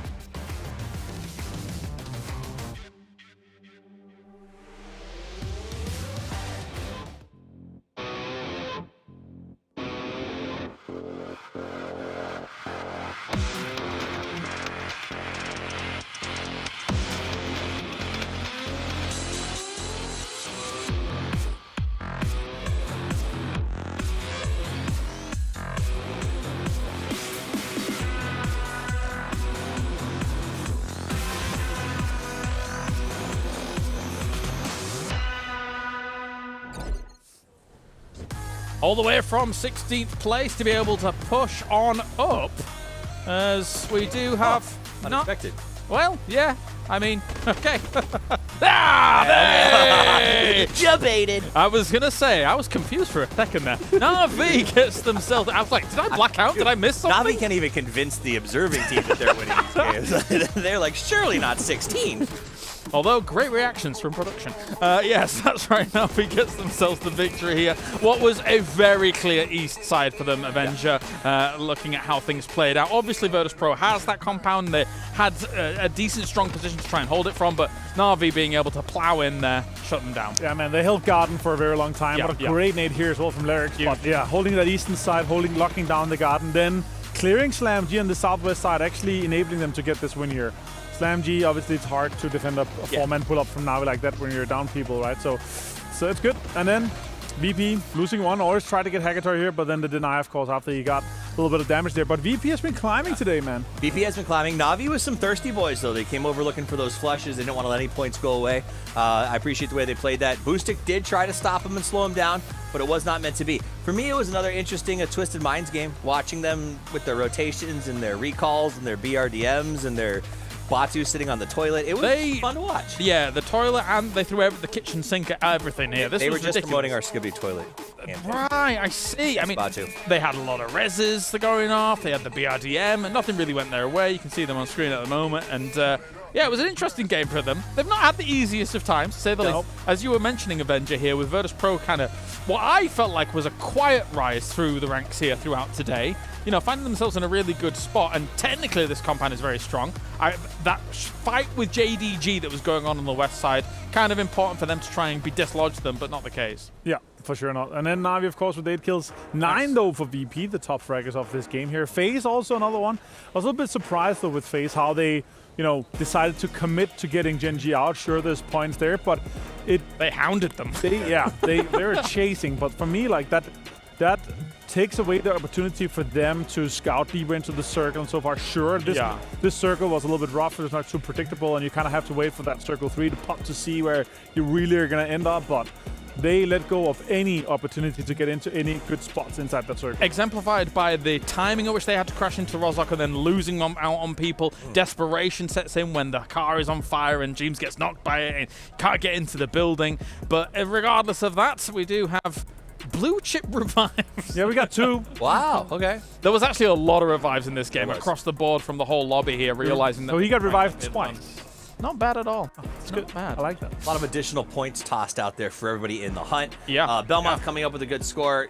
This is your longest kill, I guess, at 438. Looking, I was not prepared for the diversity of stats in that transition. Match leaderboard, though, it definitely caught me off guard. 18 points going to Na'Vi. You know, and thank goodness, because after the group stages, I thought they'd have a little more oomph coming into this. And they didn't. It was a very slow start to the day. Yeah, I completely. They were on single digits up until. I guarantee, if you are in chat and you have Hakatori on your fantasy team, throw like a 1-up, because I would be shocked if it wasn't a huge portion of fans believing Hakatori was going to come in blazing today. Pretty sure he's my captain at the moment. Well, Tampa's my captain, but I do have him on my team. Yeah. Well, here's the overall leaderboard. As you can see, as FM Pochon still holds up strong towards the top. Na'Vi with a little bit of a leap into 12th place at the moment. But the thing is because we're only 5 games deep here in our grand final, they're so close points-wise. And we haven't had 2 teams after having their win, they haven't been able to get it. We've not been having any big jumps just yet, right? So it's going to be very interesting here. 43, 39, 38. It's very close. Even if you're Gen G on 21 points. One good game with double-digit kills here, guys, we're going to be jumping up the leaderboards. For me, it's the quiet riot of Virtus Pro. These guys, they were a little quiet. They let Falcons Corda in PGS 9 be the team to chase Twisted Minds while they slowly climbed. This time, they're making noise early, and I think this is a big news for them on the chase. I mean, for me, VP is to the point where DN Freaks was, where I was like, okay, it's just a matter of time before they win an international. For me, I think that they are also another team that is just a matter of time before they win an international here, Martin. Yeah, I think so. That's definitely a possibility. Also, after what we saw from them, their day 2, their day 3 was absolutely insane in PGS 9, right? Record-breaking numbers. Better numbers than Twisted Minds at that point, but last game of the day, guys, we got to see where it goes. Grassy pastures, Erangel, one final game. Casters, go! It's time. We've seen so many squads fighting back and forth. Leaderboard, as the desk was talking about, still a lot of options, neck and neck. A lot of these squads just trying to find ways to break away in what has been a brutal day of combat. Yeah, I mean, it has been so intense, and it's like one team has their moment, they have this big game, then it's somebody else, and it's somebody else, and it's somebody else. So everything's so close at the top of this leaderboard, and I am so pleasantly surprised that it's FN Pochon at the top. So far, I would love to see them stay up there, but I'm not super confident in that. I mean, to see Star-Lord, you know, one of those guys who's been around for so long in PUBG Esports, since the very beginning, you know, originally one of those Bolt gods back in like 2018, 2019, back when he was on like ActiStars Red. Just such a great player in his own like mechanical skill early in the game. Now he had to transition as time went on. He went over to Japan for a bit with E36. He moved over to the IGL role, which he still maintains on FN. But the fact that they've got Rex there, who is just a fearsome, fearsome player, has really got this squad firing on all cylinders. And on the flip side of that, it felt like Na'Vi was having a bit of a floundering day. They just couldn't find anything to work. We saw that they were playing that very smooth, very clean, realizing where the keys to success were inside that game to really lock down VP and all the positioning that was going on around Razak itself. So maybe the signs of life are starting back up, and we might see the Hackatory that we saw on the group stage come back in this last game, or at least prep up for the next 2 days. Yeah, man, I'm really happy that Na'Vi's playing well, because obviously the grand finals of PGS 9 were forgettable for them, to say the least, and for them to step up, get a big win, get some confidence going here after we've seen them be so impressive in both of the group stages of 9 and 10. This is something that, excuse me, all the fans want to see. And I'm going to follow up on Toffee's quiet riot regarding VP. These guys are just always staying right in the hunt of everything through these series. They're so wily in how they find their points, and it's not flashy, it's not big, it's not Hackatory popping off, it's not Tanvu walking away with 10 kills. It's just this consistency that whittles you down over and over again. They always navigate the circle time and time again and get to the points where they can get to a decent point total in every single game. Yeah, they have great macro.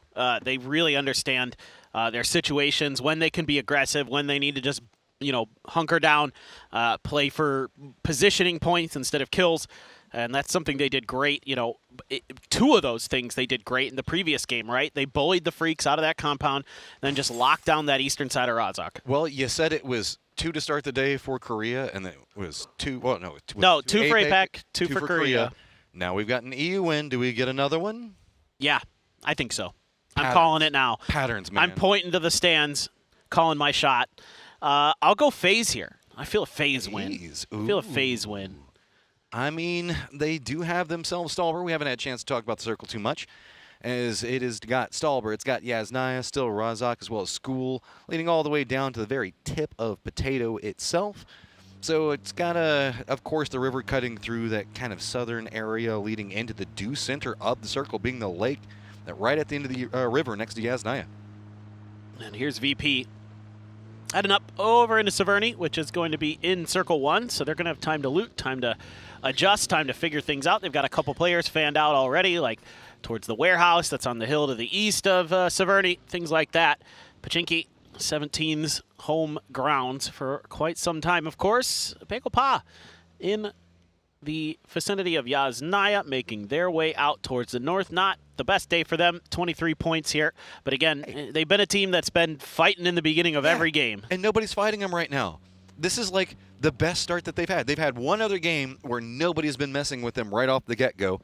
Of course, it's going to be no lean. No lean is always my safety drop. I was like, nobody ever goes to no lean. I can land here and maybe people will leave me alone for a second to get my loot. Yeah, I like to drop there too, or Stalbert. It's pretty fun to just get up there and, there aren't a ton of vehicles, but hey, there's usually some, and you can just kind of do what you got to do, especially if it's a northern circle, as a lot of teams making their moves early, want to get in.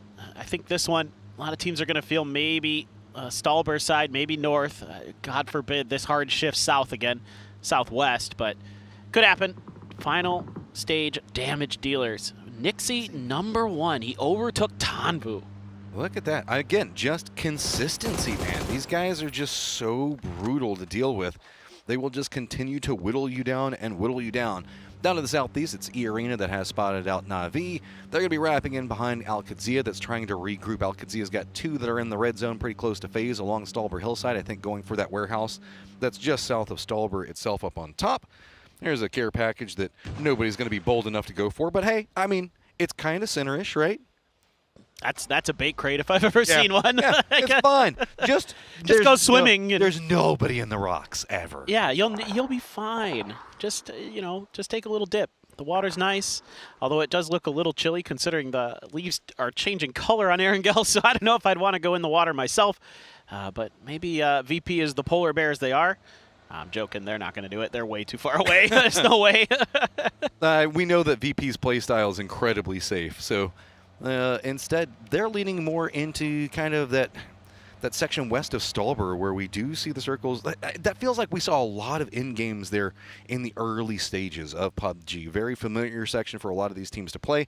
But if we still go up on top, the jockeying position of the different plateaus that lead into Stolber leads to some very interesting firefights. I wouldn't even count on Yasnaya ending the way that the circle leans. It's a lot of stuff on the table. Just please, please, no Yasnaya fields. Yeah, I'd love Stolber finishes. I would love to see one like on that western edge of Stolber. There's a lot of cool rocks and stuff to play with over there that can give teams some opportunities to make some moves in the late game. Twisted sees 17. They're just outside of the Yaz fields here.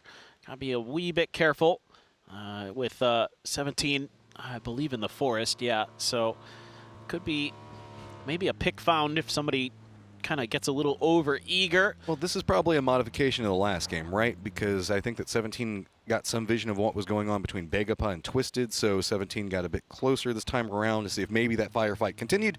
Begapa not taking the bait, though. Instead, again, going to Nolene and Yasnaya itself.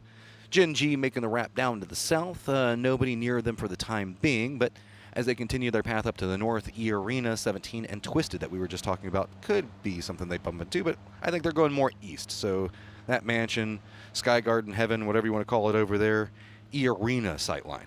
Yeah, I'm kind of curious about Gen G, if they end up stopping up before the next circle or if they just keep going and try to make that pre-rotation move with Circle 2.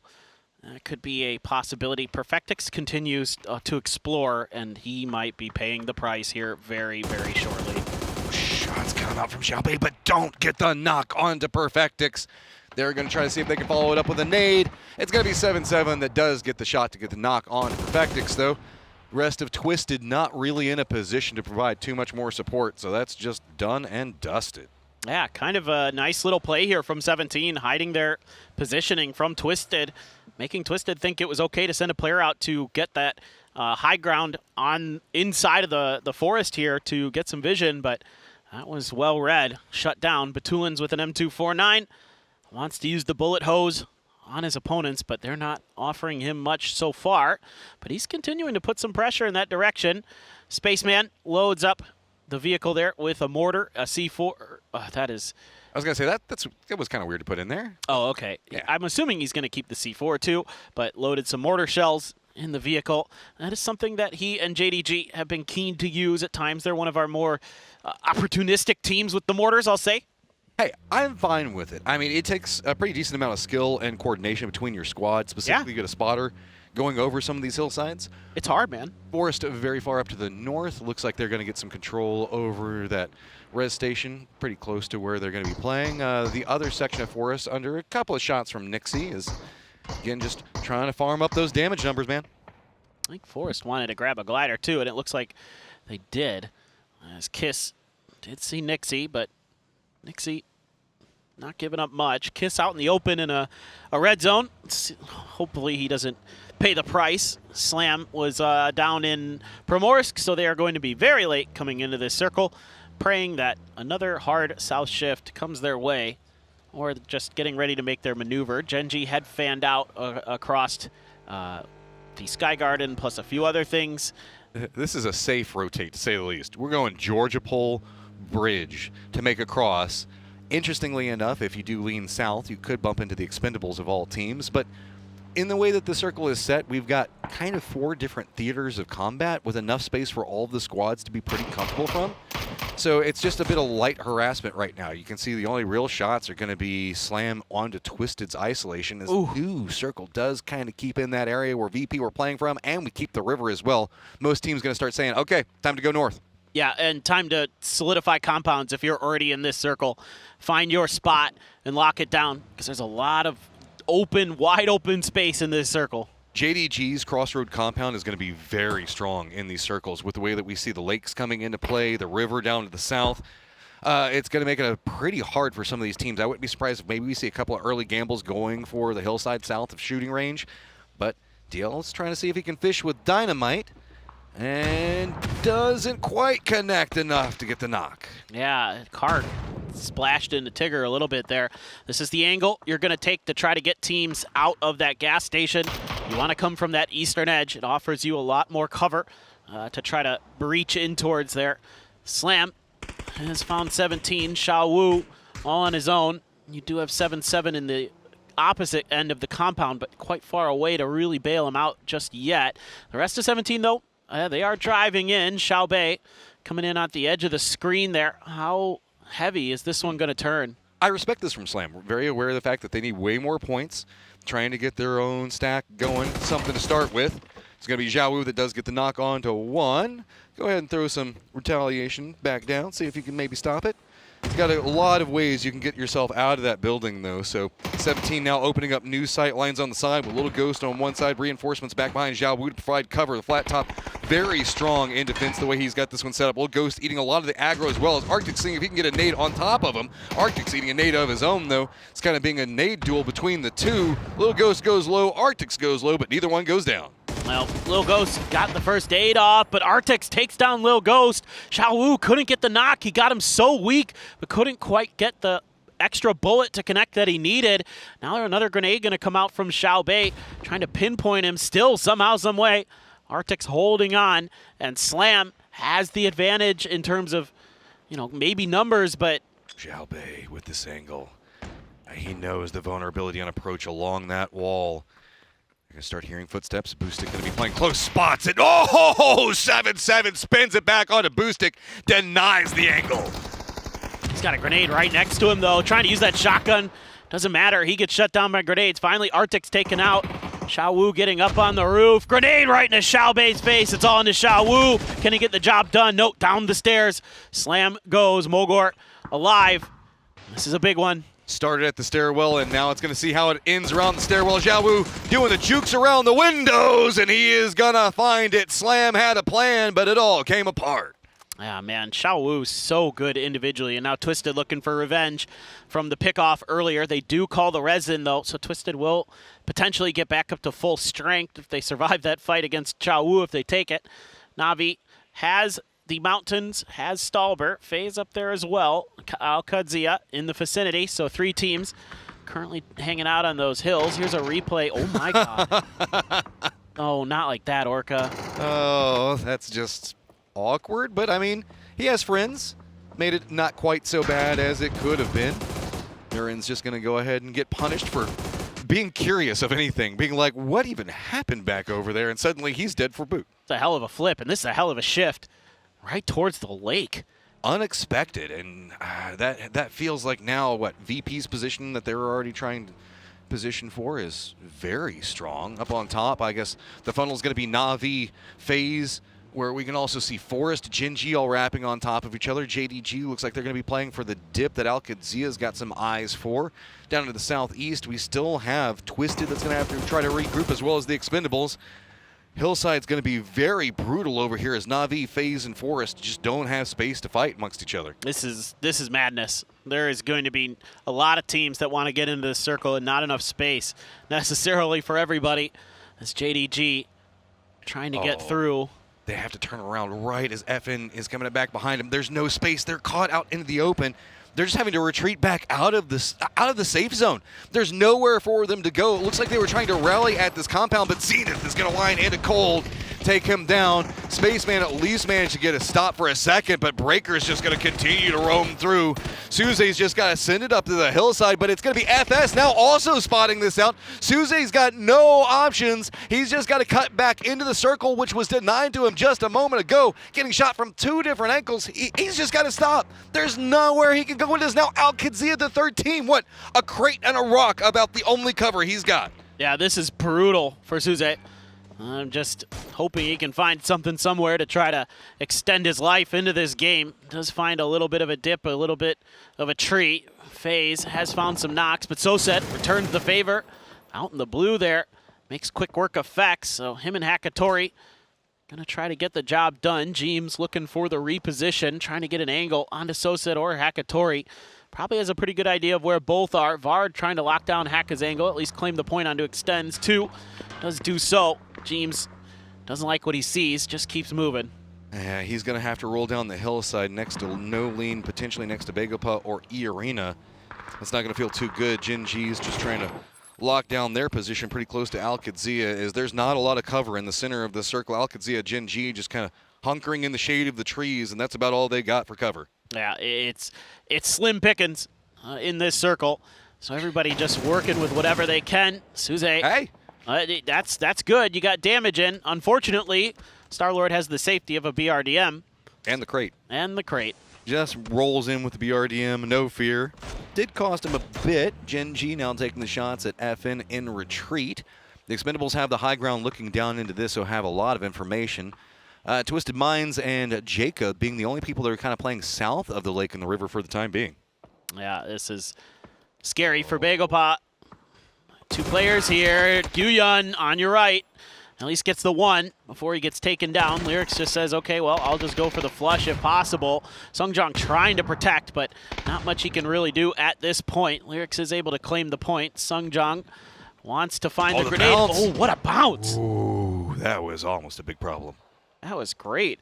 I was not expecting that to bounce that far, but hit the rock ledge just nice. Looking for the molly? Park Pro also trying to find a new angle. Khan's going to be also regrouping. This is just trying to make sure that they control this choke point. Lyrics gets a lot of damage into a Khan, but high ground going to be the problem. Park Pro, nades being prepped on both sides. Chongjongs goes a bit too far. Park Pro, how cooked is it? Goes also too far. Lyrics just goes, okay, well, what can I really do in this position? It's only a matter of time till these peaks come out. Jacob, I mean, he's just kind of trapped over here. He doesn't even have any real cover to work with, so Bagelpot really rallying this one back. Just process of elimination there for Bagelpot with the grenades. The first ones went too far, didn't find anything. Let's try short. And they do connect, so Jacob left on his own. Says, maybe not so much on this fight anymore. The Expendables cutting across, trying to find something in this circle. I mean, there is the power tower. Go for that. There's that area. Yeah, I was going to say there's the car that we saw Suze just get killed at. So extra free cover, I guess, is nice. The problem is there's just so many people already over here. Look on the minimap. It's just a crossfire. Geometry coming up big right now for most notoriously Gen G. Yeah, FN trying to play edge there. Trying to get some grenades in. Almost got the flush. Could be an opportunity here. Oh, there's mortars, too, coming from Zenith toward this position. Chloe's trying to throw more smokes to see if they can get their IGL up and running. Zenith, what do you got for a distance there, my friend? I'm going to say that's about 200, close to that. Well, he went with 181, I think, is where he finalized at. Vegapuz's going to get taken out by FaZe Tree. Very close. Doesn't quite connect enough to wipe out the Expendables, though. BRDM, pretty good for getting that information on exactly where they are. He's going to dial it up just a bit more. Is he looking for duck juice now? It seems to be the angle he's taken. Needs a scouter to see the exact positioning so we can go for it. Locks it in at 204. I think that do you expect it? Does that come up short? Does he even know? Is it even close? Yeah. Those are some pretty hard shots to hit. Blind angles, right? He has. It's all just a matter of what Star-Lord is telling him, and they're trying to make some assumptions. So it's a little bit short. See if this one's going to hit. Duck Juice just taking shots at FS from the gas station. He's in for a potential world of hurt, and now this one's going to land a little bit closer, but not quite connecting. Yeah, a little bit better, but Flash, good for the knock. A lot of teams are dying over to the east off screen. Saw Navi go down a whole bunch, faltering as they try to work this very difficult terrain. Tigger will be the one to claim Duck Juice, so full sense. 2 kills in this one, only 1 player lost. Freaks actually going to be claiming some of this real estate, as they have the northern side of the circle. They have the grandma's house. Salute out in the road, though. A lot of smoke's going to have to be used. Batulin and the Twisted Minds boys showing up late to the party, but better late than never. Salute stuck out in the open. I don't know how in the world he's going to get back. Oh, this is the no-cover situation that we're looking at. A couple of dips and sight lines galore are about to open up. So Twisted using that kind of recessed hill that runs down into the lake for some form of cover, and oh no, Expendables! Good repositioning to get away from the first one, but the second one is going to connect. Kalori's now the last one up, and damage control, rolling vehicles, there's just nowhere to hide. Nice work there by Full Sense, biding their time until they could work the position well enough to get into grenade range. Still seeing the mortar be attempted, but the Freaks on the move. Going to split into a bit of a 2-2. Twisted Mind still trailing behind them, looking to see if they can punish this. Salute's like, I can't do much against that right now. Zenith still wants to get that mortar to go, but I'm not sure if he's Gonna have that dip dialed in or what? I mean, at this point, you're just kind of warming up, right? See how many of these you can hit. If anything, it's just good practice to figure out exactly the ranges, get all the feel for where you want it to go. But that one's a bit wide. Just a bit outside. Just a little bit. They're hard to use, man. I swear. Unless you're certain players who've got that figured out. Sees the toes. Get back in your BRDM. Here's a replay. Vard just running in here with a grenade in hand, but they were on the. Oh wow, that is so well timed. And then they just try to regroup and done. Well, FaZe isn't going to win this game, but they at least get some kills. They're already out of this one, so they can't win, as we're going to take a look at some more replays. And you can see they're falling, but they did what they could. It's not bad at all from FaZe, getting some big kills in this one. Currently in 4th at 39, 4 ahead of the Freaks, who still haven't found a kill in this game despite doing some fighting. Kiss. Oh, no. Especially he didn't give it enough. Speed. Yeah. You'll give it a push. It's fine. Give it a little push. Yeah. That is the saddest C4 I think that I have ever seen in my life. Yeah, just run away. It wasn't us. Forrest just hops in their vehicles. It wasn't us. It was somebody else. Baron gets knocked. Oh, Scabby is the one that eats it. That is... Dude, Gen G just punished Forrest so bad.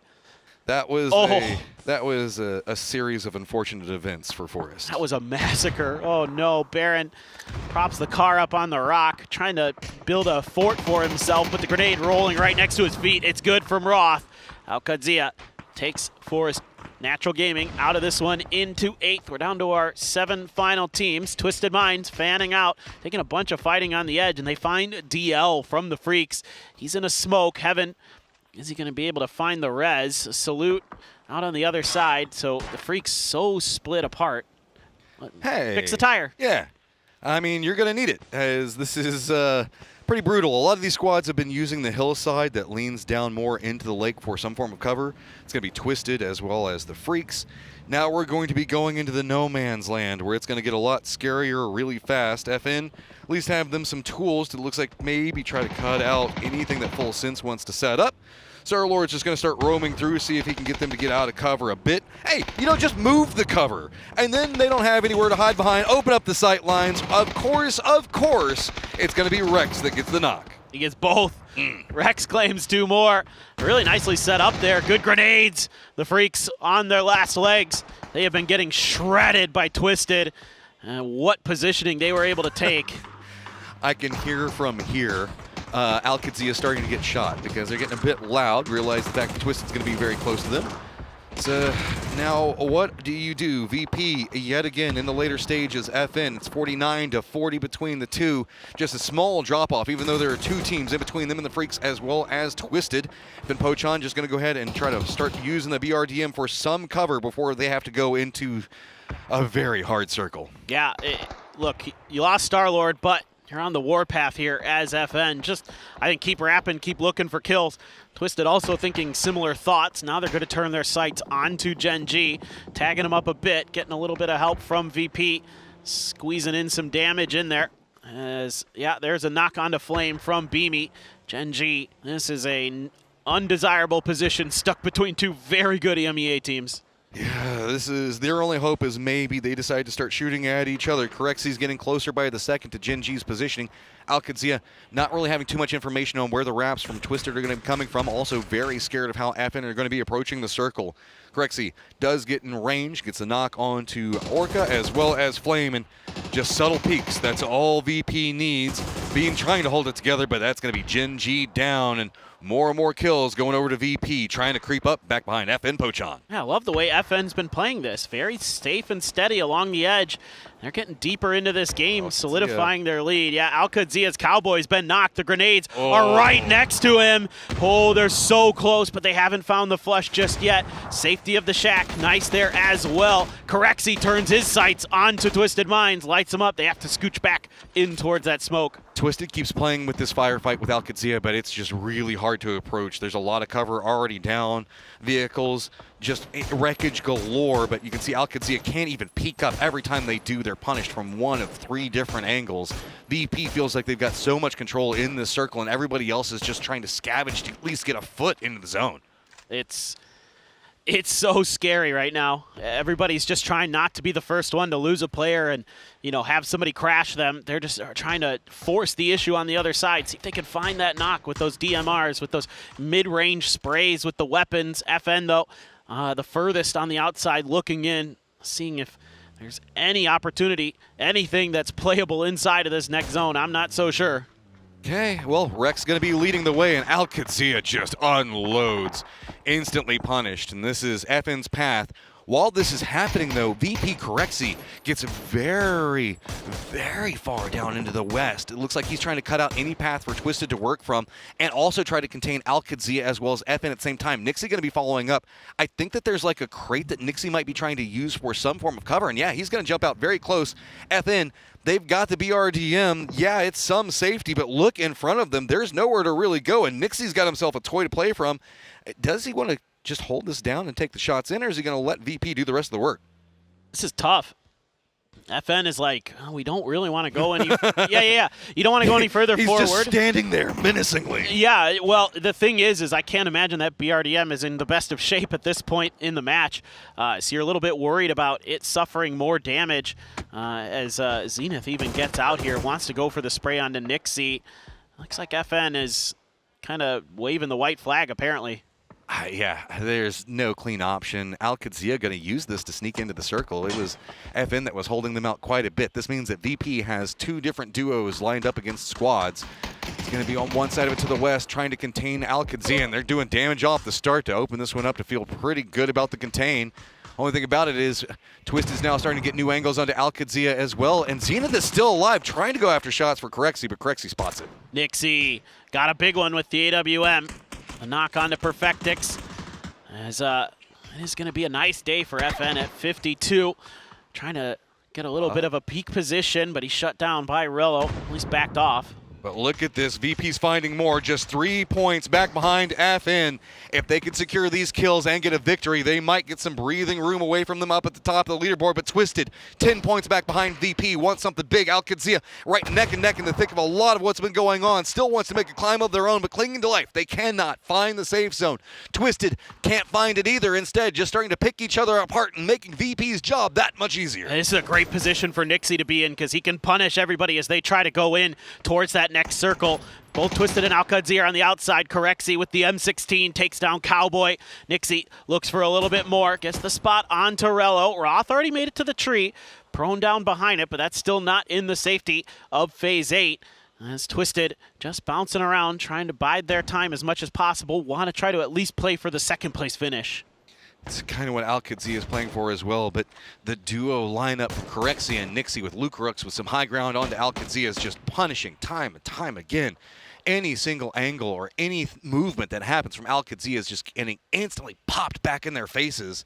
Rello looks around and you can see it looks like Twisted's realized, okay, that's enough of a distraction. We're going to try to sneak in, and they've managed to find themselves some rocks to play. Yeah, not bad at all. Lucarux hoping somebody will give him a chance. He might try to reposition with the vehicles. Could get on top of it. Nixie, a nice spray, finds the headshot. Batulin's on the other side. Nixie trying to steal the point. Will do so.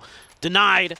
And taken into Virtus Pro's hands. 1 point behind FN Pochon right now for first place on day number 1. And they're looking good to end the day on top.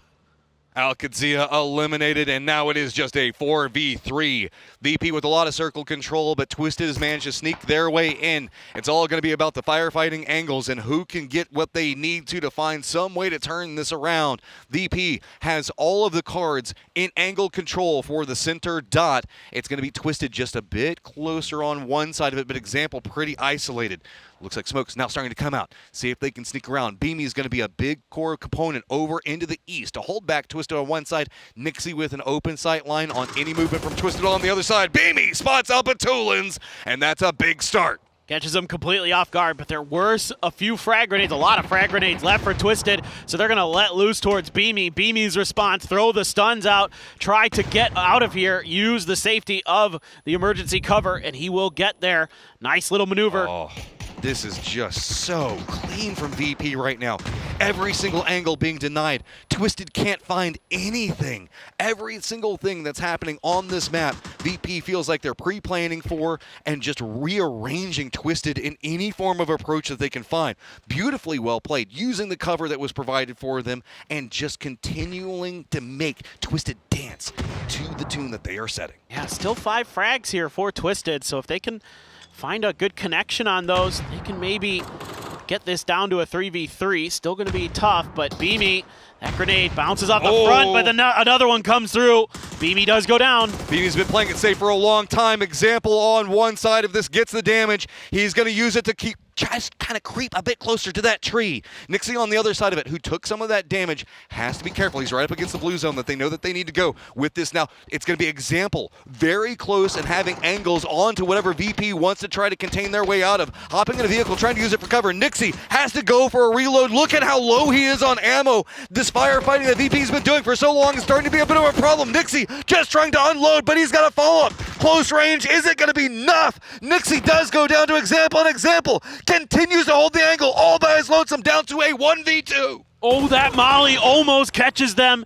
Backing off, they're being smart, but Lucarux tagged down low. Corexi, a good spray to keep him pinned back behind that tree, and it is going to be Virtus Pro finding the final chicken dinner of the day. Ooh, it got a bit scary there for Example. Wanted to make something big happen, but Twisted just playing from such a disadvantaged position. Yeah, no, just such control that Virtus Pro is able to exert over that circle, and they managed it very, very nicely.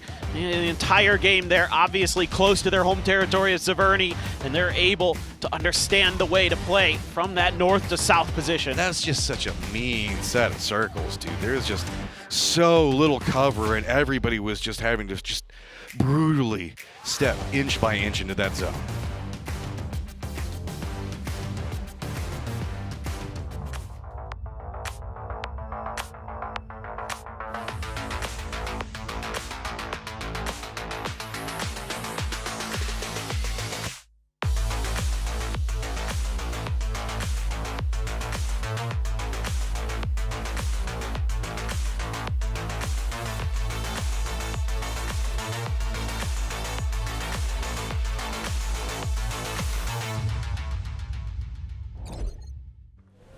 Seems like always Virtus Pro ends up on top. So our producers in the previous game thought VP had got it, but then they realized Navia took it, and Virtus Pro said, no, we want to win. Actually, they've done spectacularly here on Erangel for our last 2 games. Oh, yeah. Virtus Pro finds themselves at #1. It's EMEA Avenger. They were not satisfied with the second place in the previous games. That's a step up again and get it once more. What a difficult circle, though, but the amount of control they were able to hold, they had that entire Northern Ridge and locked it down on Twisted Minds.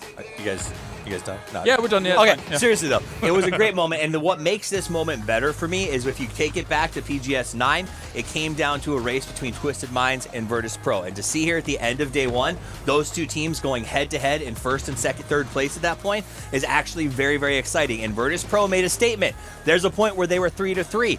They didn't mind it, even down to 18 bullets on one side. They said, we've got what it takes to push this through, and they played their game very, very well. Kurexi on that lead push against the Molly just looked great. Looks a little dicey versus Example towards the end, but yeah, they do round out the game. That said, though, also watching all these highlights go down, FN Pochon again in these top positions. If you'd have told me at the beginning of today, Avenger, we'd be seeing them challenging for the #1 spot, I might have called you a liar, but they've looked great today. It's been the Rex show every day, all day here. Holy. He's been such a standout player today. The amount of kills that he had. Also in this game, clutching. I like the BDM play. They're trying to squeeze out, maximize points here in the 4th place with the amount of kills that they're able to get. Fantastic. I mean, you do what you can with what you got. They did squeeze some points out. I think at EWC, we saw some sparks of brilliance from them. They had some accidents that pushed them back.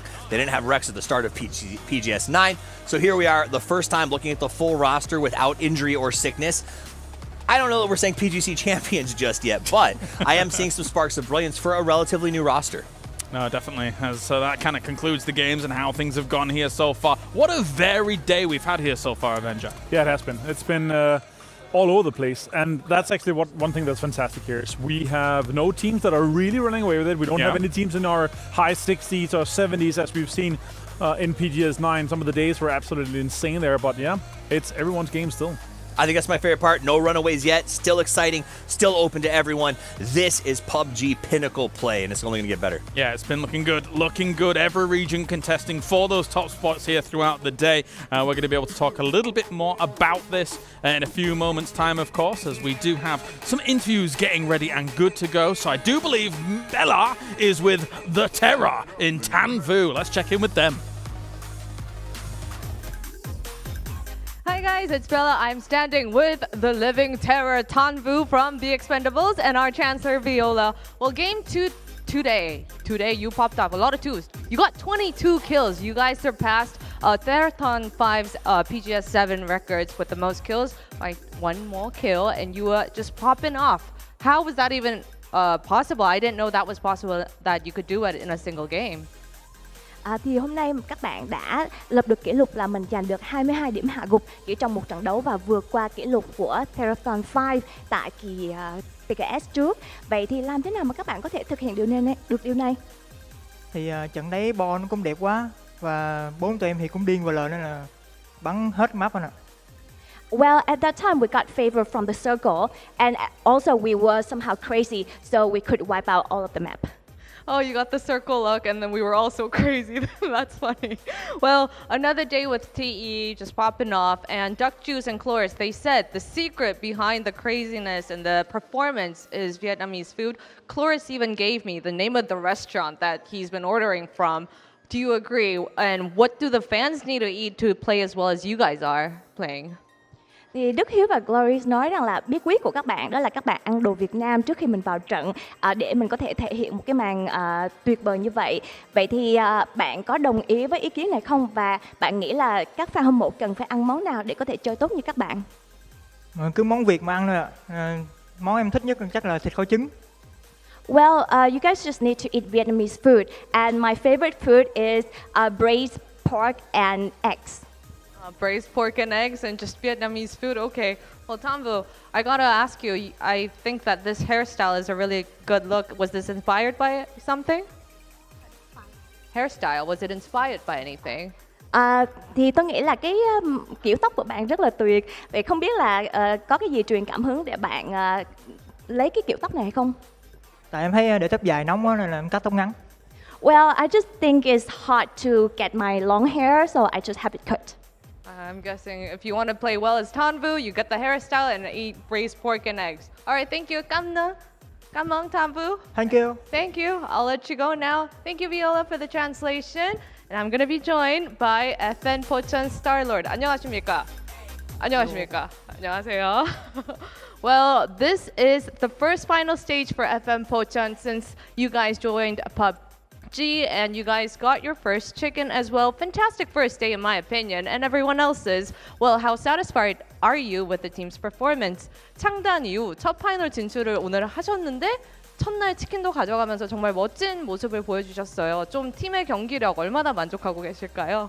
우선 저희 팀원 모두에게 만족을 하고 있는데 우선 저는 잘 못하고 있는데 다들 잘하니까 좀 얼떨떨해요.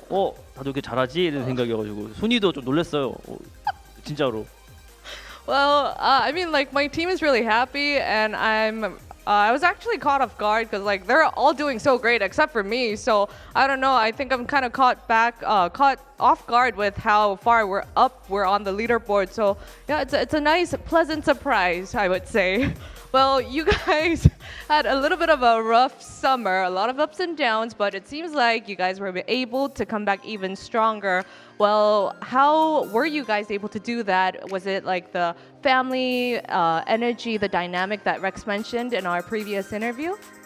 이제 올해 여름 좀 쉽지 않은 시간을 보내면서 이제 우여곡절을 좀 겪으셨는데 이번에 더 단단해져서 돌아온 FM 포천인 것 같아요. 이게 그 원동력이 무엇인지 렉스 선수가 언급했던 되게 끈끈한 그런 팀의 분위기 때문일까요?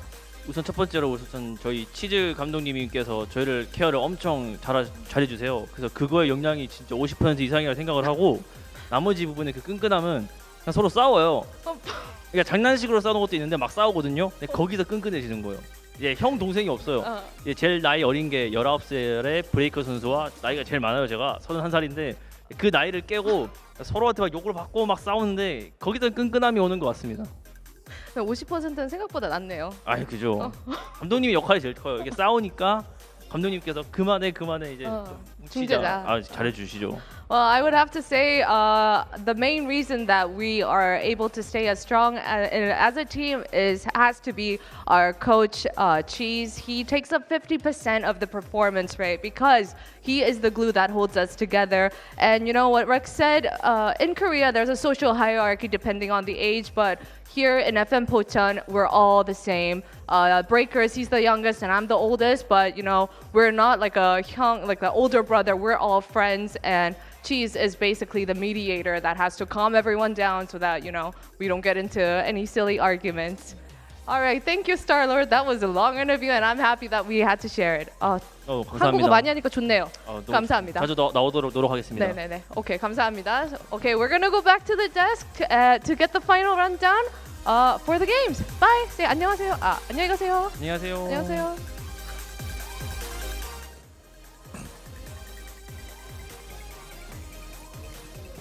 Thank you very much, Bella, and here's the roundup of our final game. It's Virtus Pro here taking the big numbers as they do 2,200 damage with 13 kills, looking absolutely fabulous. I mean, it's not the Expendables win, but it's a fabulous, absolutely fabulous win. Big moves for VP. I would say this though, remember Expendables had to use 22 nades and 24 smokes to get that kill. I would say this is pretty effective killing, only using 8 nades and 9 smokes. Effective killing, you heard it here from Avenger. It was effective killing. Twisted Minds up at number 2 is exciting. QAD has had actually a pretty good day. They're going to be in the middle of leaderboards. And I did love what we heard from FN, giving shout outs to their coach, but also that comment on how, if you know a lot about Korea, that age thing is kind of a big deal. The fact that they come to here and say we're all on the same field no matter what is actually a really big thing for this team, and I love hearing that. Looking for Virtus Pro, they're all about 15 years old, as you can see here, and they've got themselves plenty of kills and damage to boot. Are able to stomp along and take number 1. We'll get the confirmation of that when we look at the overall leaderboards, but good old Kurexi, almost 1,000 damage. He has been a phenomenal addition. And with only 166 damage taken. That's the crazy peaks. That's the skill that we see from Kurexi coming in here. Massive, massive deals here. VP. What a gamer. What a fantastic set of Erangels for them. A second and a first here. And then, of course, Kurexi, the man of the match here in the last. Look how happy he is about being the man of the match. the whole team, the whole group of photos. You think I'm doing them dirty there? All right, I'm sorry. Some mugshot energy. I apologize. But it's a great man of the match joining us here in Kurexi, of course. I'm sure there will be more abound for him in the future, not only here, but also PGC as well. Because Virtus Pro right now is on a bit of a tear. Not going to lie, let's take a look at the numbers from this game. It's Vard. You know what? FaZe has also done pretty darn well today. FaZe is definitely up in the boards, I think, over where I expected them to be. Vard, in particular, seems to be sort of pulling these games out over and over again, where we see him getting stuck in sort of a 1-2, 1-3 situation, and he's pulling out fights that I don't think he has a right to. Half of the games today, it feels like often that we see him being in a situation where he wins a 1-versus-1 versus a player that only has one player left, right? It's in the first Erangel game, but look at that. It's a full sweep. I didn't expect this at the beginning of the day, considering we had so many teams from the East being able to take such strong games away. But look at that Virtus, the consistency from this team, man.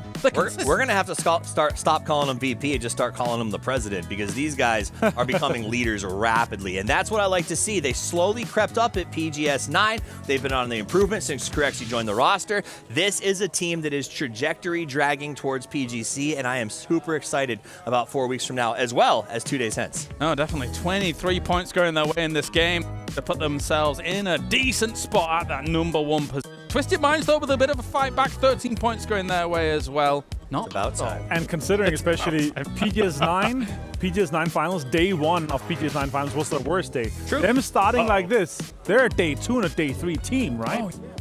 61 points. I mean, 61 pointer-roonies for the Virtus Pro boys, and they do knock FM Pocheon off of that perch at the very top. I do have to say, actually, it's so close beyond FM Pocheon with 40 points all the way down. It's going to be crazy next From last to third, guys, 20 points. Yeah. Also, though, 14 teams, by the way, in between. Expendables is in 4th place with 40 points. a huge portion of that, 22 I think it was. 32. 30. Jeez. Okay. Jeez. Listen, it was a great game. I need them to pick it up on the other ones. Yeah, everything else. Just a little bit more. Just a little bit oomph. Get that going. We got 6 games coming at you tomorrow, of course. We'll start things off at Miramar, go to Wildcards, go Grassy Pass. All a good time here for everything that's going on for PGS. And we still got 2 more days remaining for all of this. So that is exciting stuff. Yeah. Yeah.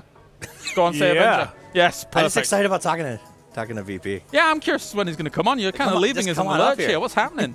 Are we ready? Are you bringing him on? Are you sending him our way? Get him in here. We've been keen for minutes. Give him the microphone. Give the microphone. All right, joining us, of course, we have Nixie from Virtus Pro, currently at #1 here after day #1 of PGS 10. Hello, Nixie. Thank you for joining us. Hello.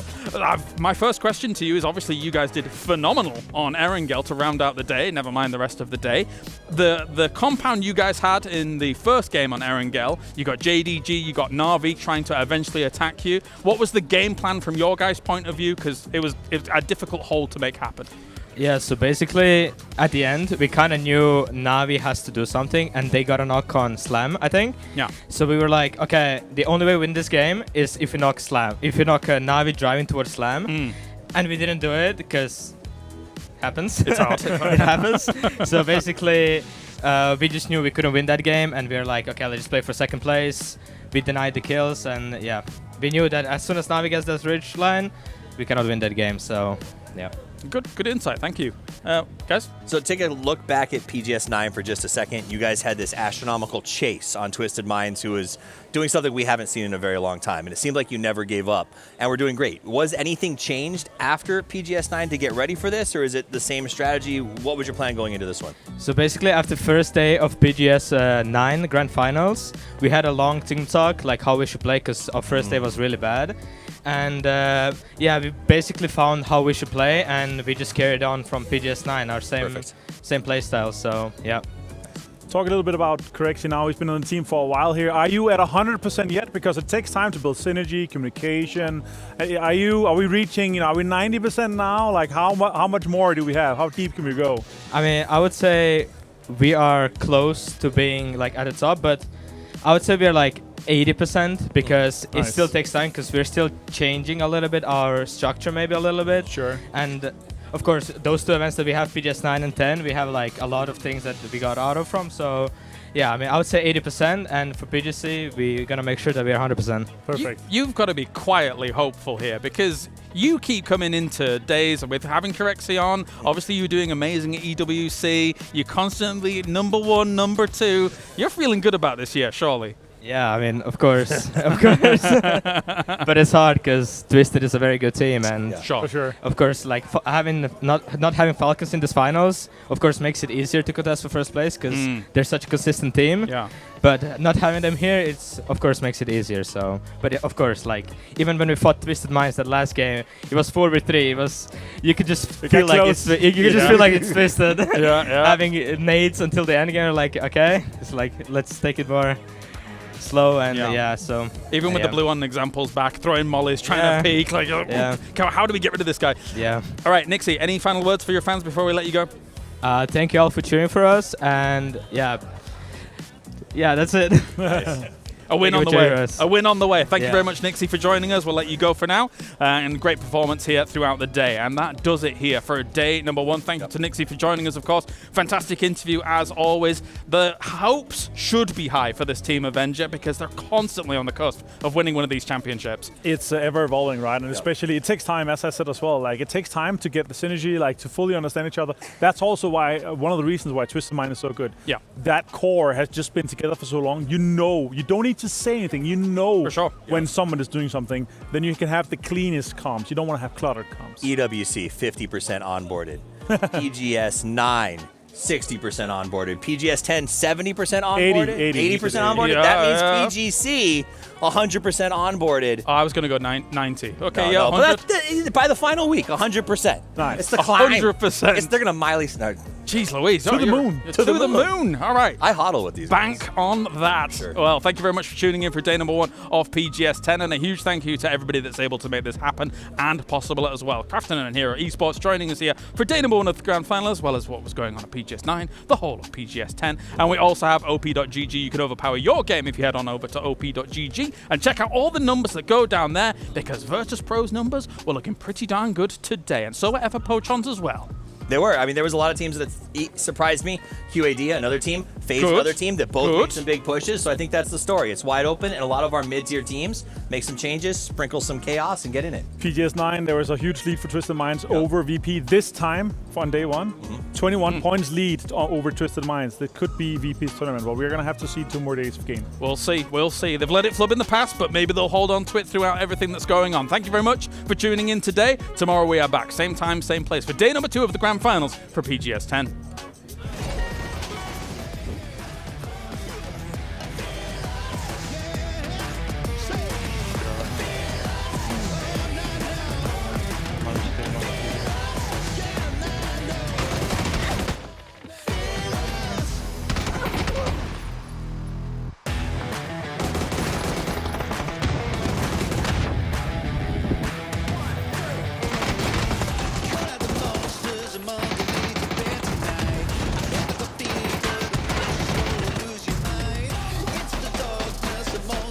I'm ready to fight. I bring the pain, I'm coming for more. Burn the light and ready for war.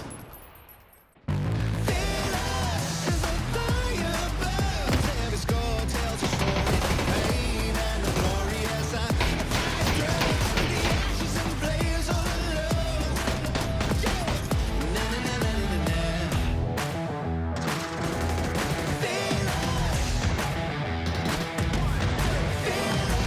The heat of the battle found what I was looking for.